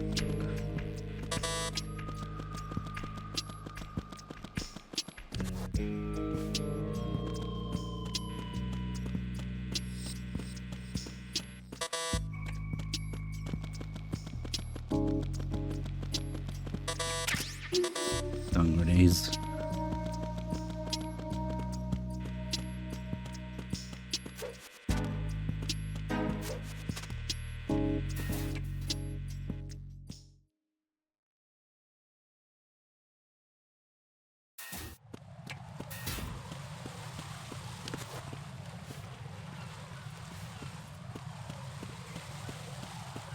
Freeze.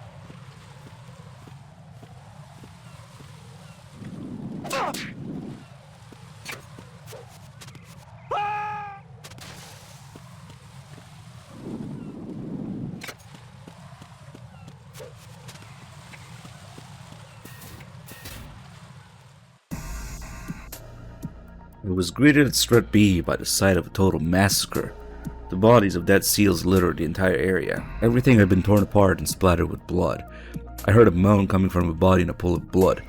Hold on. I ran over and lifted the soldier in my arms. He was still breathing, but his wound was deep. Reaching his internal organs, it was clear that he wouldn't make it.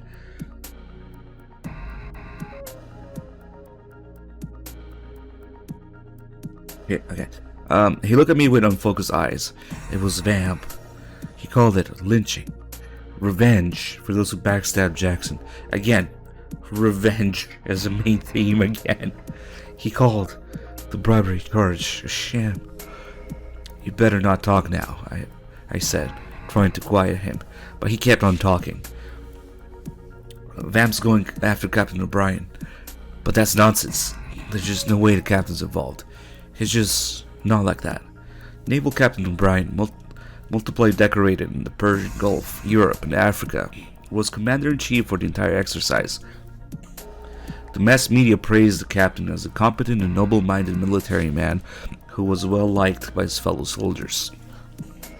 He grabbed my chest. His grip was surprisingly strong for a man on his deathbed. The captain is on the first floor of the Shell 2 Corps. Save the captain, please. His body lost its strength. I closed his eyes. That was all I could do for him. I contacted Dolph, telling him what I just heard. I see, mumbled Dolph. His voice didn't sound surprised at all. In fact, he sounded like he'd just confirmed some bad news. Did you know about this? I asked. He became quiet, answering hesitantly. There have been a lot of cases involving murdered government employees and servicemen lately. Rumor has it Vamp is behind it all. Is Jackson really innocent? I don't know for sure, but perhaps. He was a real proud soldier. He was not the corrupt kind. You think O'Brien backstabbed Jackson? No, I don't think so. I know his reputation. How can you be so sure? It was O'Brien who planned his training. If he was involved in Jackson's case, there's no way he would involve Vamp. That's only if O'Brien knew the rumors of the lynching, right? He knew. He knew? Are you sure? Oh yeah. I heard of the rumors from O'Brien. You and O'Brien talked about the rumors? I was a bit surprised. O'Brien and Dolph, political Navy captain, and the head of the Marines. They didn't seem like a likely pair of friends. Dolph answered as if he knew of my doubts. O'Brien and I didn't always get along because of our positions. I don't think he liked me either, but I don't think he hated me so much that he wouldn't give me advice that would save my life. What do you mean? O'Brien came to warn me that I was Vamp's next target. I then knew the true reason Dolph has participated in this exercise. So you tried to rid Dead Cell of its infamous rumors by revealing yourself to Vamp. Correct. If nothing happened to me during the exercise, it could prove that the rumors were false. You do trust Vamp? Dolph scoffed. I wouldn't go that far. If I trusted him completely, I wouldn't have called you. I'm a coward. I said to him that trusting something or someone isn't that easy. Dolph did not respond. I then asked him, but then it's not you, but O'Brien it's Vamp's after? Yeah, either O'Brien's information was wrong, or Vamp's wrong. It seemed Dolph was confused too. The only thing that's certain is that Vamp is trying to kill O'Brien. Snake, you got to stop Vamp. Got it. I consider the structure of the big shell again. I need to use the shell 1 to 2 connecting bridges Strut D to get to shell 2 where Vamp should be heading. That meant I had to head to Strut D first.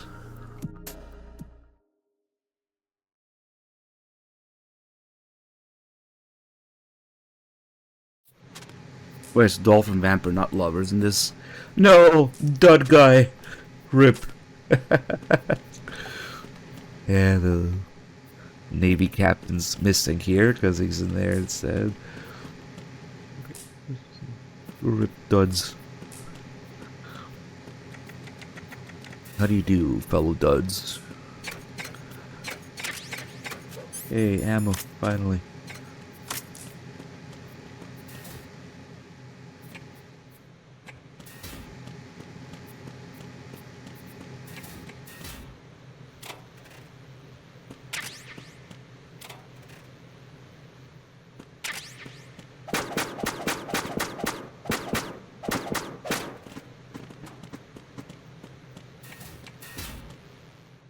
Yeah, within the restraints of the main game's areas and assets.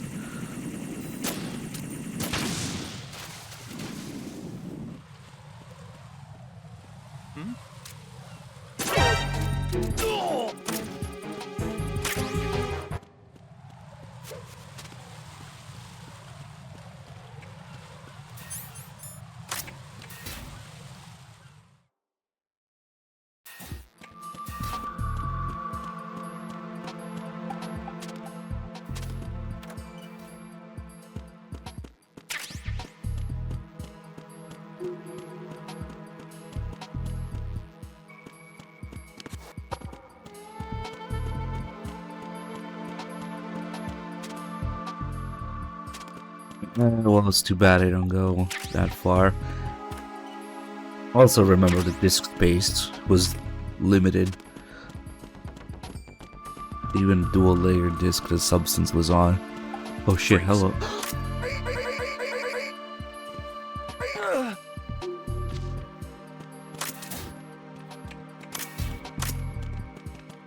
Freeze. They filled the single layer disk with Sons of Liberty, and then they filled the dual layer disk with substance completely. I mean, just do a 2 DVD release. Who cares?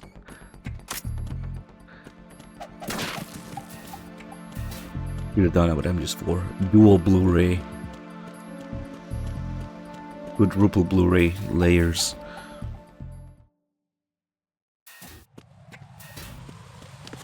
Yeah, well, after doing those VR missions, I know why.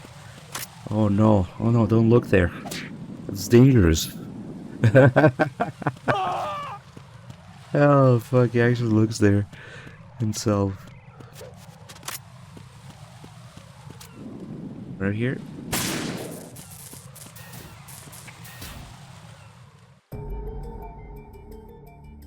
Dolph contacted me as soon as I arrived at Strut D.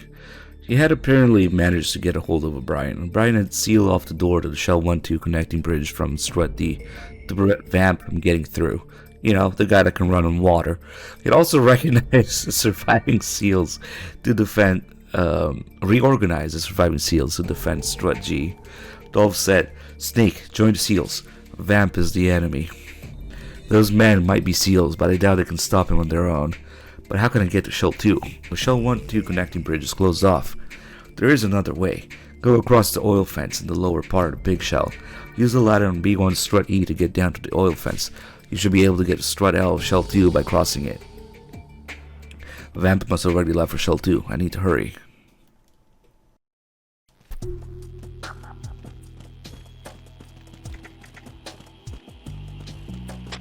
Nothing here.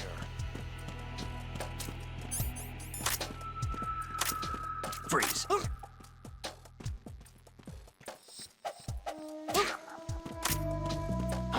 Who's that?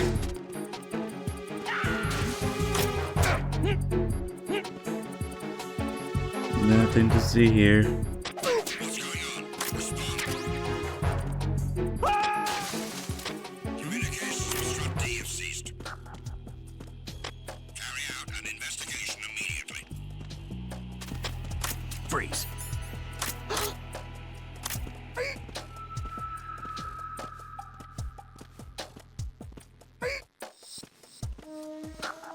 Oh, holy shit, close. No sign of the missing man. Everything else is normal.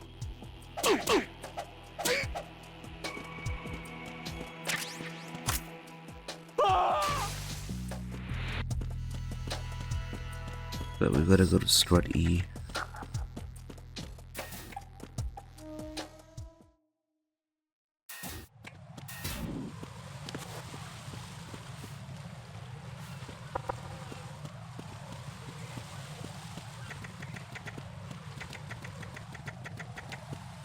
Freeze.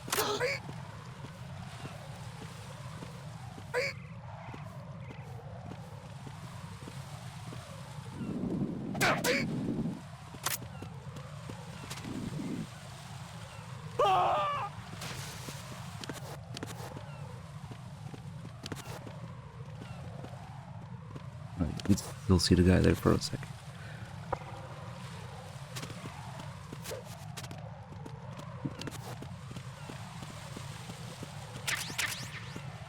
Ooh, frog. Nice. Who's there?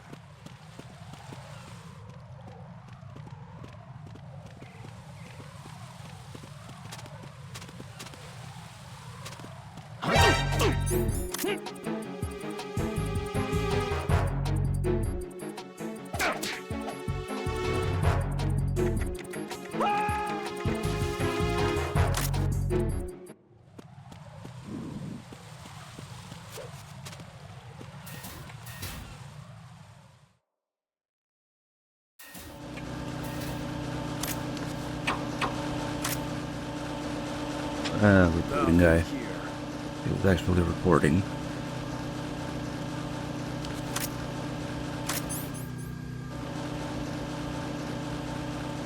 Freeze. There's somebody.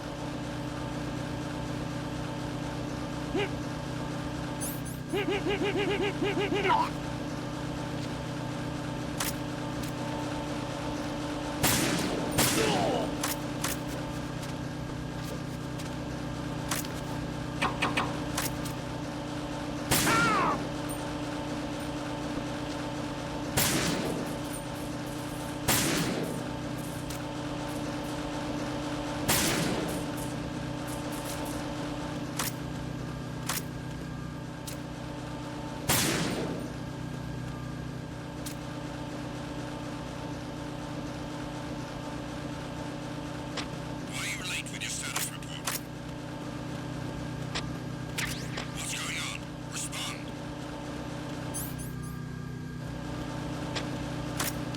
Communications with Strut E have ceased. Carry out an investigation immediately. Huh?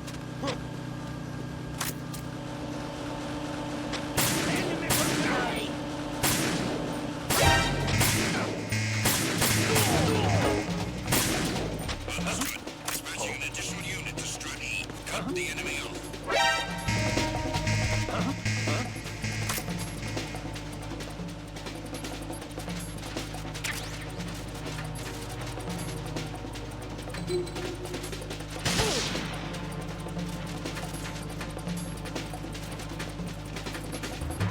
Wow, this is one of those stun grenade clearing areas. Move! I really see the clearing here. Nice.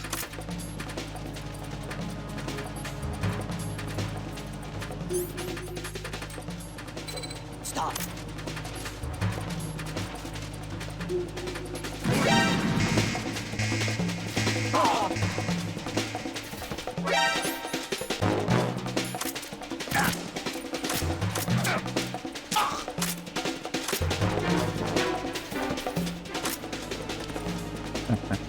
That's kind of nice. Oh, it's so weird that that door opens.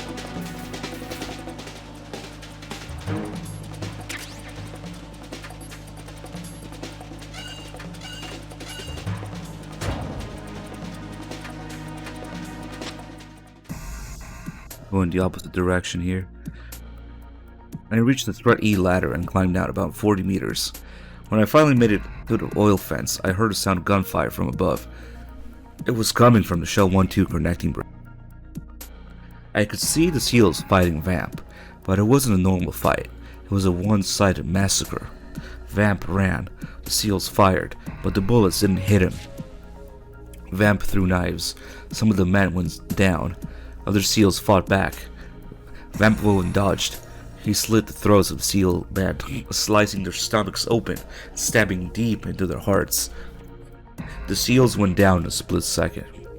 I saw the last dud man screaming at the totally unhurt Vamp. Suddenly, the connecting bridge exploded. It must have been wired up with bombs beforehand. A series of explosions enveloped the connecting bridge in flames, and it began to collapse with a roar. Debris rained on the surface of the sea. I made a run across the oil fence. A huge column of water rose behind my back. Waves churned, throwing the oil fence up with every undulation. I struggled along and finally made it to the lower part of Strut L. As I turned around, my eyes met Vamp's. He had tumbled from the sky and landed on the Shell 2 side. Vamp sneered, licked the knife with his long tongue, and hurled the knife at me. He then disappeared into the interior of Strut G. I climbed the ladder and made it to the Strut L of Shell 2. Vamp had already penetrated Shell 2. O'Brien was in danger. I ran for Shell 2 core. Okay, so now is when I guess it starts timing how long it takes you to get there. Or you find a guy alive or dead. Freeze. Oh shit. Hello.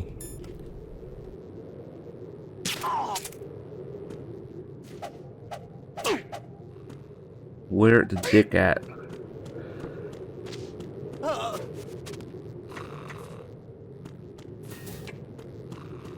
It's probably an insanely slow time limit. Rather than I had to try.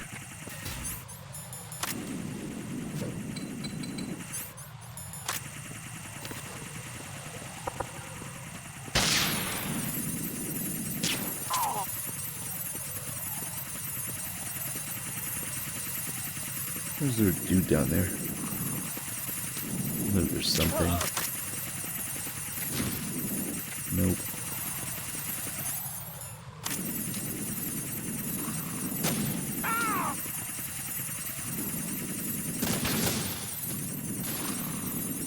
Man, they have all the extreme guards here. And more, actually. Oh, that Cypher's down there.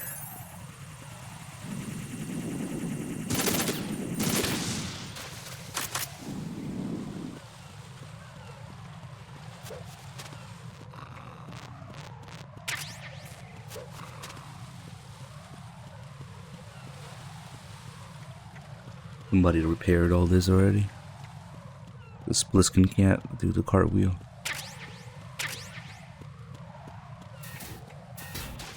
So it only times from there to here? That's crazy.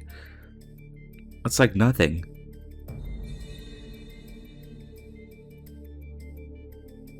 Maybe? I don't know.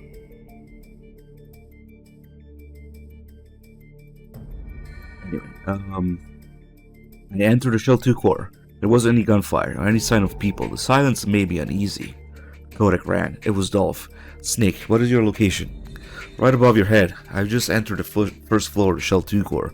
How's O'Brien? I've lost contact. Oh wait, maybe we had to go do the Nikita thing first. That's right. I clicked my tongue. Were we too late? We still don't know what's happened for sure, said Dolph.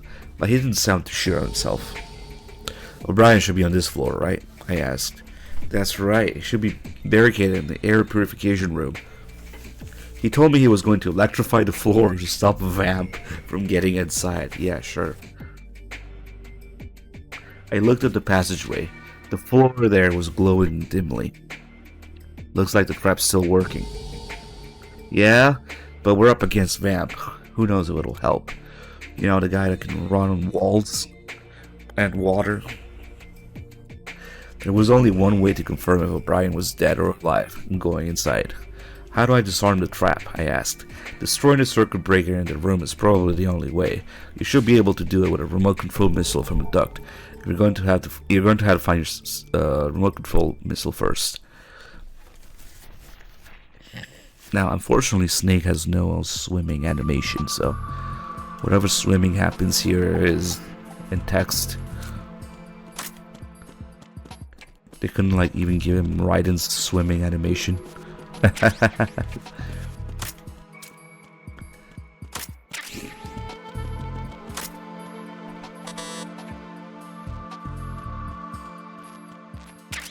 Nikita's right here.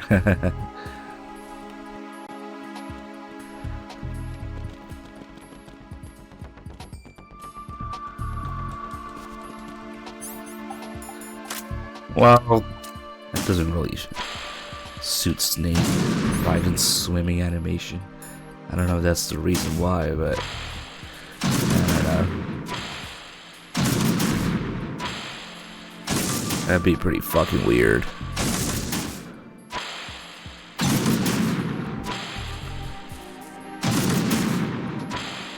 Use all the fucking Nikitas. Maybe there's an open path.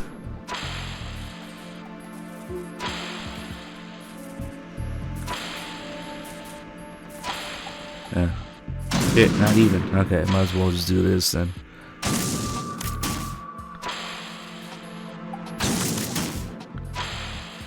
Yeah, they only did it for Emma's walk.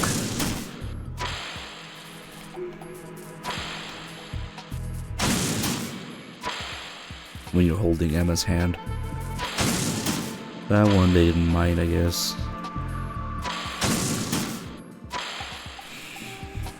Damn, they really make you dig through all these. And he's not doing too good. But he might still be alive. Depending on the time limit. Ricky Omega, thank you for the 32 months. Yeah, you need like 6 explosions for those.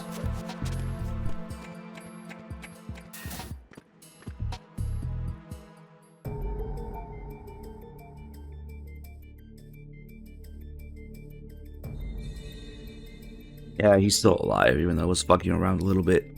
So this is where it changes. If you take too long, he's dead. As soon as I entered the air purification room, I found O'Brien on the floor, slumped against the wall. Judging by the cuts covering O'Brien's body, Vamp had tortured him instead of killing him instantly. O'Brien looked at me, recognizing my uniform. He was covered with blood, but he smiled in relief. I guess we haven't been wiped out yet. I signaled for him to keep quiet and examine the surroundings. O'Brien said, Vamp isn't here anymore. Looks like he left for B1 from the DUT. It seemed nobody was in the room except the dying man and myself. Oh, is that how he got in? From the DUT? He was bleeding pretty badly. It looked like he didn't have much time. I tried to treat him, but O'Brien refused. Stop it. I'm not gonna make it anyway. I know that. Get out of here now. Call for backup. No, I can't do that. You said he went to B1, right? I said. Dolph was on B1, and O'Brien told Dolph he might be the next target. But Dolph was Jackson's father-in-law. And besides, he wasn't the kind of person to backstab someone. Something was wrong. While I was turning this over in my head, O'Brien said, Don't do it, Lieutenant. You better leave. Don't get involved with Vamp. But we can't let him continue his little lynching game, right? Lynching? O'Brien turned to tried to laugh, but he coughed up blood instead. Vamp said you falsely charged Jackson. That's crazy. I didn't do that. Nobody could. What do you mean? The corruption case is airtight. There's plenty of proof. What? O'Brien tried to say something, but only coughed. He coughed up more blood. Then he was quiet for good. I tried to contact Dolph numerous times by codec without any response. I knew Vamp had already left for B1. I had to get to B1 right away. Rip O'Brien.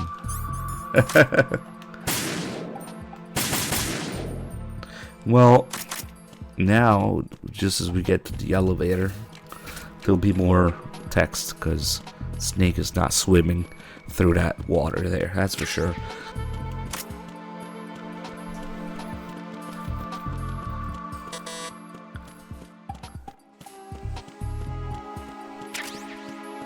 And go fight Vamp as Snake.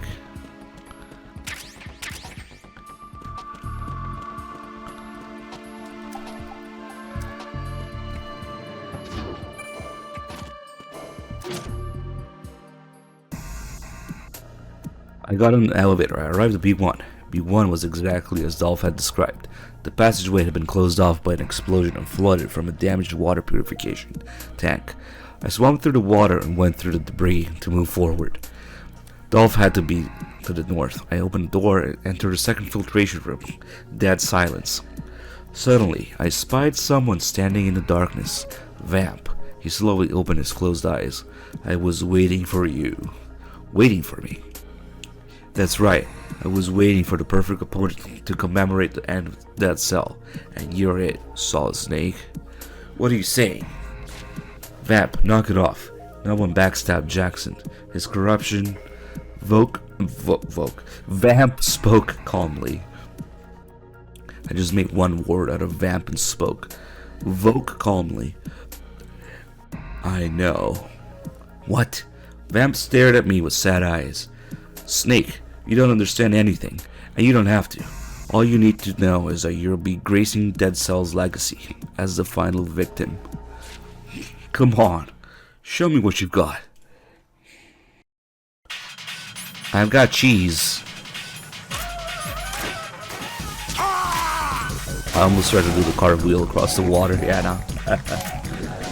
Damn, there's so much shit here. Let me pick it up.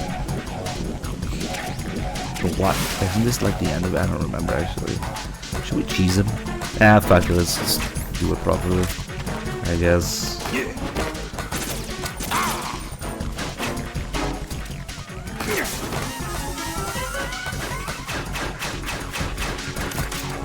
We didn't do it for Meryl, so maybe we should go back and do the non-lethal Meryl one.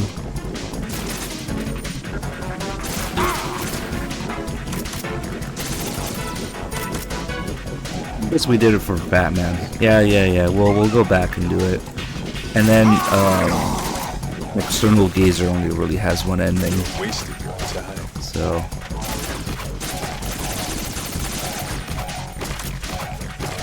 Uh-oh. Oh, he waits forever. Damn.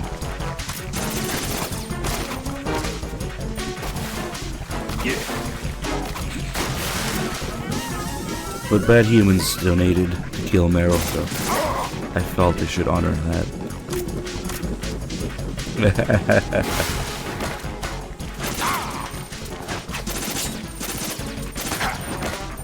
It's also the best one.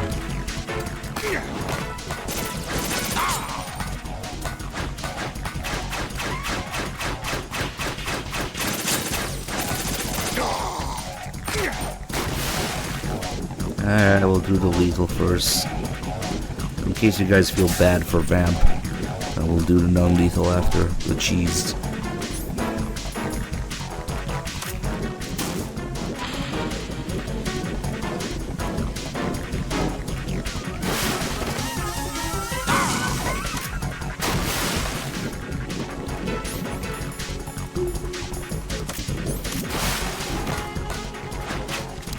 Nah, the only thing that changes in the External Gazer is if you retry a mission, you get an extra line from Solidus. It's not really a different ending. And besides, it's better to get that extra line.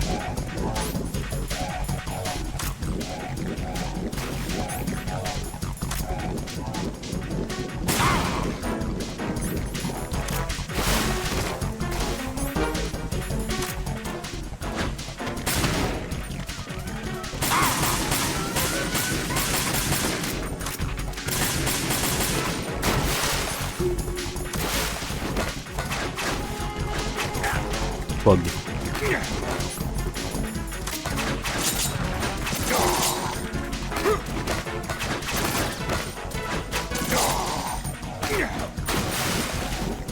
Yeah, it's better to get that extra line because it makes you think every time you hit continue.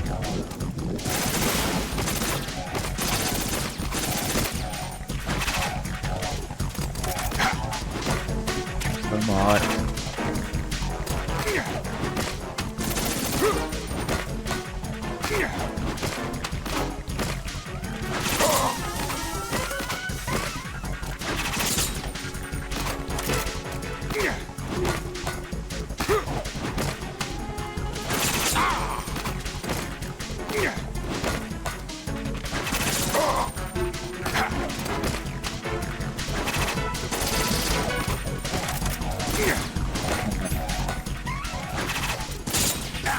Oh, come on.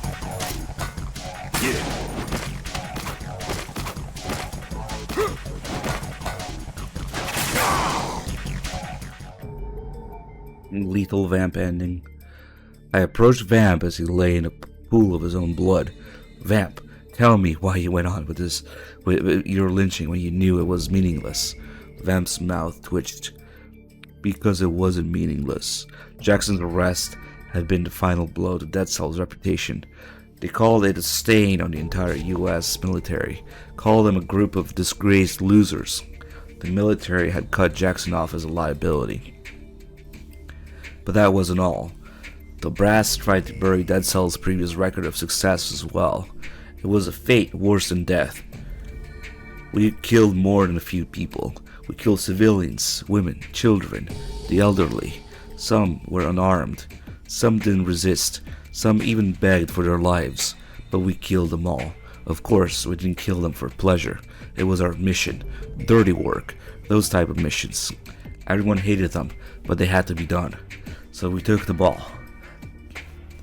A man like O'Brien owes a spotless reputation to the fact that we got our hands dirty, crawled through mud, and woke up screaming from nightmares. Vamp clenched his fist. Are we the lowest of men? Perhaps. But the lowest of soldiers? Definitely not. I won't allow our honor and purity to be stained. That was all we had.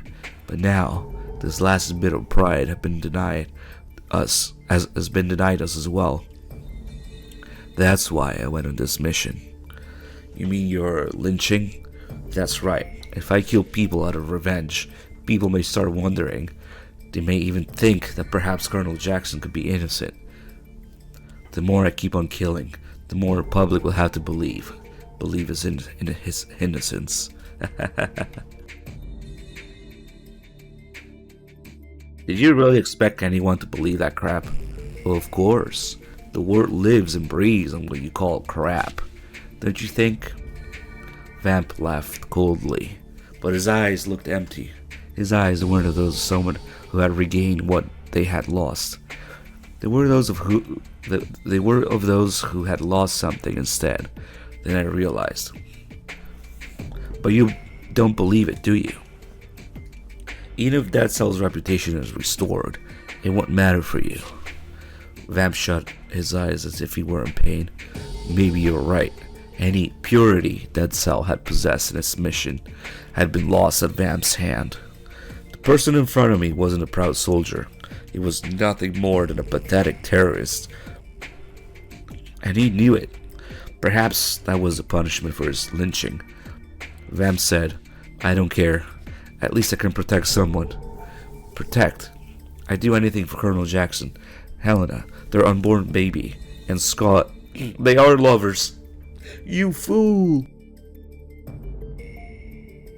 The shout echoed through the air. It was Dolph. He must have heard a battle and found us. Vamp smiled as he saw Dolph. His eyes quickly began to cloud. Dolph came up to Vamp and said, Nobody asked you to do what you did. Not Helena, not Jackson, not even me. You knew that, didn't you? Dolph picked up Vamp's hand. Yeah, they're still lovers in this. Just having you around was good enough for me. Vamp died with a smile on his face. What the fuck? There's just an empty page. The fuck? Somebody accidentally a thing. There's an empty page in between. Ah, nice. I must not have done this ending in a while because I forgot about this. Well, just in case you wanted to enjoy the badly stretched Bliskin background. The badly stretched low resolution Bliskin background. Nice. Vamp died. A backup SEAL team secured Big Shell. Dead Cell was officially dissolved sometime after that. Dolph retired from the military and Jackson died in prison. They said it was due to mental exhaustion. Sometime later, a rumor began making the rounds. It said Jackson had been falsely accused and that Cell had been framed. Shit, so Vamp gets his way after he dies, basically.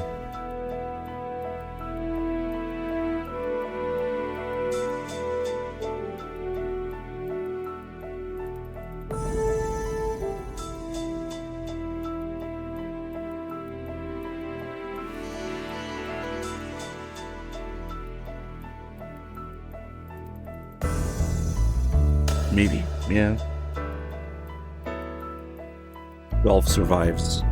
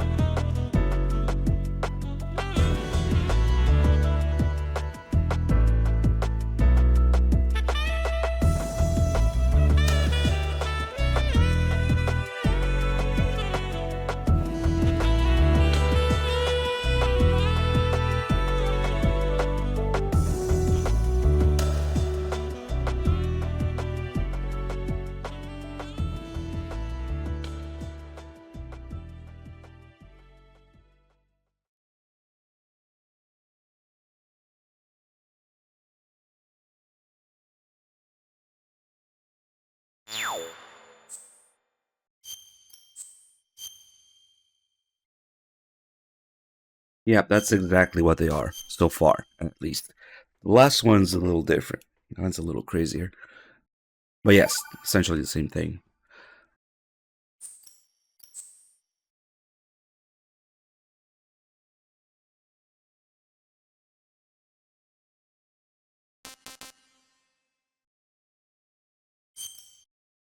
Let's do the ending where Vamp survives here. And then maybe we'll do the Meryl one. And we'll do the last Snake Tail. Nothing Oh, here. we have the M9 now. Nice. Where the fuck do I go first? Let's go at B from here.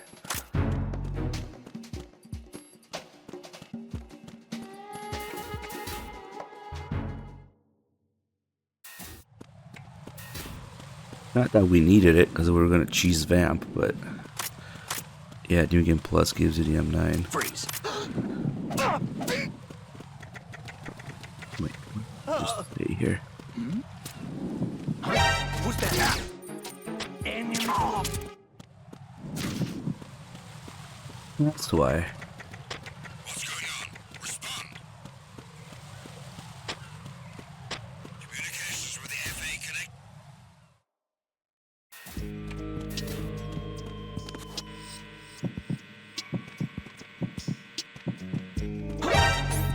Why did I just step in front of that guy? Enemy sight. Requesting back. Fuck it. They were both radioing, that's weird.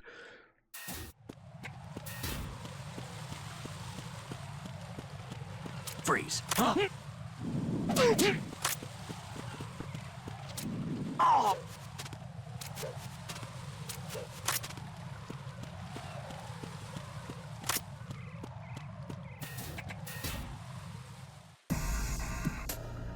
Blah blah blah blah blah blah blah.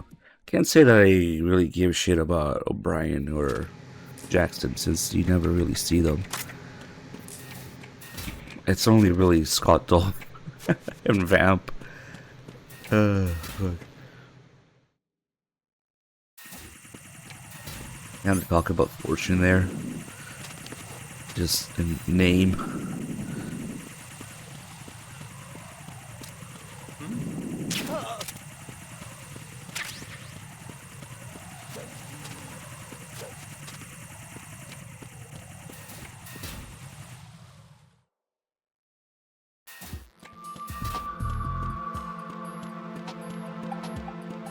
Freeze.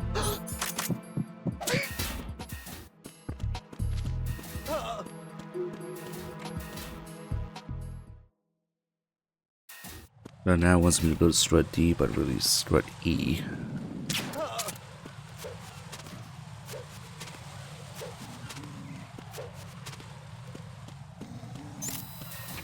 Nope. Nope, nope.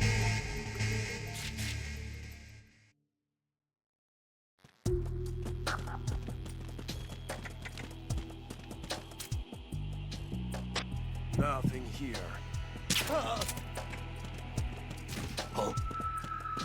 Who's there? I got him. Nice.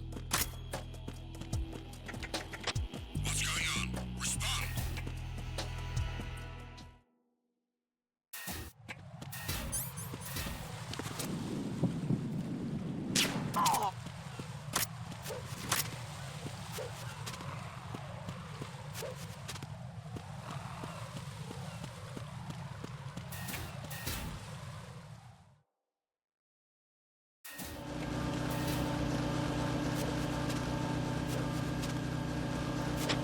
Nothing here.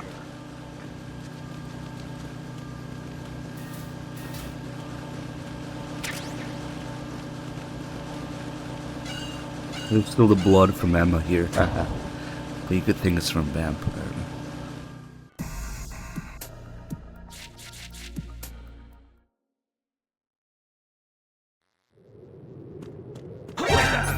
That's right, there's a dude right here. It's the enemy. I need help.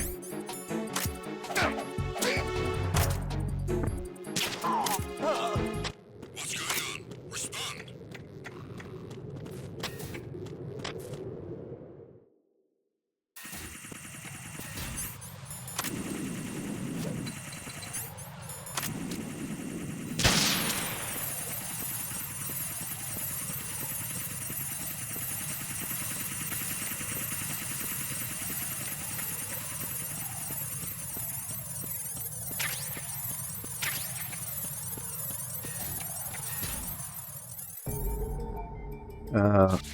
I don't know how long it takes for Brian to die, but it's not really worth doing.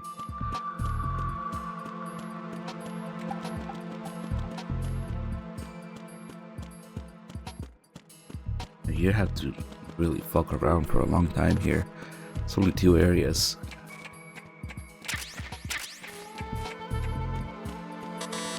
It's closed up.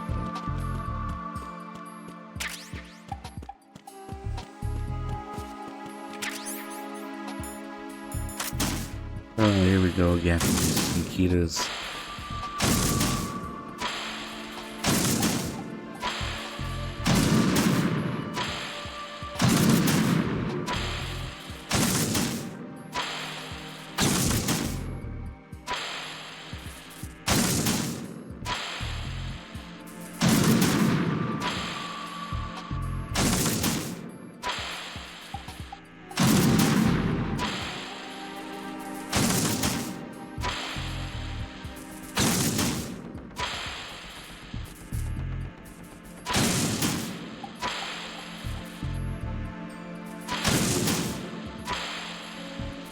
If there's a better way, I don't want to know about it. The other room's closed.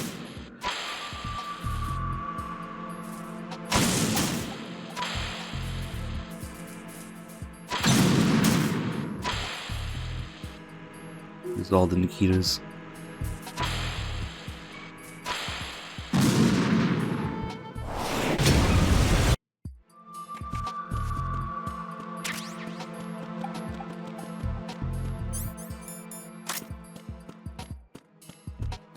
Yeah, that thing's really wonky.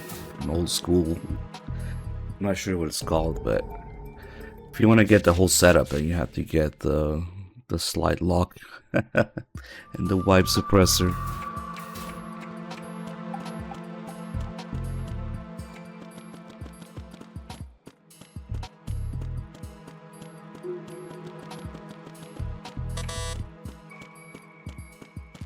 There's a few other adapters if you want to rail 92 FS, but not the one in the game. There's one that attaches to the disassembly latch on the right side. But yeah, it's some fucking obscure out of production thing for sure.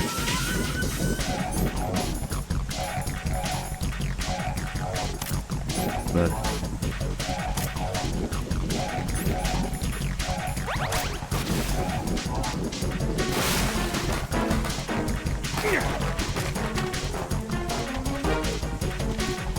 now you're getting cheesed.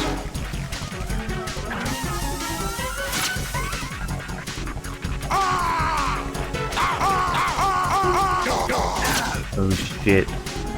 Yeah, snake handles a lot different here than riding. It's not as easy to get away. Shit.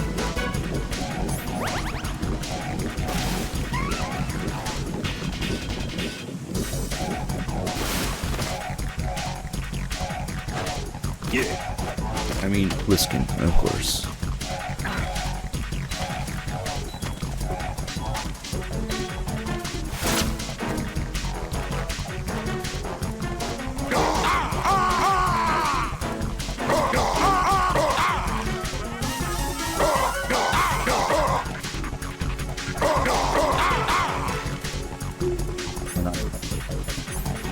You gotta do the thing.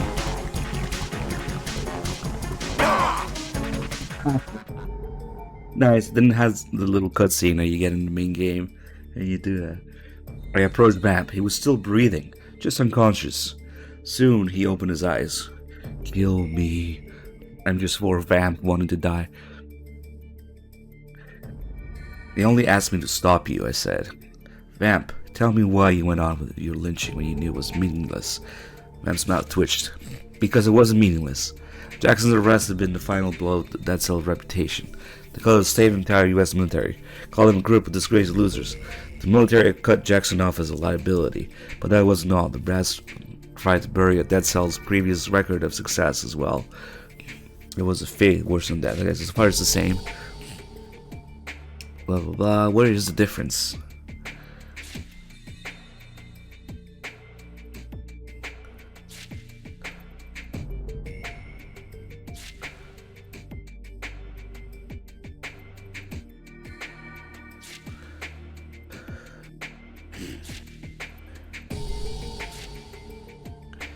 You fool.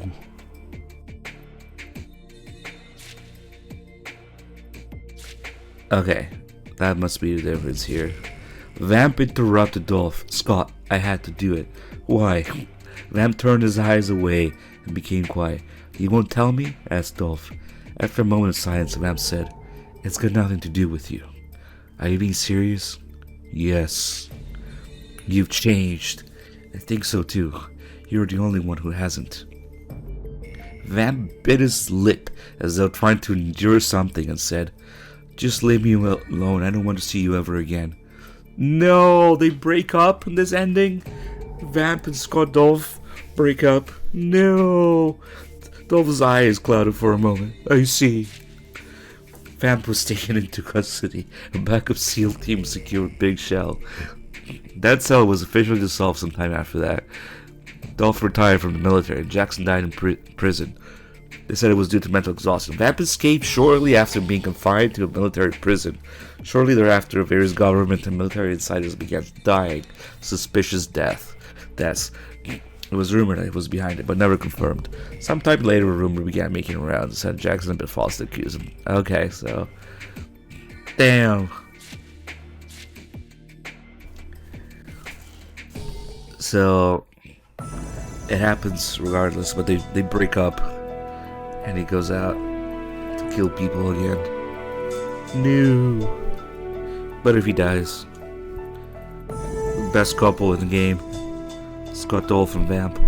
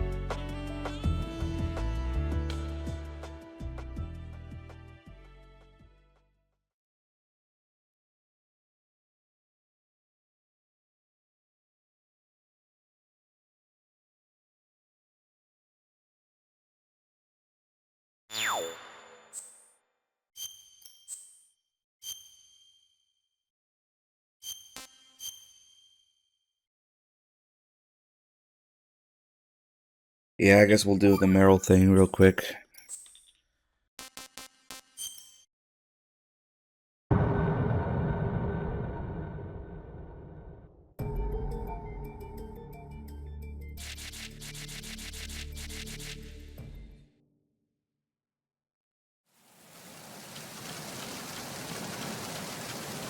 Who is there? Oh, this guy up here. Reinforcements. Fuck. Oh well.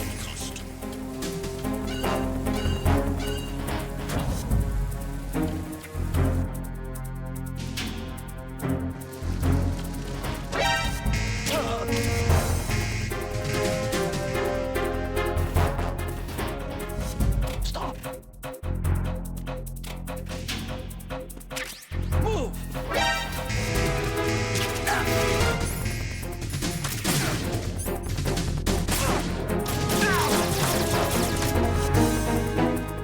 The whole thing is just gonna be one big alert.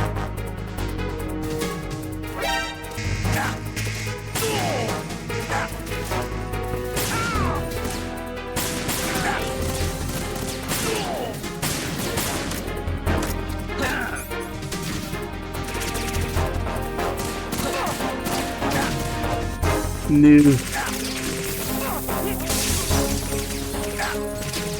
I guess I didn't hear that.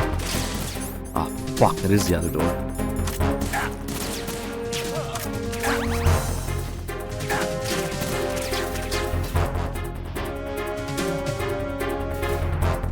Oh, nice, you found it. I mean, finding the model is one thing, actually. Finding out where to buy it is another. Shit.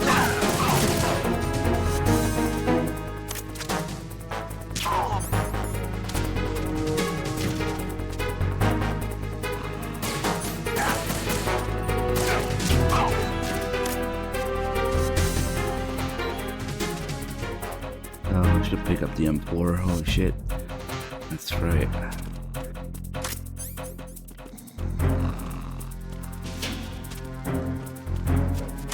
It probably is. Hold on, actually, I'm gonna let him copy that and look at it later. Increase security. Cool. Who is there? Exercise extreme caution. I got him. Send me down.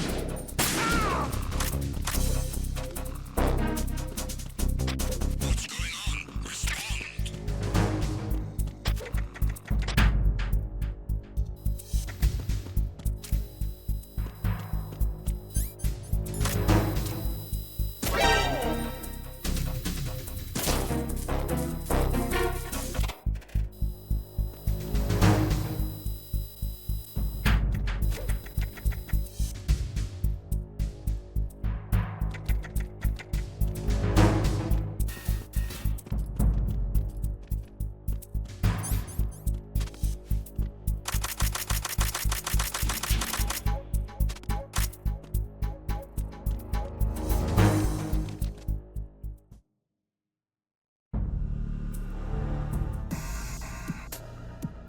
Blah blah blah, Meryl.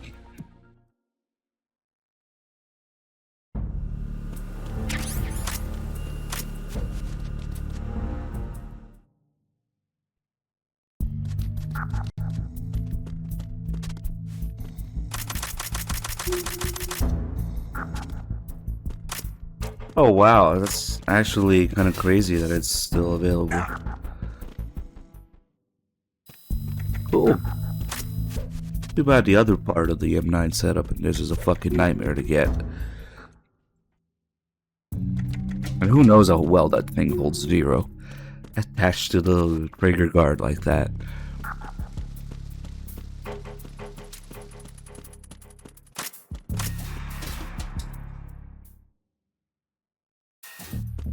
So you could. And then you have to get one of those old school straight dust cover M9s or then 2FSs, I guess. Enemy sighted. Requesting backup unit.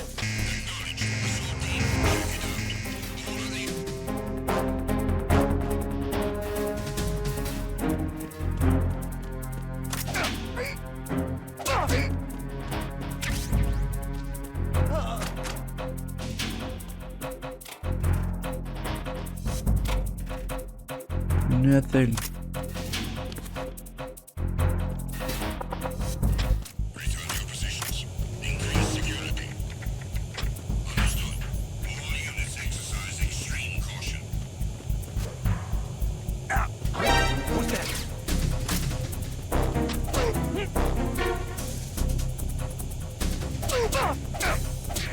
What's going on?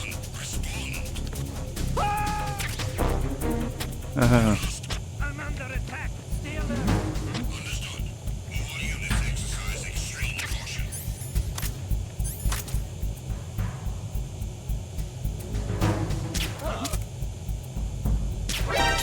I always miss what matters the most. Oh, because there's a bunch of them.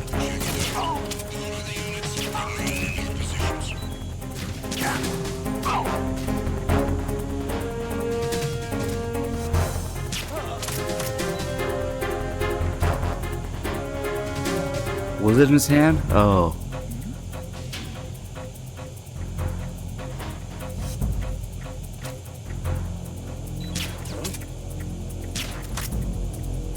Damn, they're all waking up.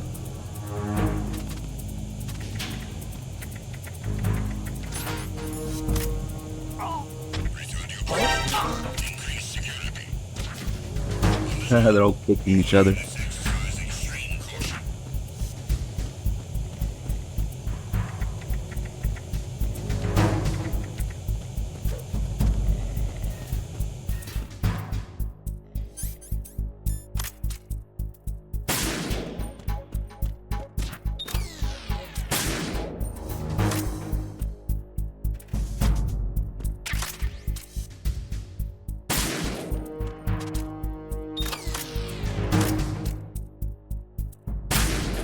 Damn, that one's crazy.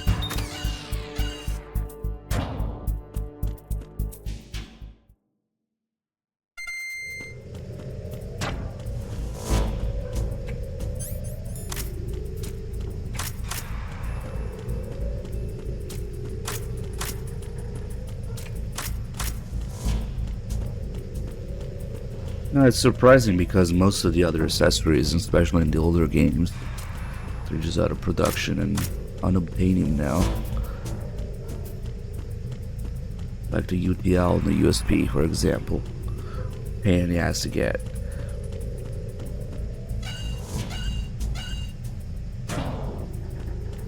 And the Knight's Armament, Slight Lock and Suppressor on the M9. Although that might have been, probably had a rerun of that recently. It's just expensive. And an NFA item, of course. But, yeah, like the UTL and the on the USP is unobtainium.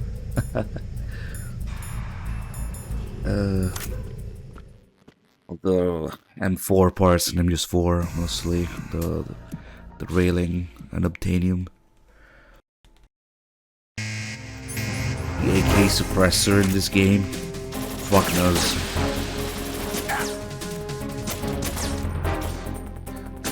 Keep aiming for shit with this thing.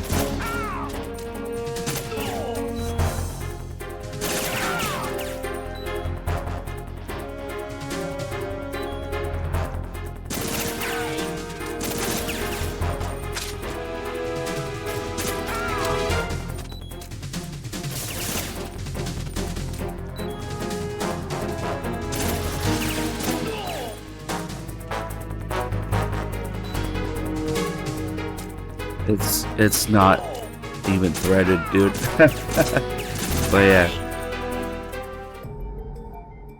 Yeah, we're gonna stream Death Stranding too.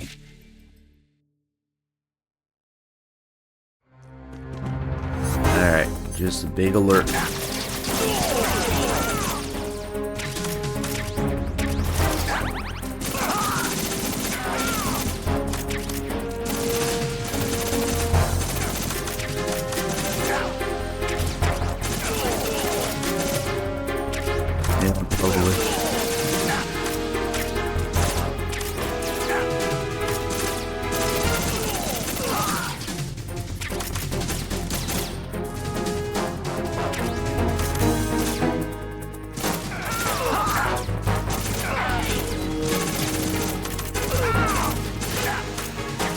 team.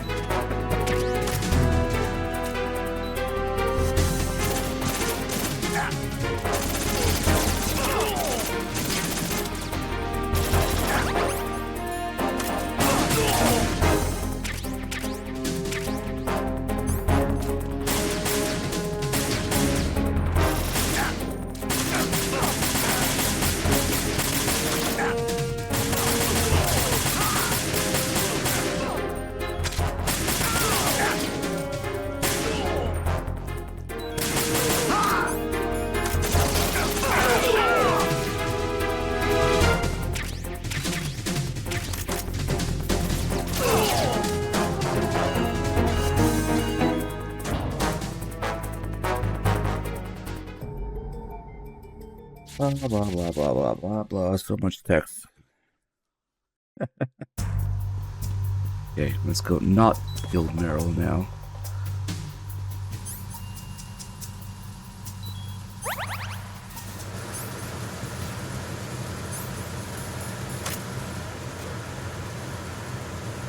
The big shadow.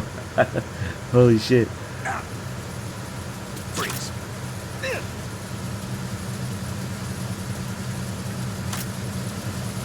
Nobody wants to read, you want to shoot bitches. Right?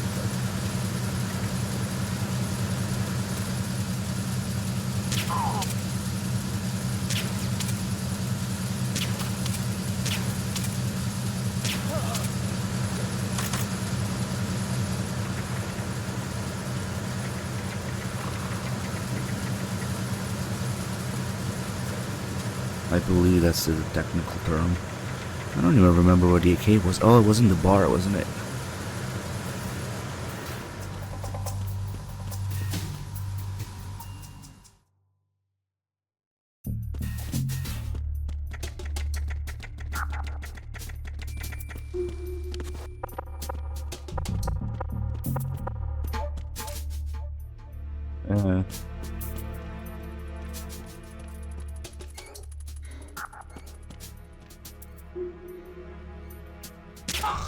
Those boys are just jamming.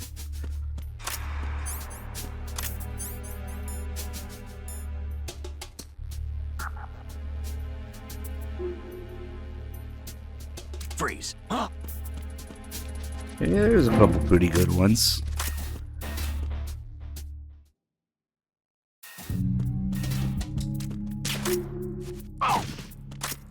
Freeze. I wish more people knew about External Gazer.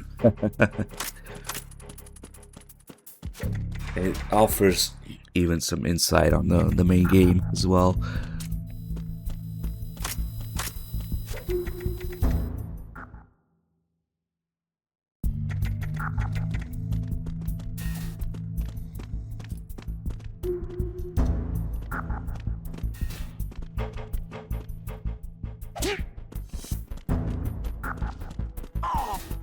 I like how that camera just fixed on the left. Okay, now no killing Meryl.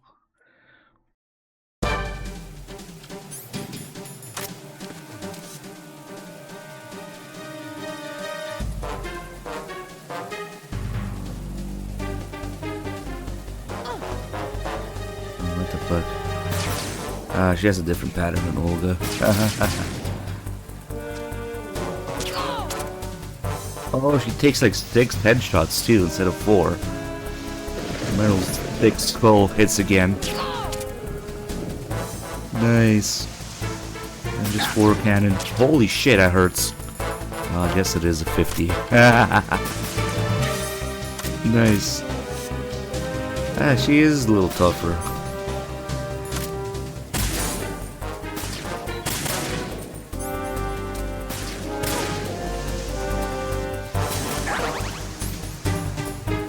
It hurts. Oh, bug. Wonder if she has grenades too.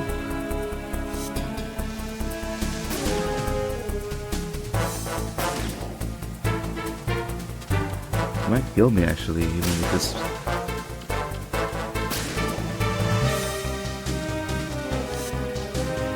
He does have grenades. Take this! She says, take this.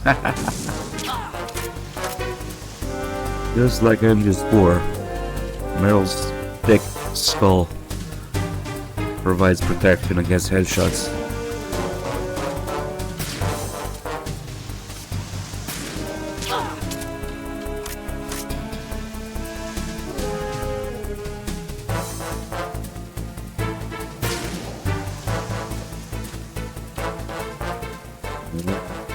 Doesn't need much work in English. Shit.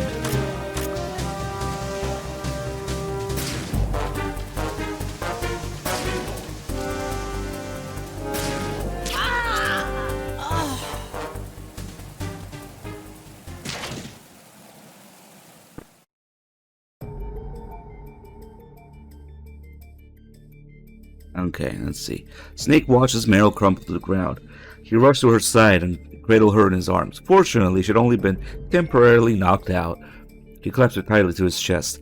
"Do not trouble yourself over it," said a voice behind Snake's back. It was Grulukovich. He pointed a pistol. He held a pistol in his hand. "What were you using, Meryl?" Snake demanded, fighting to control his anger. Even Meryl's alive? Okay.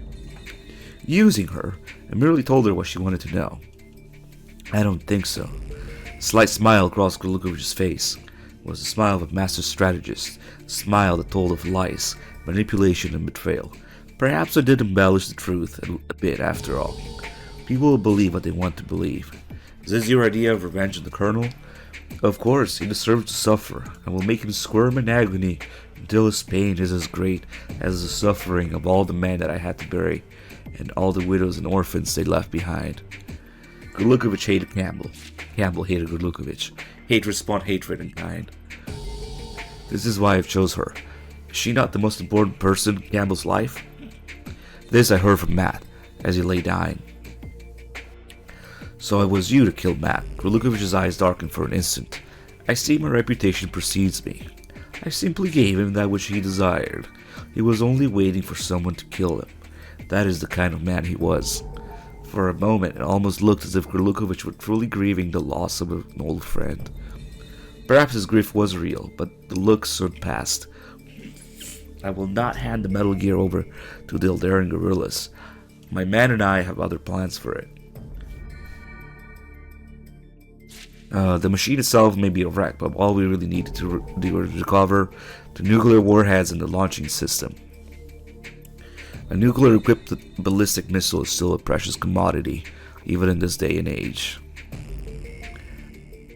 Snake gritted his teeth. Grulukovich laughed. Do not be so angry with me. This was Matt Campbell's dying wish. This was his intention from the beginning. What do you mean? If you do not believe me, then ask him yourself. Grulukovich aimed his gun at Snake. In hell! The sound of a gunshot ripped through the air. Grulukovich fell to the ground. The shot had come from Meryl. Meryl staggered painfully to her feet and turned her back to Snake. Damn, how much elephant tranquilizer do you need to keep Meryl down? The rain beat down upon her ragged frame. Meryl, please,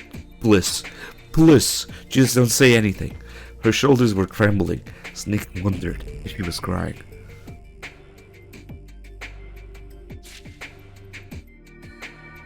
The tanker in the Metal Gear was carrying were recovered by the U.S. forces. Meryl, meanwhile, found herself to be subject of a military inquiry. Several days later, Snake ran into Campbell while visiting Meryl at the detention center. That's right, Meryl gets arrested. Nice. According to Campbell, the military had conducted a full investigation on the recovered Metal Gear. It was judged to be a complete failure. Little more than scrap metal. The nuclear warheads, too, were nothing but cheap imitations. Whether or not Matt had been aware of this was unclear. There were no records left, and Campbell added it was his fault that Matt had betrayed his country. What? Snake exclaimed. Matt hated me, and not just me. Either. He hated his wife, too, and Meryl. What are you trying to say? Meryl is my daughter. So, in this universe, Campbell fucked his brother's wife. But he wasn't dead yet. At least, in the main story, he was dead by the time that happened, right? Snake was thunderstruck. He stared at Meryl Wait, he stared at Campbell in utter disbelief. So, you and your brother's wife? Campbell nodded. I knew what I did was unforgivable, but I thought He hung his head. Did Matt know about it? He said that something was up. That's why he went to Aldera alone, to get away from us, and that's where Gurlukovich found him. The first rule of intelligence gathering was to find your opponent's weak point, dig up the ghosts of his past, rub salt in his old wounds, then pretend to sympathize, gain his trust, steal his heart. Then he would be yours to control. In Matt, Gurlukovich had found the perfect target. Does Meryl know about this? No, but I was about to tell her. With that, Campbell turned and started walking towards the visiting room. As Snake watched him recede into the distance, he thought to himself, it would take some time for Meryl to accept the truth about what had happened. He wasn't even sure whether or not she'd ever acknowledge Campbell as her father, because she must stole this from MGS2 too. But it would be enough for Snake if, one day, the two could smile at each other once again. There wasn't any room in the world for more hatred.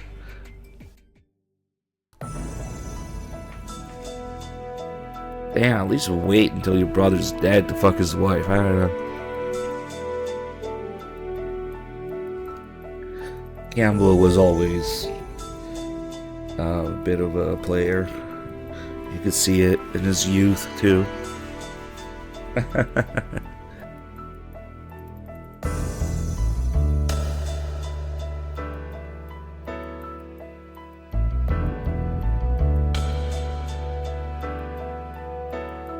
Fucking portable ops Campbell.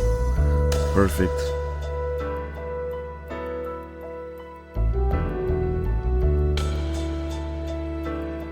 Really, if it weren't for the fact that his brother was still alive, this could have been canon.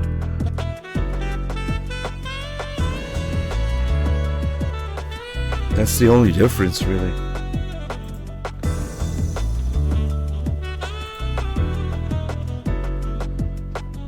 And maybe he would have had some more to say about Gurlukovich. It could have been one of those missions between MGS1 and 2 where Snake finds other Metal Gears.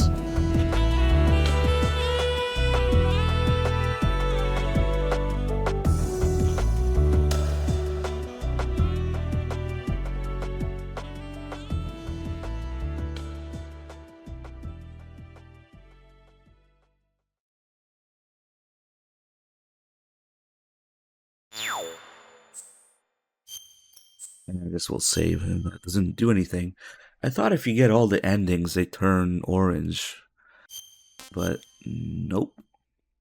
And this one really only does have 2 endings. And nope, still yellow. Okay. Oh, fuck. I had to constantly pause to blow my nose and cough and catch my breath because I'm still sick. But we're getting through it. Just give me a couple minutes.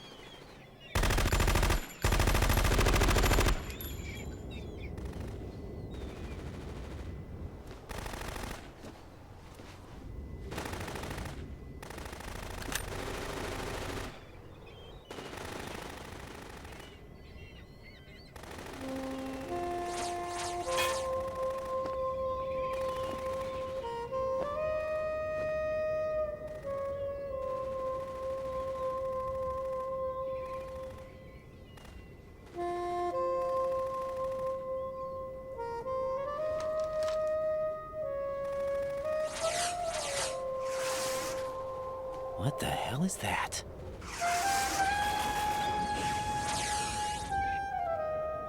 Come, put me out of my misery. This is impossible. Nothing will hit her. Is she the one they call Fortune? There's so many writings in this, holy shit.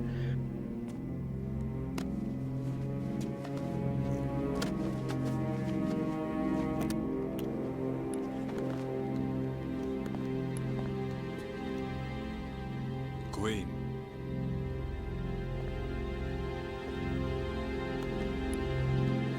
Don't let them take the president!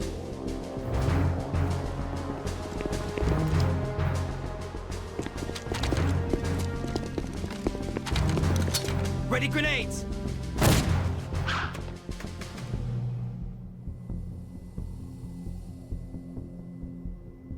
A dud!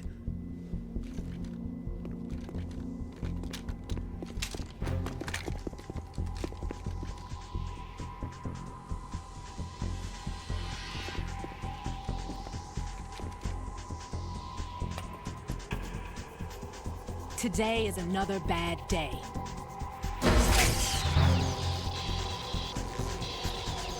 Is there anyone here that can give me happiness?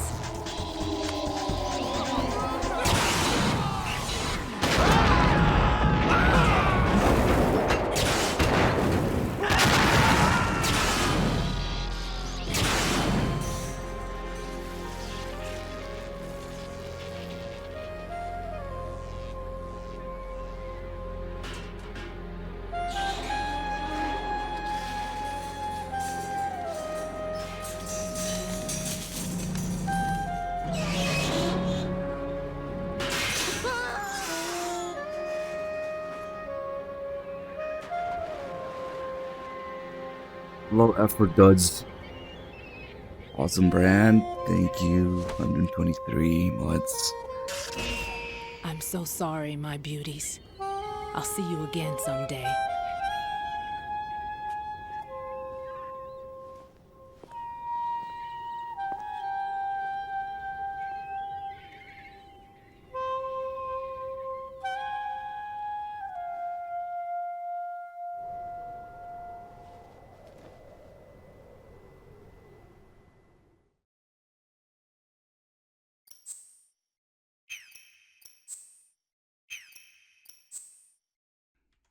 Picked 3 write-ins for it.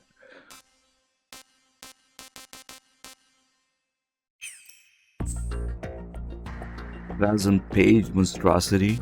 I'm not dreading it. I just wish I wasn't fucking sick for it. It's more like maybe 150, 200 pages, but those pages are tiny. They're not real pages. I don't know. It's not nearly that bad.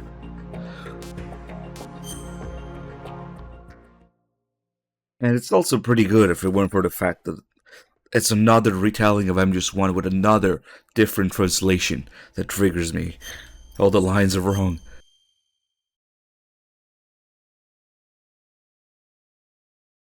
Yeah.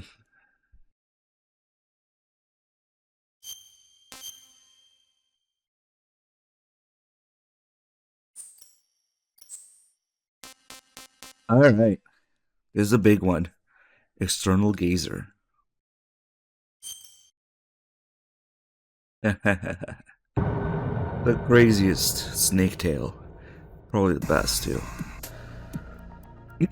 I opened the door to Strut B and went out on the AB connecting bridge. No enemies sighted. Audicon gave me instructions via codec. Listen carefully, Snake. I'll explain again. Our target this time is that mysterious unidentified monster that's got the whole world in an uproar. They call it the Gurgl God. What is he talking about? The only ones in an uproar are Audicon and Mei Ling, and I bet they're the only ones using that nickname too. But that's what I was thinking anyway. But I didn't say anything. Audicon continued. I think you already know this, but do not hurt the target. Take a picture of it before it has a chance to get away. You made it this far, so don't do anything stupid. My hands were tied. Ridiculous or not, a mission is a mission. I made up my mind and began walking across the AB connecting bridge. I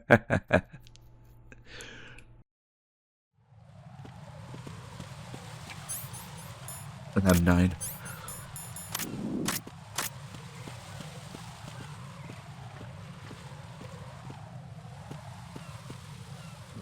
Yeah, that's true.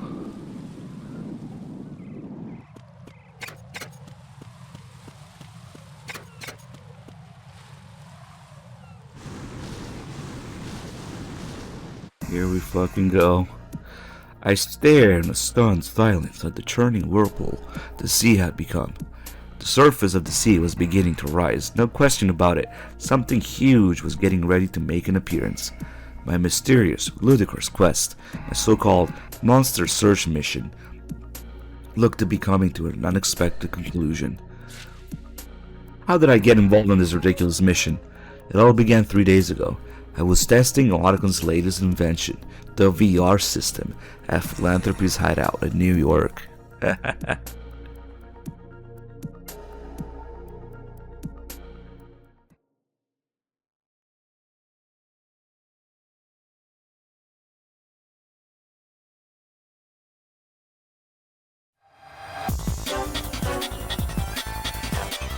I've never done this one.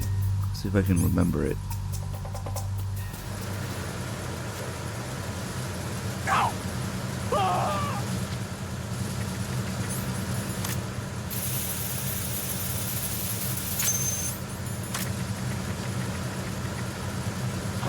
What's that?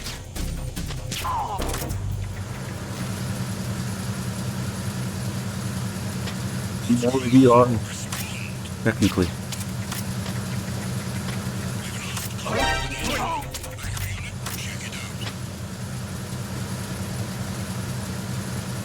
Oh shit.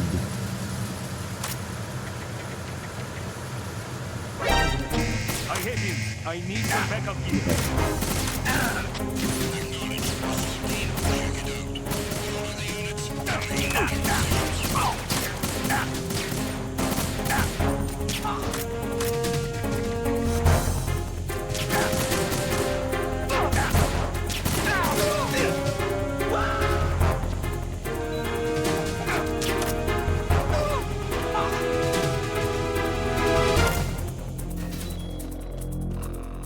What the fuck was it?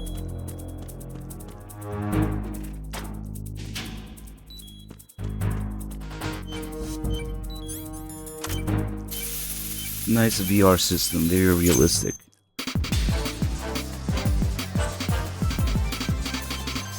You know what you're doing. Well, it doesn't look like your actual VR score. The world disappeared before my eyes. As my senses returned to my body, I realized that I wasn't actually on a bomb disposal mission on a tanker. I was sitting in the VR training seat. I pulled off the headset and Otacon turned to speak. "You were doing just fine." I nodded reluctantly. Otacon asked me with pride, "What do you think about the new VR system?" "Not bad." "That's all?" Unsatisfied, he cocked his head. "I can't believe it, to tell the truth. I didn't expect it to work so well." "I know. The VR system incorporates something called the Copplethorne engine. I just got it the other day." "The Copplethorne engine?" Hearing the question, Otacon removed his glasses, a smile on his face. "The Copplethorne engine is a quantum calculation system. It's been getting a lot of attention in certain quarters recently. You know about quantum computing, right?" began Otacon. He went on and on, qubits this, tensor products that, for the next 2 hours and 37 minutes.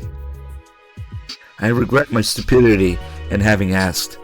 In short, it allows the construction of virtual reality environments containing a hitherto unprecedented amount of information. That information is converted into a signal and conveyed into your brain via the headset. See, this is what VR should be, not strapping a screen to your eyes. That's lame. directly synthesizing information for each of your senses while simultaneously cutting off feedback from your actual body. That way, it's possible to realize a virtual reality environment that is completely indistinguishable from the real world, but realistic in every way. Down to lights, sounds, even your sense of smell and touch. Imagine the applications if you could do that with touch. And smell, imagine the smell. He took a breather. I couldn't miss my opportunity. I understand now, I said, trying to get out of the seat. But Otacon stopped me. Wait a second, let's try again. The goal of the next scenarios will be to eliminate the enemies and secure an escape path for the hostages on Big Shell.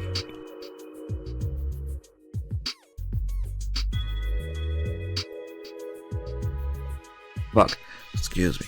Ugh. I guess Otacon just couldn't wait to try out his new toy. Reluctantly, I took the seat again. Otacon continued his briefing. Your mission is to eliminate all enemies within a certain period of time. Ready? Here we go. I put the headset back and closed my eyes. A burst of light flashed through my eyelids. The next moment, I found myself surrounded by a world I could hardly believe was a mere construct. Thanks, Copplethorne Engine.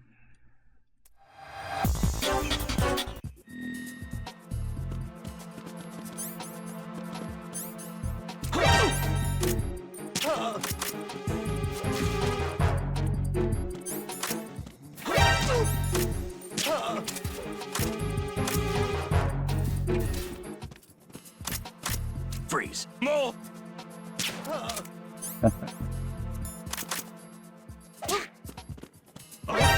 Grab it.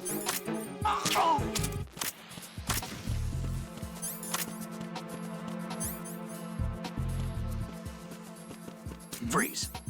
More. Who's there? Who's there? Enemy sight. Requesting backup unit.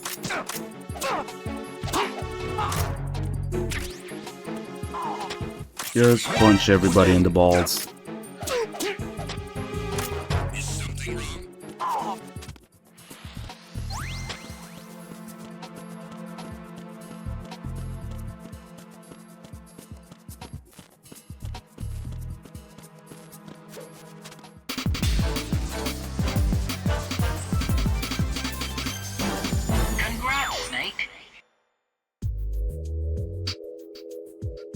The VR simulation ended.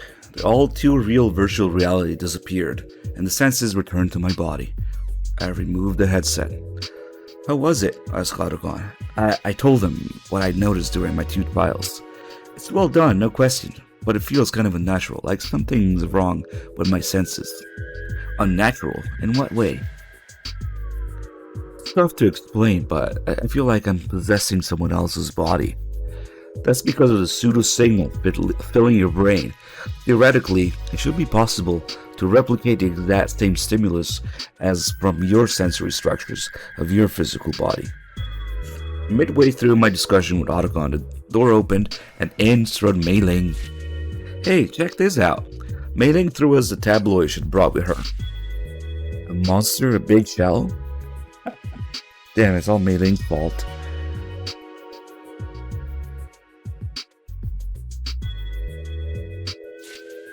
There was an article describing the appearance of some kind of huge creature near Big Shell. The title shouted, "A monster Big Shell?" Completely ridiculous. So what? I said without hesitation. Mei Ling blinked in surprise. So what? It's a monster, Snake. Otacon hit the table. That's right, a monster. The picture has to be fake. It was the most normal opinion in the world.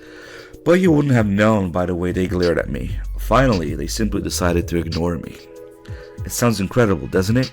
Mei Ling, the monster in New York? It's amazing. I agree, it's amazing. Too amazing. So, it's a big shell. I want to go and see it. Hey, Otacon, I have an idea. How about catching the monster? What do you say? Great idea. Let's get him. It'd be a real boon to biology. No, I take that. To all the sciences. That's right. Hey, do you think we could get a lot of customers if we built a monster zoo? Of course. Judging from the dorsal fin, I think this monster must have come from underwater. What do you think? Maybe. What about making stuffed animals or t-shirts? Not bad, but I can't help thinking that it might be a messenger from space, you know?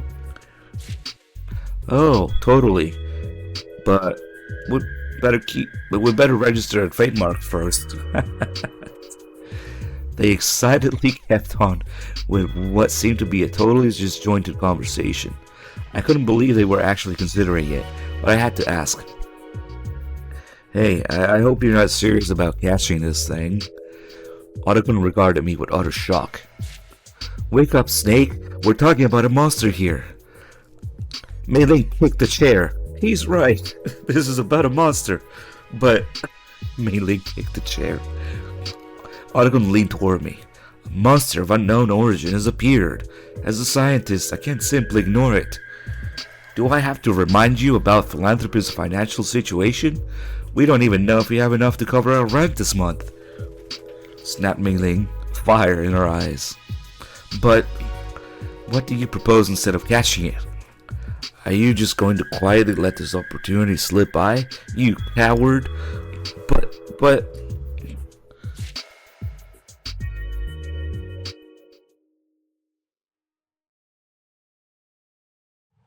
I accidentally skipped the last fucking page.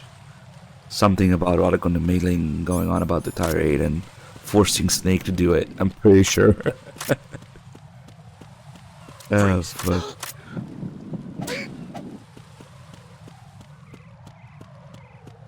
This was before we got there. I contacted Otacon via codec as I enter Strut C. What's up, Snake? Found any clues? Asked Otacon. Negative.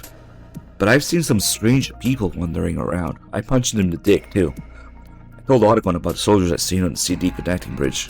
Otacon replied, I bet they're trying to get Gurlugon. Just like we are. I don't think... It has to be, is a word of confidence. Anyway, just move ahead without getting caught. Most of the sightings of Gurlugon have been southwest of the Big Shell. Head for the AB connecting bridge. I come this far, so there was nothing to do but follow Otacon. I started moving towards the AB connecting bridge.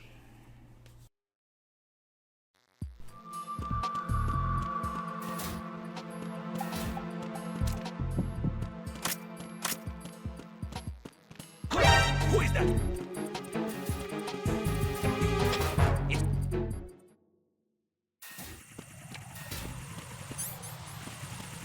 Kid, we have nothing for the cipher. What? These guys want the Gurlugon so bad. What, is there no assault team? Okay. Oh, there is.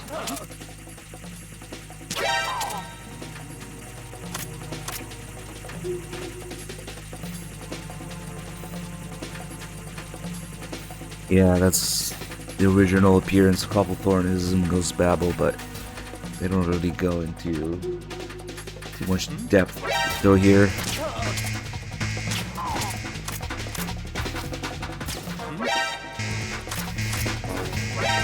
Nah, but there's a load of it.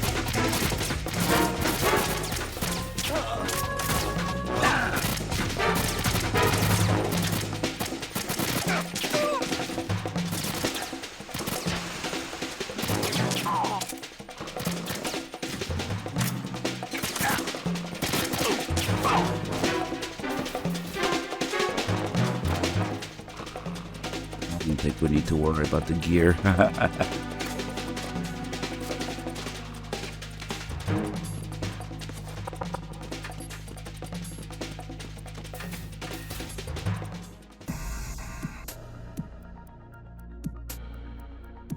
Anyway, that's the story. Here I am, forced to hunt down a monster, and it looks as though something's about to appear before my very eyes.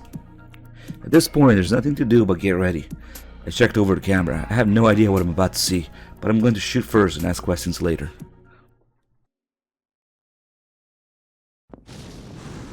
Here it is. The monster from a different dimension. Oh, he was pissing. Haha, that guy was pissing in the water. I forgot about that.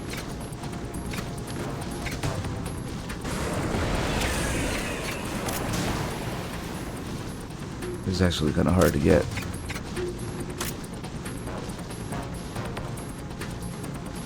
Countdown to disaster, please. Ooh, that's a good shot. Good. Oh shit.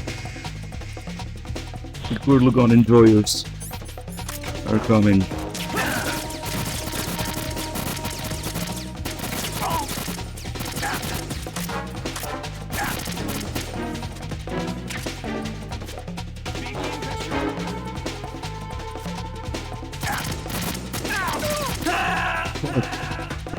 The Gurlagon enjoyers won. Wait, do I have to do this photo again? Nah, okay, that's just that point.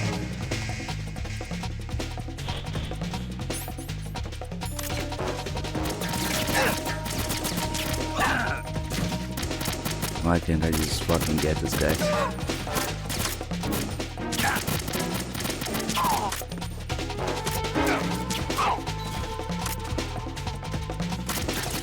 Oh shit, they despawn. Okay, that's bad. If they despawn while they're asleep, that means it's endless. Probably.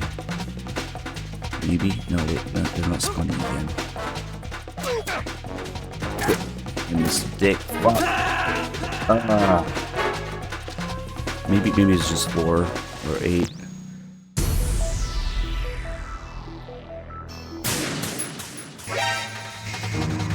How many Gurlagon enjoyers are there?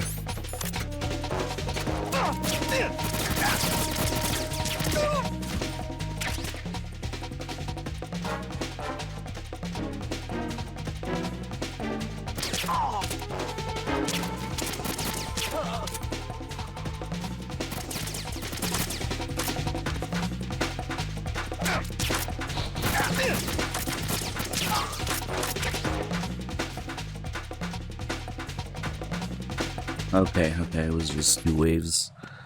And then Olga out of fucking nowhere. That's right.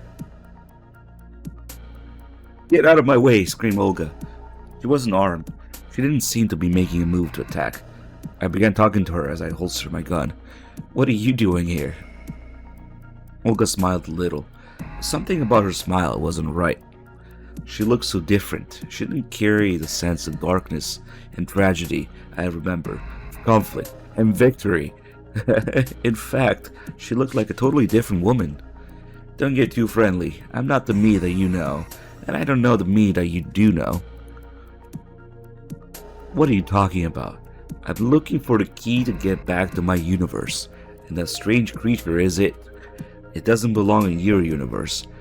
Neither do I. We're from a different place, and your universe is in for trouble too, if you just ignore things.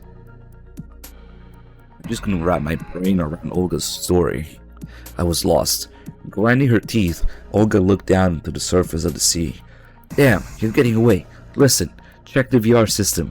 It's allowing you to peek into another universe. That's what's causing all this trouble, shouted Olga as she jumped from the connecting bridge.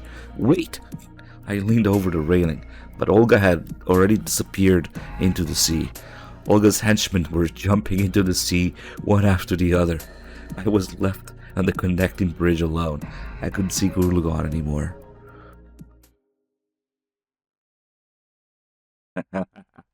Oh, jumping after him.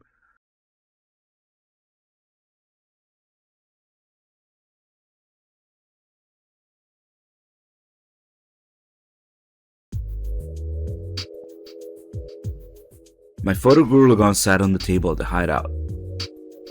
No sign today? I asked Maylene. No, looks like it hasn't shown up today either. It had been a week. No new sightings of Gurlagon. No one knew where he'd showed up next. Maybe he'd never show up ever again. I believed Olga. It didn't seem like she was lying, and what's more, the existence of that ridiculous monster was proof in and of itself. There was no way something like that could live in our world, but it might be possible in another. Otacon brought up a theory about parallel universes. As usual, Otacon gave far more of an explanation than necessary, but in a nutshell, the idea was that rather than a single universe, there were countless universes existing in parallel. That meant that the universe might be exactly the same as mine, except the number of hairs on my head was off by one. In another universe, phantom pain might be finished. In another universe, civilization might be sprung from Paramecia. There could even be a universe full of monsters. Otacon thought these universes were supposed to be mutually exclusive, but for some reason had begun randomly intersecting. That was how the Olga we knew became switched with an Olga from a parallel universe, and how that monster came to be in ours. And Otacon warned that the phenomenon seemed to be progressing as we spoke. But if his theory was correct, we were in big trouble. For example, it was possible that in an hour I might switch with another version of myself from a different universe. Otacon might have already been switched from a different Otacon. What would happen to us if we switched to a universe, say, where the moon were about to collide with the Earth or something? It was simply impossible to predict what might happen next. Fortunately, the moon hadn't smashed into us yet, or at least not in our universe. Of course, I didn't guarantee it would be safe tomorrow. How's the analysis of the VR system coming? Otacon shook his head. I'm not getting anything at all. Otacon looked sick when he heard Olga had said that the VR system was the root of the problem. He told me that the Copplethorne engine, the heart of the new VR system, was a quantum computational device designed by Dr. Copplethorne, but the principles behind it remain unknown. He opened the housing, a literal black box, and found nothing inside except some mysterious circuits, clattering gears, and what appeared to be some iospheres. But somehow it worked. That's probably why it was such a source of excitement for some people. Pseudoscience aficionados had examined the thing, but the only conclusion thus far had centered around the possibility that it made use of components from UFOs or artifacts from a lost civilization, meaning nobody had figured out what made it tick. And what's more, nobody had ever seen this Dr. Copplethorne himself or herself either. So what was the connection between the mysterious VR system and the collision of the parallel universes? Olga said that the root of the problem was the VR systems peeking into other universes, but Mei Ling had her own theory. The Copplethorne engine-based VR system wasn't simply constructing a virtual reality through its calculations, but managed to get around the wall separating the parallel universes, peering into parallel realities that satisfied certain requirements, and incorporating that information into VR system's virtual reality construct. Perhaps that observation and interference was creating the disturbance in parallel universes. But that wasn't all, said Mei Ling. Perhaps Olga was searching for the Gurlagon because it was the cause of distortion among the parallel universes. The Gurlagon had become the fulcrum around which space had warped. If that was true, there would be no way to stop the distortion without getting rid of the Gurlagon itself. For that reason, we continue searching for the Gurlagon. We'd lost all trace of the monster and hadn't made any further progress into analyzing the VR system, but the disturbance of the parallel universes might well be continuing. It was possible that some of the universes might even be in peril, and it was equally possible that our universe could follow the same path moments later. We were completely frazzled. Suddenly, Mei Ling spoke. If killing Gurlagon will make things right, there might be a way. What do you mean? Otacon raised his face, and Mei Ling began her explanation. If it's true that the VR system can interfere with other parallel universes, why not try killing Gurlagon within the VR system? That could mean we're actually killing the original Gurlagon, and the Gurlagon in our universe could disappear. Isn't that a little too extreme? Objected Otacon. To which Mei Ling shot back. We can't just sit back and stare at the photo. We gotta do something. You agree with me, right, Snake? I'm not sure, I answered. Her logic seemed extreme no matter how I looked at it. But at the same time, I had the feeling that I'd end up doing it anyway. Doing something for the sake of doing it wasn't the answer, but I had to agree and still hadn't come up with a solution to the problem. A few hours later, I squared off against Urlugon inside the VR system.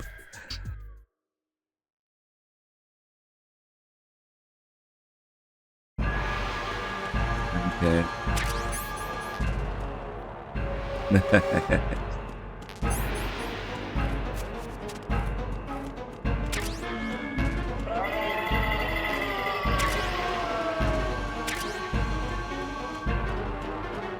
just realized, isn't usually only Raiden fights this in VR, right? No. Snake has Ginola and Mecha Ginola.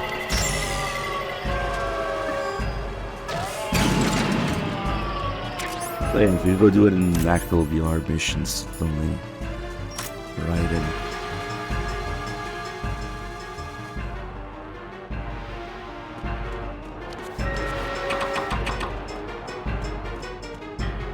Why, stupid thing?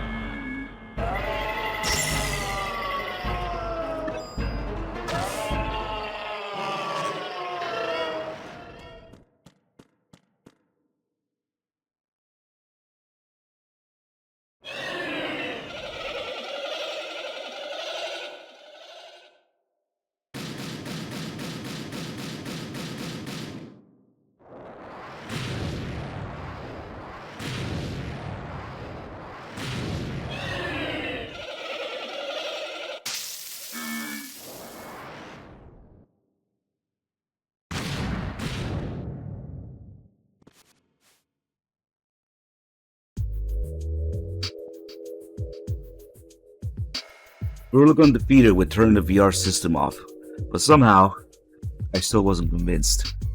I removed the headset and spoke to Otacon. So, do you think we really did it? Otacon shrugged. Looked like he felt the same way I did. Just then, Mei Ling said, Of course the mission has succeeded. I saw a wicked smile on her face.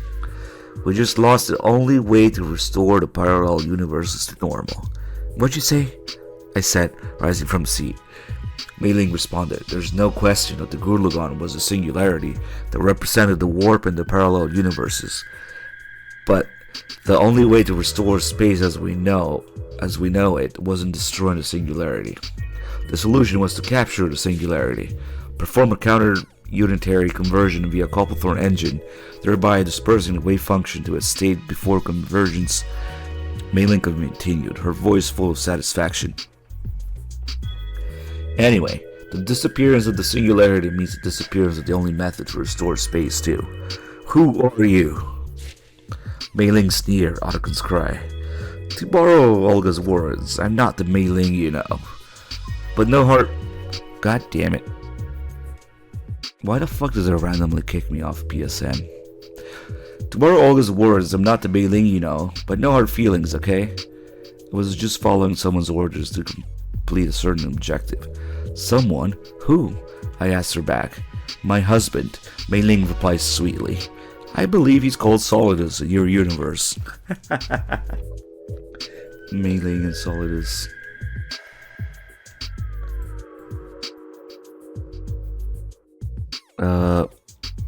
What the fuck is happening?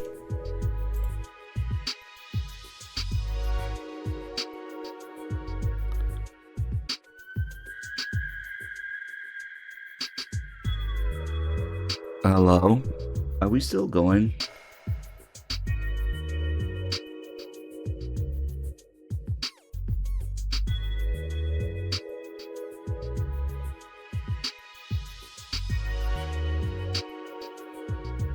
Something fucking weird is happening.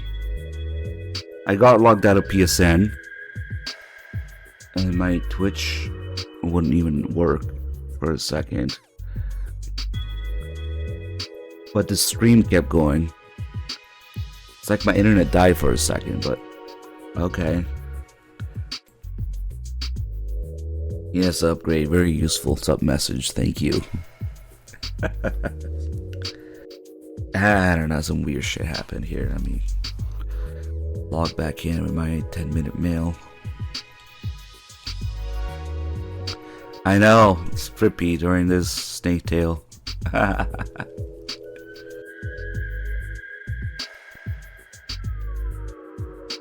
need more trophies. Dude, my browser isn't even working. Look at this, BSN isn't logging in. My browser isn't working. But the stream is still going. Oh, it just took a long time. Holy shit. That's fucking weird. Good thing I have my other chat open, because the browser just doesn't fucking work. Some weird shit happening.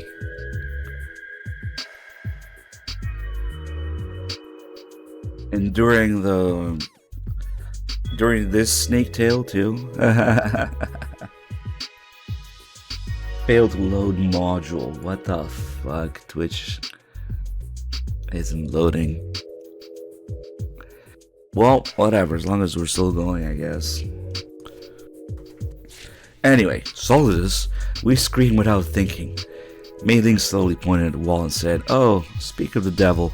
Just then, the wall exploded. Debris poured from the gap. Dust enveloped the area, and Solidus Snake, clad in a power suit, stood in the middle. Solidus said to Mei-Ling, "Kept you waiting, huh?" "Honey." Mei-Ling threw herself into Solidus' arms. I dove for Solidus. He fired a missile from his snake hand. A dazzling flash, an explosion. I was thrown against the wall. I lost consciousness momentarily. By the time I managed to get to my feet, I saw Solidus cradling Mei-Ling and escaping through the hole he'd just blown in the wall.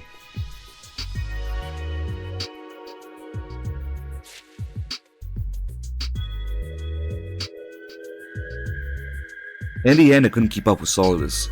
Otacon and I discussed what to do next as we stood in our half-destroyed hideout. If they were telling the truth, we just lost the way to restore balance of the parallel universes. But there still had to be something we could do. Finally, Otacon spoke. "What about Olga?" It wasn't a bad idea. Olga would run into a big shell, seemed to have a good grasp of the situation. She might be able to come up with some kind of solution. There was just one problem. Where could she be? I told Otacon my concerns, and he nodded with confidence. "I have an idea." "So, what's your skill?" asked Otacon. A beautiful black woman with a slender build was sitting in front of us. She was too cheerful. She laughed far too often. "I've got, like, really good luck." "Good luck? Is that a skill?" "You betcha." Somewhat dismissively, I watched Otacon continue questioning the applicant. The alternate universe fortune. Otacon had placed an ad entitled "Wanted, Gurlagon Search Team Members" in the city's main newspaper the other day. Let's catch the mysterious monster with our own hands. We have credible information about where the creature will appear. Experience a plus. Details to be discussed during an interview. Unbelievably, quite a few people had shown up. We'd already met with more than 10 people. There was still no sign of Olga. We'll contact you later. I really look forward to hearing from you. The woman stood up, gave him a big smile, and left. I said to Otacon, "Do you really think this is gonna work?"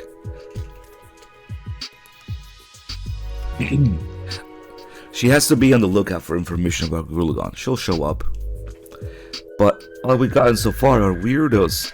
Like that old man whose skill was backflips and sliding, and the president. Yeah, he was funny." Hey, obviously, Otacon was getting a kick out of the whole scene. Relax, let's wait a bit longer. Next, yelled Otacon. The door opened, lo and behold, and walked Olga. Back in the remains of our hideout, we explained the situation to Olga. After hearing our full account, Olga told us that there was still a way out. It's true that the Gurlagon singularity might have been erased, but that doesn't necessarily mean that all of the singularities in all the parallel universes have been. A glimmer of hope flashed through Otacon's eyes. You mean there are other singularities? Most likely, but their forms and locations in parallel universes are unknown. They won't be easy to find. We have some data about Gurlagon. If we analyze this pattern, scan the vicinity of Strange Attractor with VR, maybe we can... Otacon and Olga continued their technical discussion. The end result, said Otacon, was settling on a method to find the singularities in other parallel universes by continuously and finally adjusting the wave function parameter of the VR system to mimic the unique pattern generated by singularity. In other words, it looked like I'd have to make it through a series of VR constructs. Preparations were made faster than I expected. I returned to the seat of the VR system. Otacon said, I'll tell you as soon as I locate a singularity. Until then, I want you to continue clearing VR stages. But be careful. I don't think Solidus will take this sitting down. You may run into traps. Stay alert. Otacon initialized the VR system. Virtual reality spread before my eyes.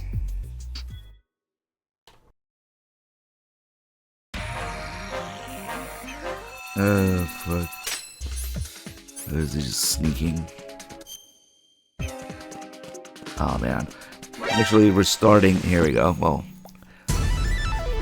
that's okay. I wanted to get the extra line anyway.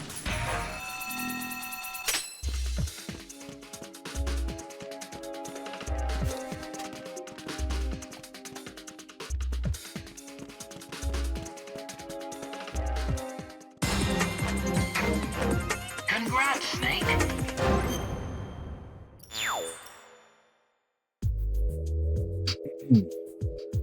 Located any singularities? I asked Otacon. No, not yet, echoed Otacon's voice through the VR construct. Let me try a different setting. I'm getting ready. Hold on a minute. I was left alone in the virtual reality. You must have figured out how to find singularity using VR, Snake, but you won't find one. Boomed a voice suddenly from out of nowhere. It was Solidus. I called Otacon. Otacon, Solidus. I know, I detected him from my end too. He's hacking into the VR system, but he hasn't gotten full control yet. Let's hurry into the next VR construct. Are you ready? A new VR space spread in front of my eyes.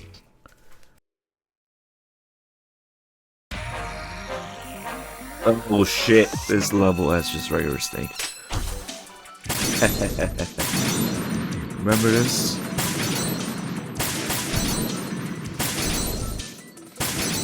Definitely hits different doing this after VR.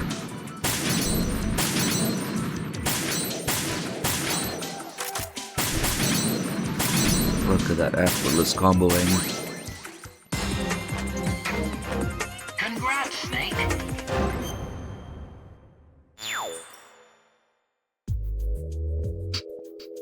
How are you doing, Otacon? I asked empty air. Otacon's voice answered.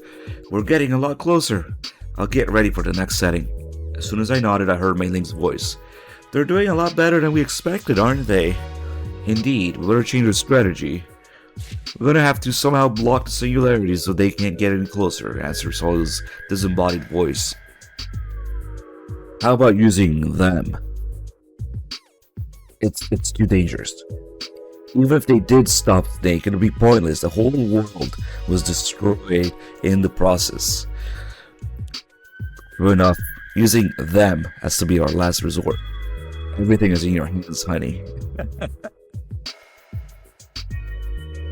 The whole world is destroyed in the process if you use them. Their voices were a lot clearer than before.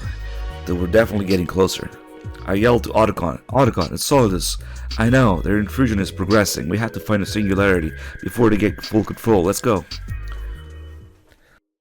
The first hint here that it would end the world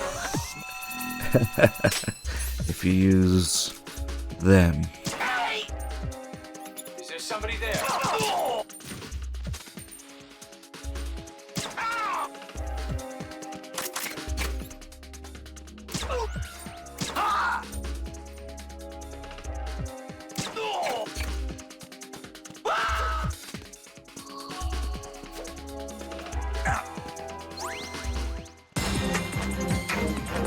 Congrats, Snake.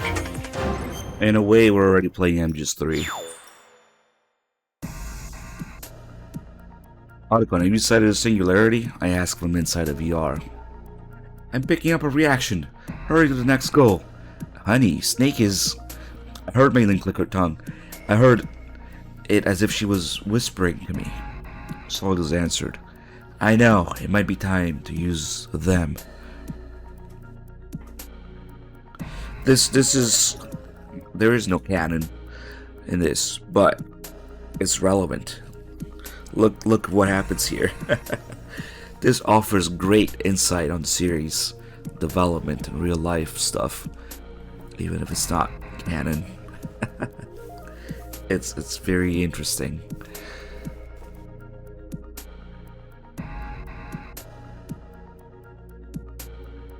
How VR really works. And it might be time to use them. Get ready. Roger that. I heard Otacon's excited voice. Come in, Snake. Solidus is taking control of the VR system. We don't have much time. Let's begin.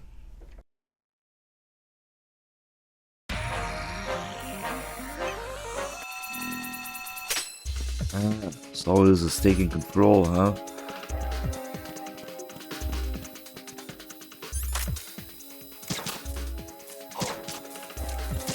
Somebody there.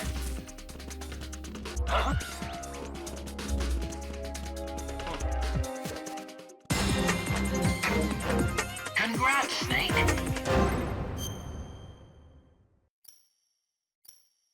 The PP. Nah, that wouldn't make any sense unlocking all the weapons. Just do a 100% run is what the unlockables are. It's not weapons. Otherwise, good luck waiting 14 days for an online sniper rifle. There was nothing there. There was no light, no sound, no feeling of temperature, or even of height. Was this a singularity? I called Otacon, but it was Solidus who answered. You're in what's called, how can I put this so you can understand it, a gap between parallel universes. Solidus, what are you trying to do? Why are you trying to destroy the universe? I screamed. Destroy? Ha ha ha. Don't be stupid. This is a correction. Back to how things should be. What do you mean? I don't know who created the Copplethorne engine, or where, or when, or even why. But my guess is that it was designed as a part of grid computing systems spread between the parallel universes. Grid computing. I heard the term from Otacon. It was a technique for creating a networked supercomputer with massive computational abilities by connecting numerous servers. If one could be built spanning across countless parallel universes, it would be possible to obtain near limitless computing power. But when the universe-spanning Copplethorne engine was applied to the VR system, it became a device for controlling possibility itself. Solidus continued. Controlling? That's correct. When a VR system using the Copplethorne engine is instructed to build a virtual reality having given a set of conditions, it selects a group of universes having the potential to satisfy those conditions from among a still indefinite number of parallel universes that still have wave functions that have not converged. It then presents these as the VR construct you see before you. When you call VR training as nothing less than the external observation and interference with that group of parallel universes. I recall the bizarre sensation of possessing another person's body when I was engaged in VR training. I suppose it was a sensation of interfering with another universe. So this is voice echoed. When you go through VR training, your actions within virtual reality are reflected in a set of corresponding universes. The resulting interference simultaneously acts as observation with regards to a group of still indefinite parallel universes besides the one that is receiving the interference. That means that the possibilities of the universe converge on the conditions corresponding to the actions you took. For example, let's say you just killed an enemy soldier within a VR simulation. That means that the universe containing the killed soldier was observed and made definite. In other words, universes where that soldier had not been killed lose their indefinite potential and are erased from existence. Solidus continued. The only universe permitted to exist in the end is the one that doesn't contradict your actions, the actions you took in the VR simulation. Do you realize what this means? When your game is over in a VR system and you try again, the potential for existence for that very universe is denied and eliminated as never having existed. That means that every single time you replay the game, an uncounted number of universes are destroyed. I was in total shock. The disturbance of the parallel universes you've seen is a distortion generated by external interference. I suppose you could see it as the death cries of the universes that have been killed off. The singularities are a condensed form of that distortion. I had a flashback of Olga, the Gurlagon, and Mei Ling. If this disturbance had really been caused by external interference, that means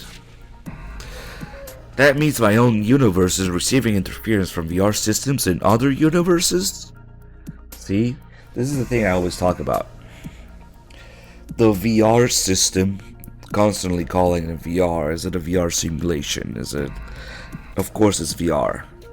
Is MGS2 VR? Of course it is, because it's a video game.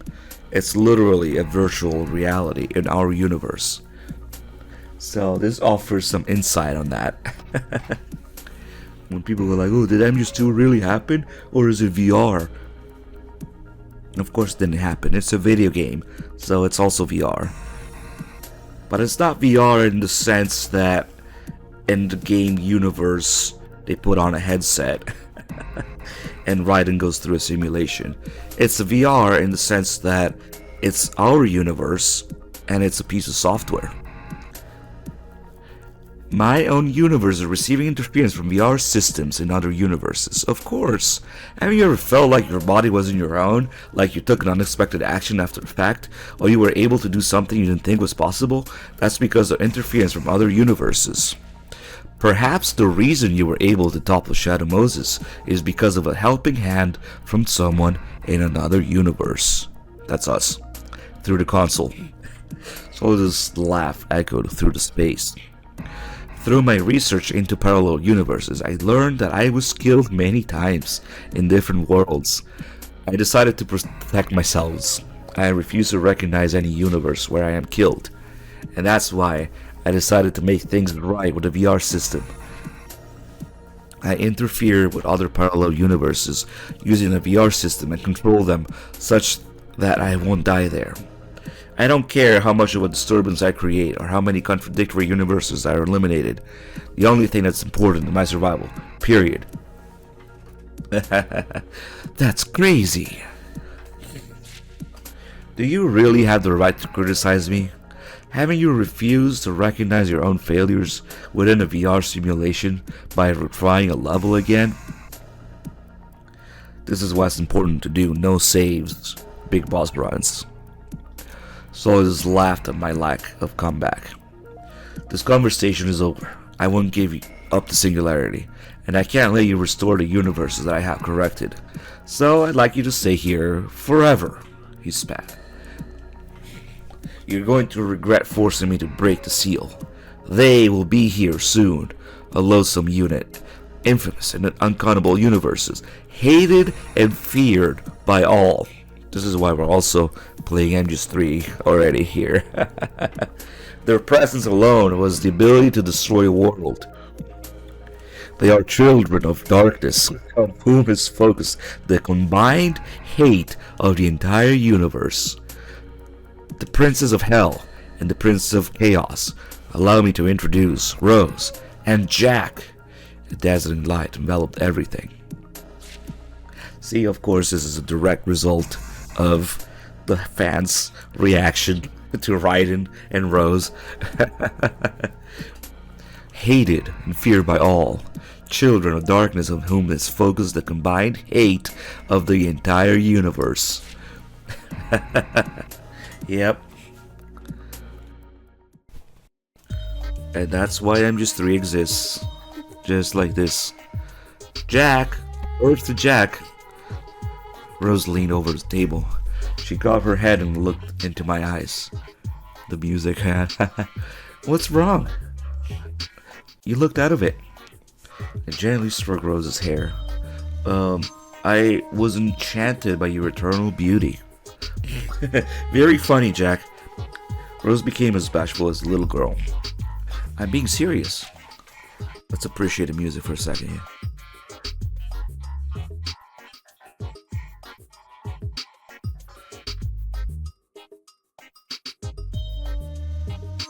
Rose touched my hand.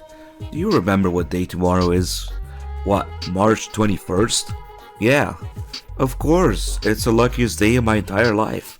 The day I met you, I said. Wrong. Really? Yep. Rose puffed out her cheeks. I'm sorry.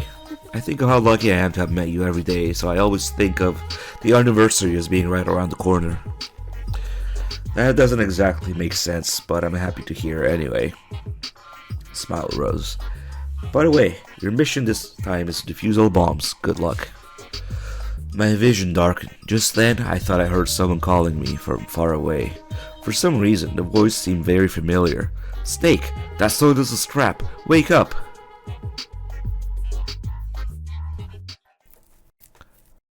Does it have a laugh in it? I don't know. I never noticed if it does. So now we're playing as Raiden. So this is the last resort. What do they call the Prince of Chaos? Hated by the entire world. If we use them, the world would end. And that's the exact philosophy that went into MGS3 already here.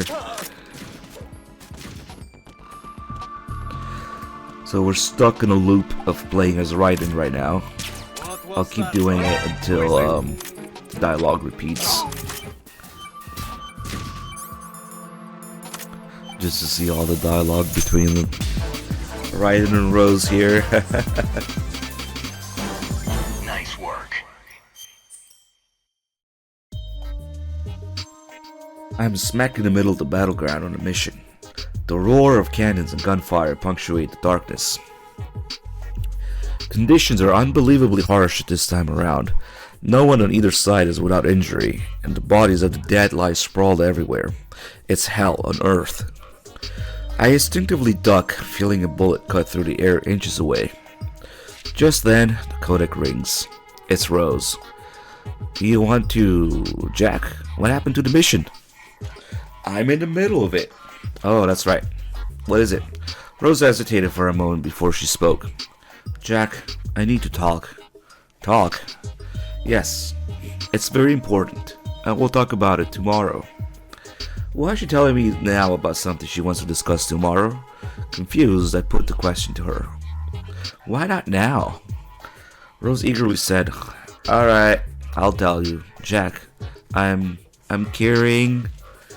A heavy silence filled the air. Finally, Rose seemed to make up her mind. I think I'm gaining weight. I'm getting love handles. What should I do? What should you... I didn't notice at all. Really, but my old skirt is getting kind of tight on me. If it really bothers you that much, why don't you start working out? I'll even join you if you like. That's great. How about jogging? Oh, before I forget, your mission this time is to hold up all enemies and get to the goal. Good luck. My vision darkened. Just then, I thought I heard someone calling me from far away. For some reason, the voice seemed very familiar. Snake, get out of Solidus's trap.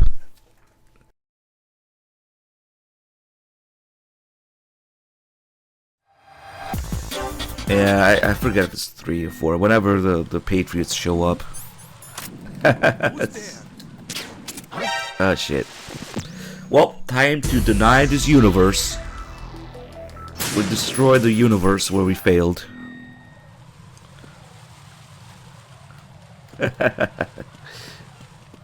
Freeze! Freeze!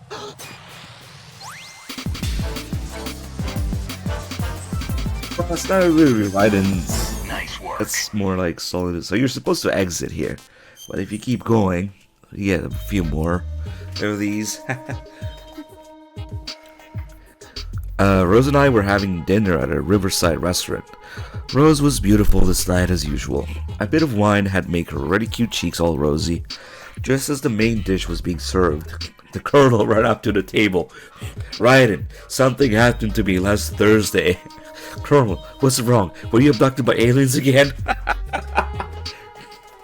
Oh my god. The colonel became upset. Aliens?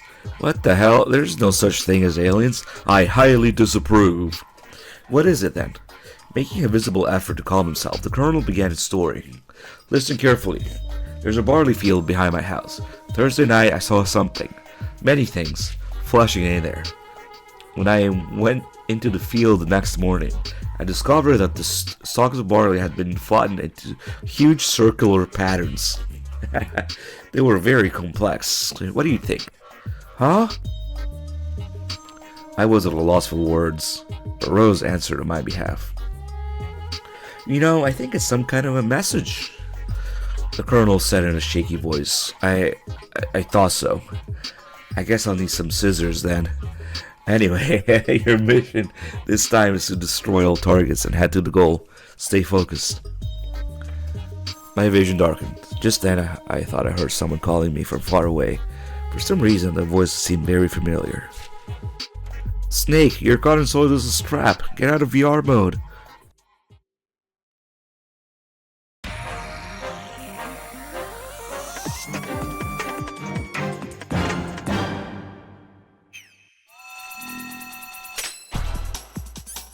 Oh, this is so good.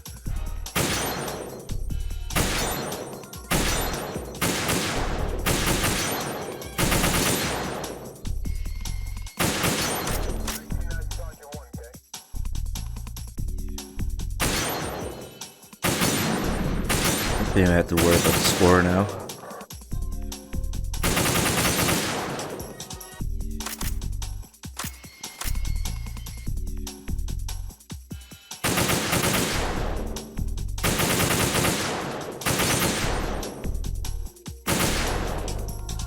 Ugh.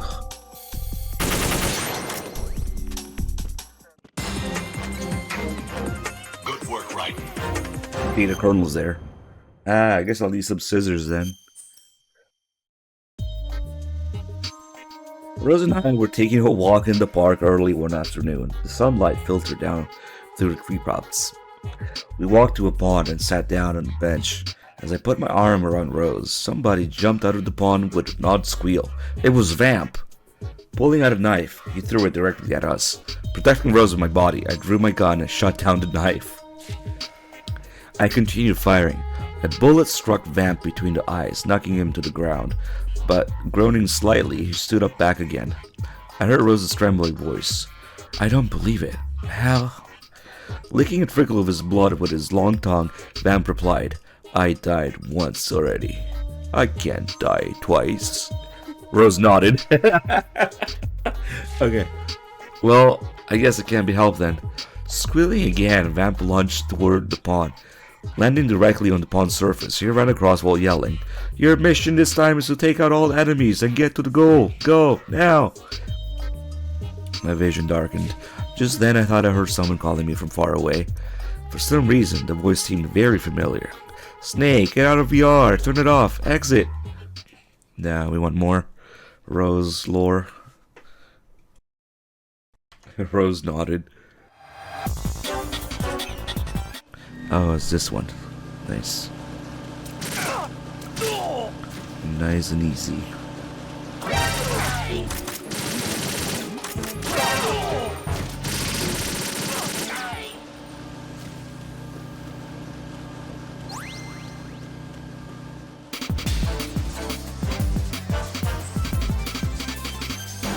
Jack, you're great.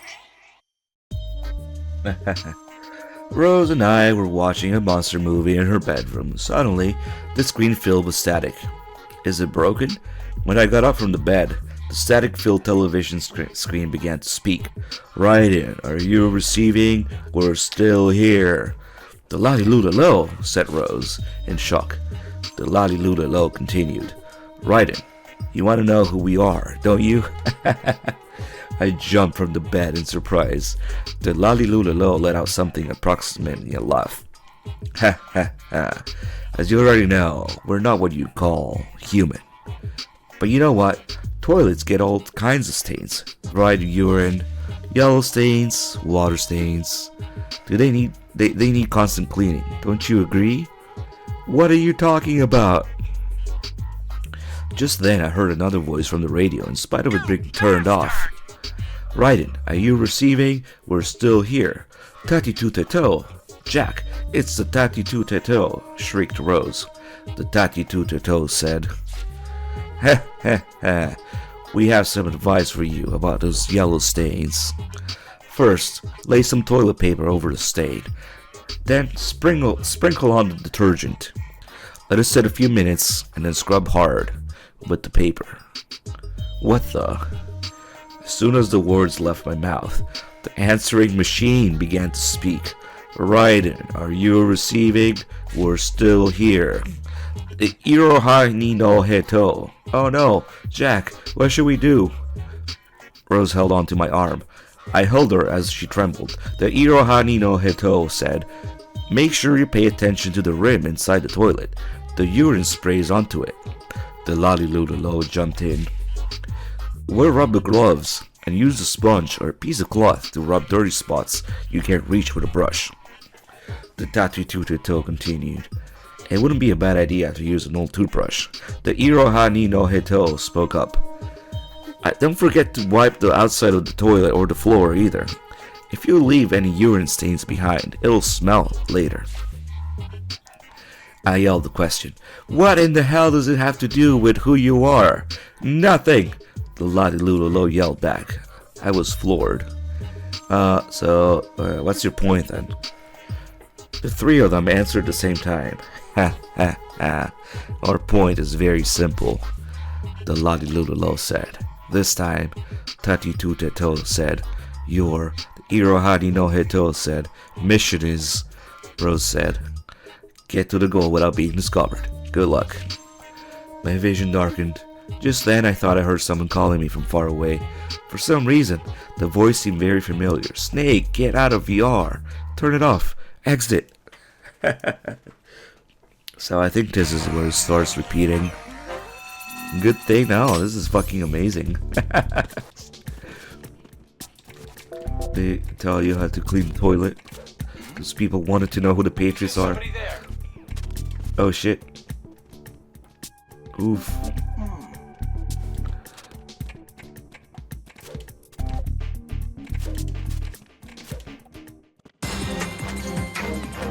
Jack, you're great. Let's see, it's probably gonna repeat now. You can just tell the text is the same. Yeah. Now it's the same as the first one.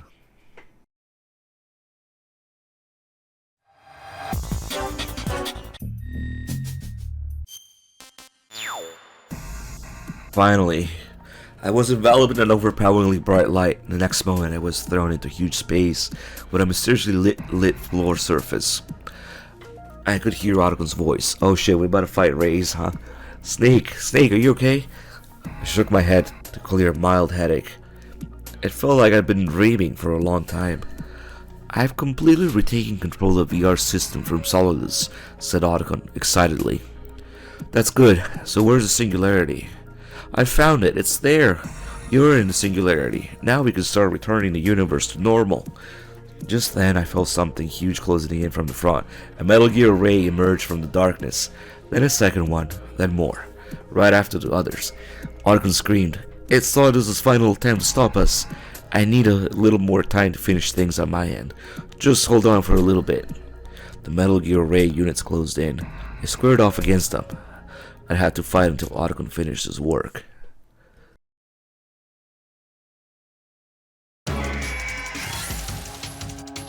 Yeah, it's like maybe normal or hard rays. Probably normal. So there's like what, 6?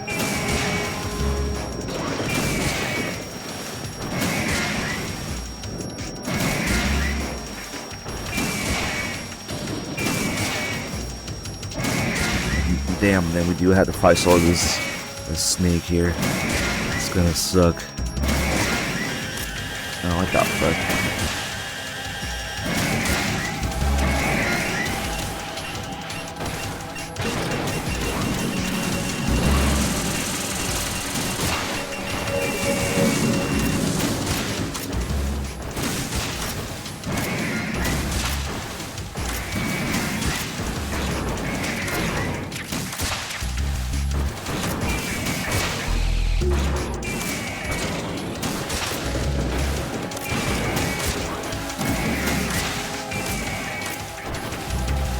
The touchy tooth I tell.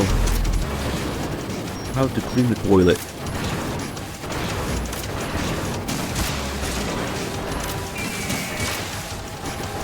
Just making fun of people hating Biden, wanting to know who the Patriots are.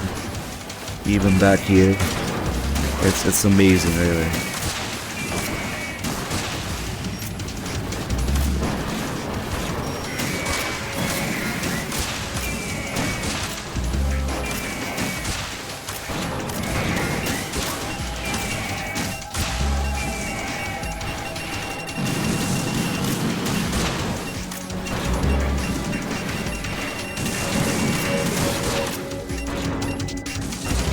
Oh, what the fuck, come on.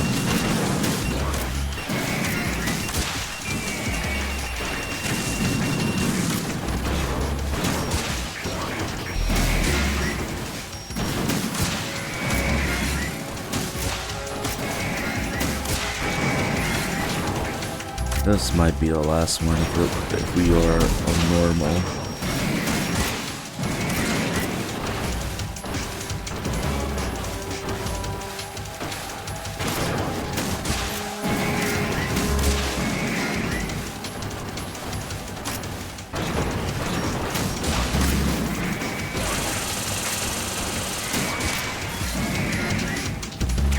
Oh, okay.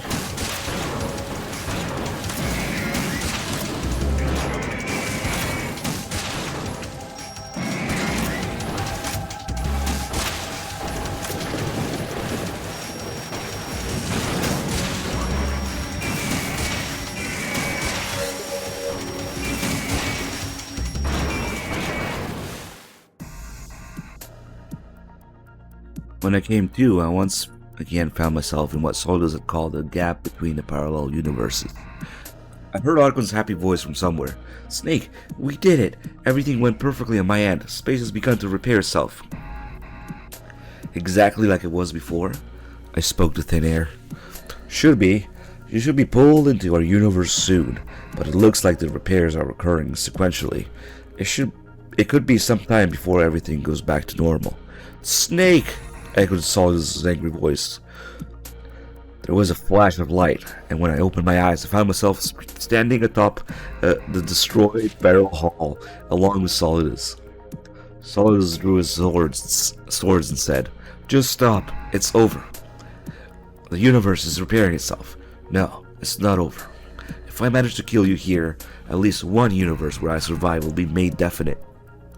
Stop it. There has to be another way. I am returning to my universe. I have no intention of interfering with yours. There's no reason for us to fight. but Solidus merely laughed at my words. Ha ha ha, readying his swords. He fixed me with a piercing, menacing stare. Enough talk, fight me. Yeah, either here or in the boss rush, the boss survival. A snake, you have to fight Solidus like this. It's a pain in the ass.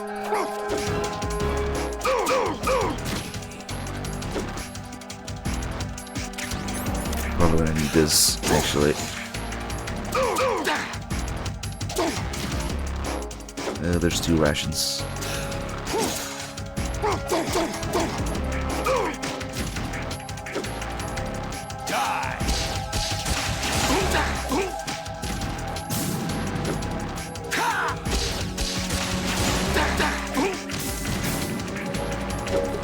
Take this!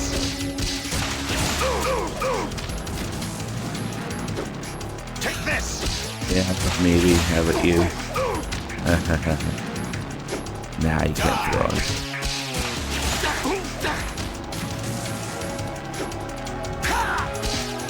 I just keep him in the loop here with the missiles until he gets rid of them.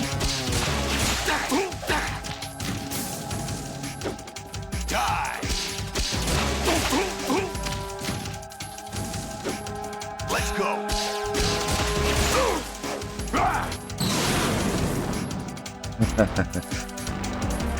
Good work, David. This is where it gets interesting. But he doesn't say anything.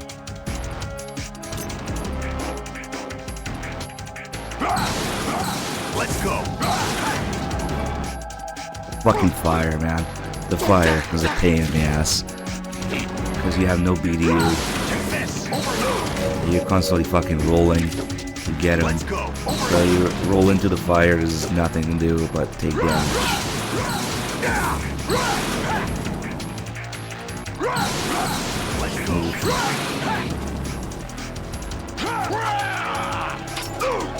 Fug. Oh shit. Oof.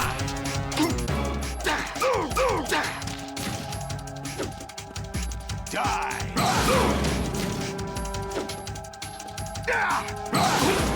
BDU is a uniform you get as righted. Take this!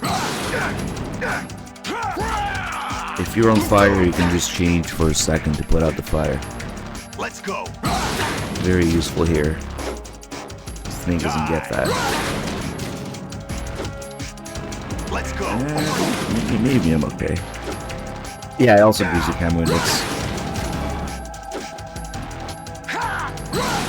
Cool, no hits, actually. Solidus stumbled from the roof of Federal Hall. I threw my hand out for him, but could nothing but air. Solidus' body fell in silence. I couldn't do anything but watch. The moment his body hit the ground, I was enveloped in a blindingly powerful light. When the light cleared, I found myself in a hideout. Otacon and Olga stood right in front of me. Otacon raised his hand. Hi, welcome back, Stink. Your return could mean that I'll be next to go, said Olga. We'll miss you. Olga smiled gently. I'll miss you too, but I have to go. There's somebody I want to see. Your kid?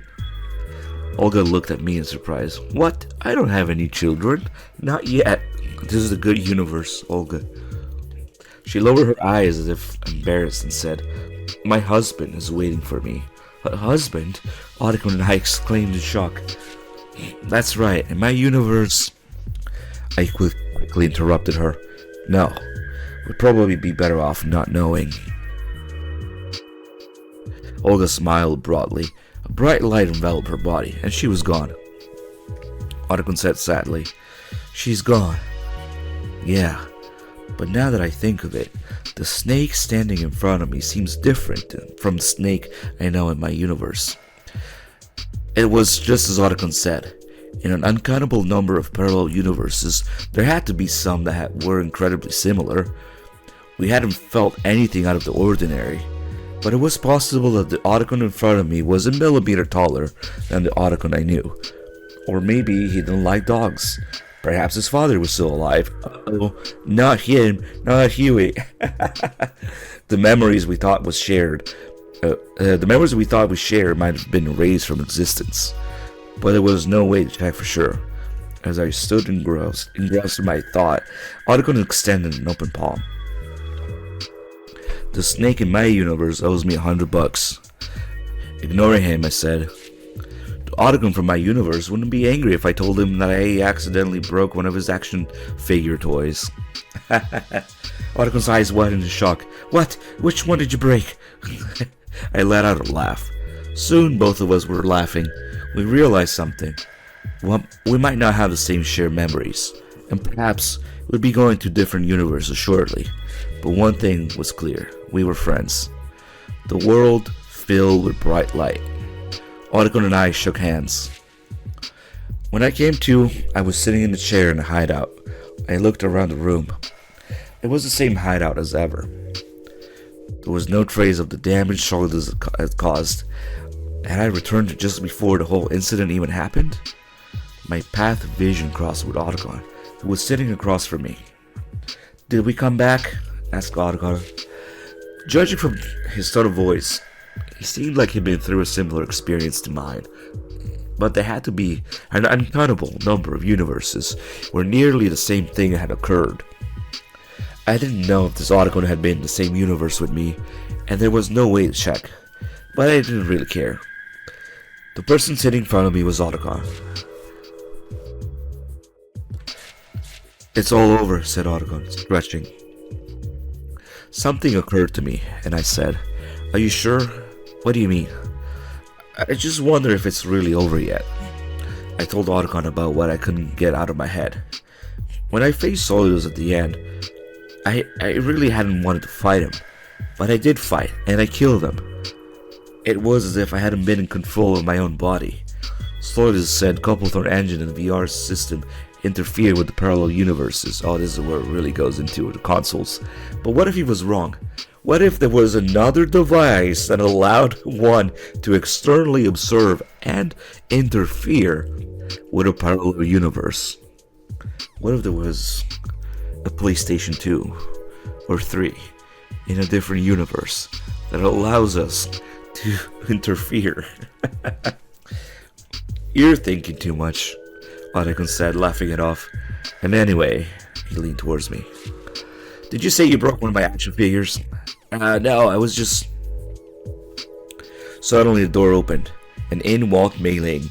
She looked like nothing happened to her at all. Hey, check this out.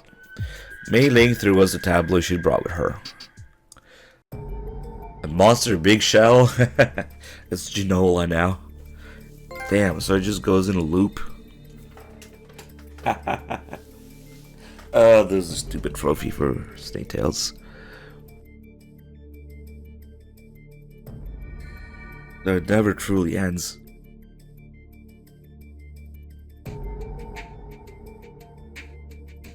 So the VR system, the Couplethorne engine, the device that lets us peek and interfere.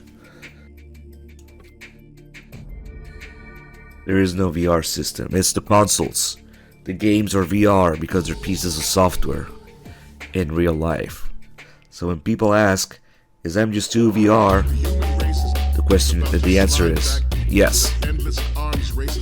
It's software. Nice. The Scott Dolph remix.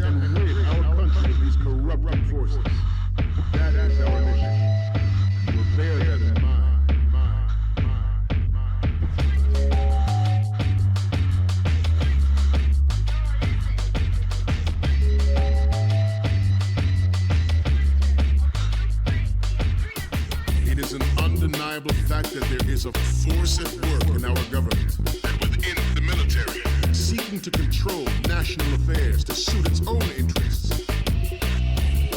Metal Gear Raid bears the burden of confronting this party, thwarting their plans and guiding this nation back to its original path. The future of the country rests with you tonight.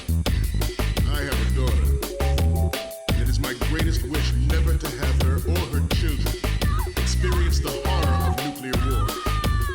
What the fuck is that? Oh, in the background. No.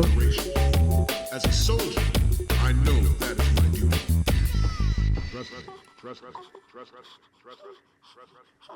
This clearly outlines my theory of MGS2 being VR, but not in the game universe. In our universe, it makes no distinction between the two.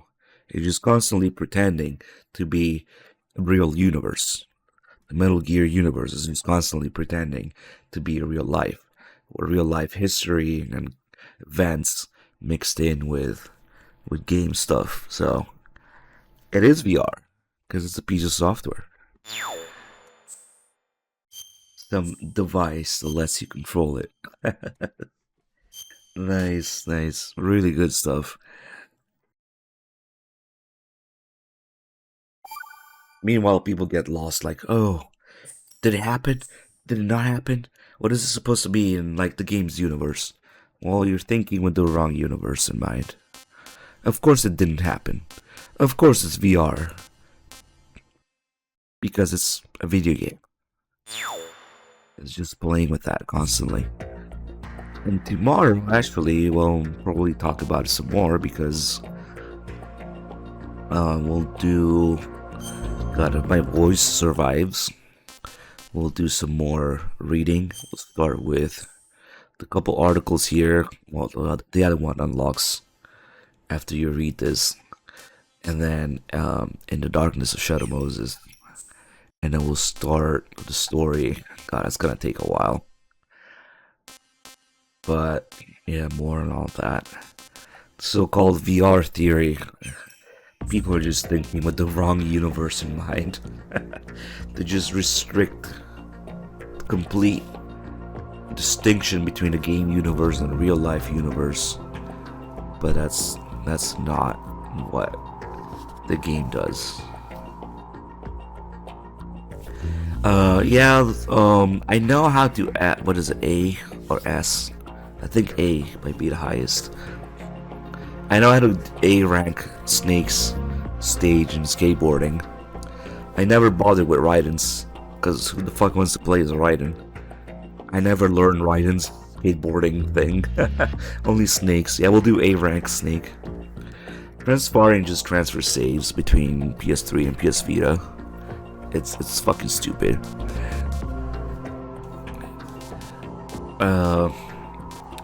Yeah, so tomorrow we'll do some more reading, we'll do skateboarding, we'll do the Rose Pal exclusive intro to the story from PS2. And then we'll switch back to this probably. Mistranslated. No. It's combination of transfer and sharing. That's why it's transferring. Apparently. Still bullshit though. Kojima thought it was his revolutionary idea to have interchangeable saves between PS3 and PS Vita. Yeah. That's all it is. I was saying that sharing has nothing to do with sharing. You're not sharing shit. You can't give it to someone else. Sharing means giving it to someone else. You can't do that because of trophies and all the signs. The PS3 saves being signed with your account ID and your console ID too. You're not sharing shit. Anyway, I guess, what is it, the Master Collection doesn't have that anymore, so people see this and they're like, ooh, what's that? If you go here, it also says connect to PlayStation Network.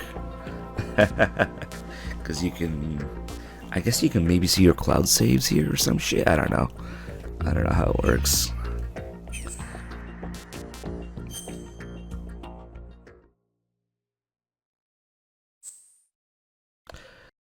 Oh Jesus, did I go into VR again? No.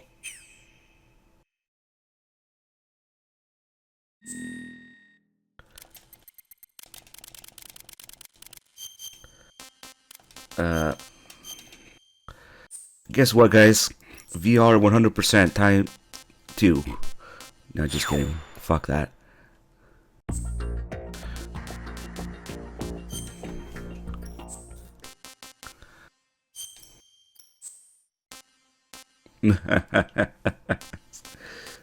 That would be insanity. Let me see if there's some random ass trophy that I can.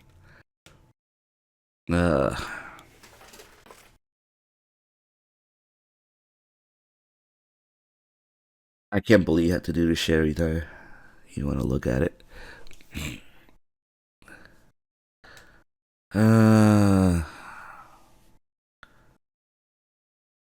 Sexting, really? Okay, so these are all things you can do in story. Oh, we gotta do the big boss run, that's right.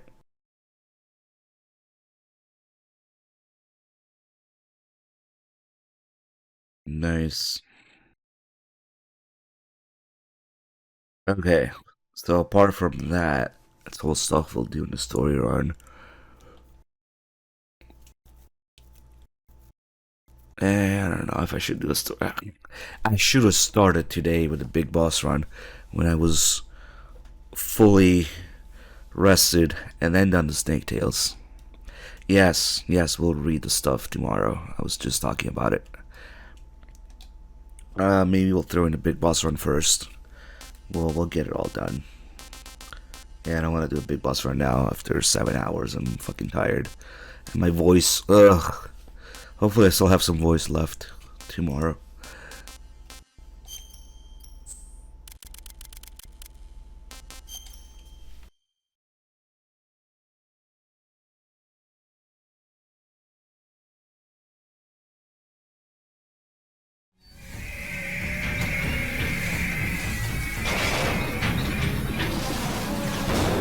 Stupid machines!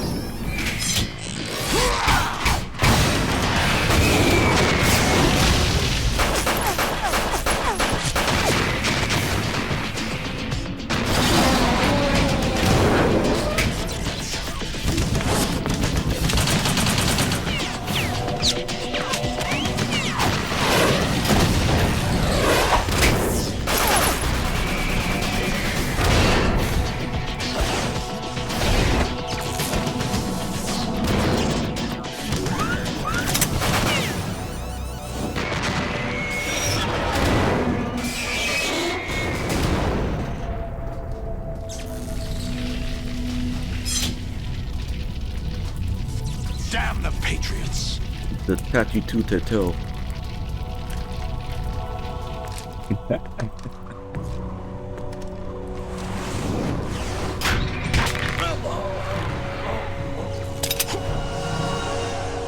You still have some use. I've captured Snake. I wish you could change Fortune and Snake's models and ride instead of this. Snake? Bring him in.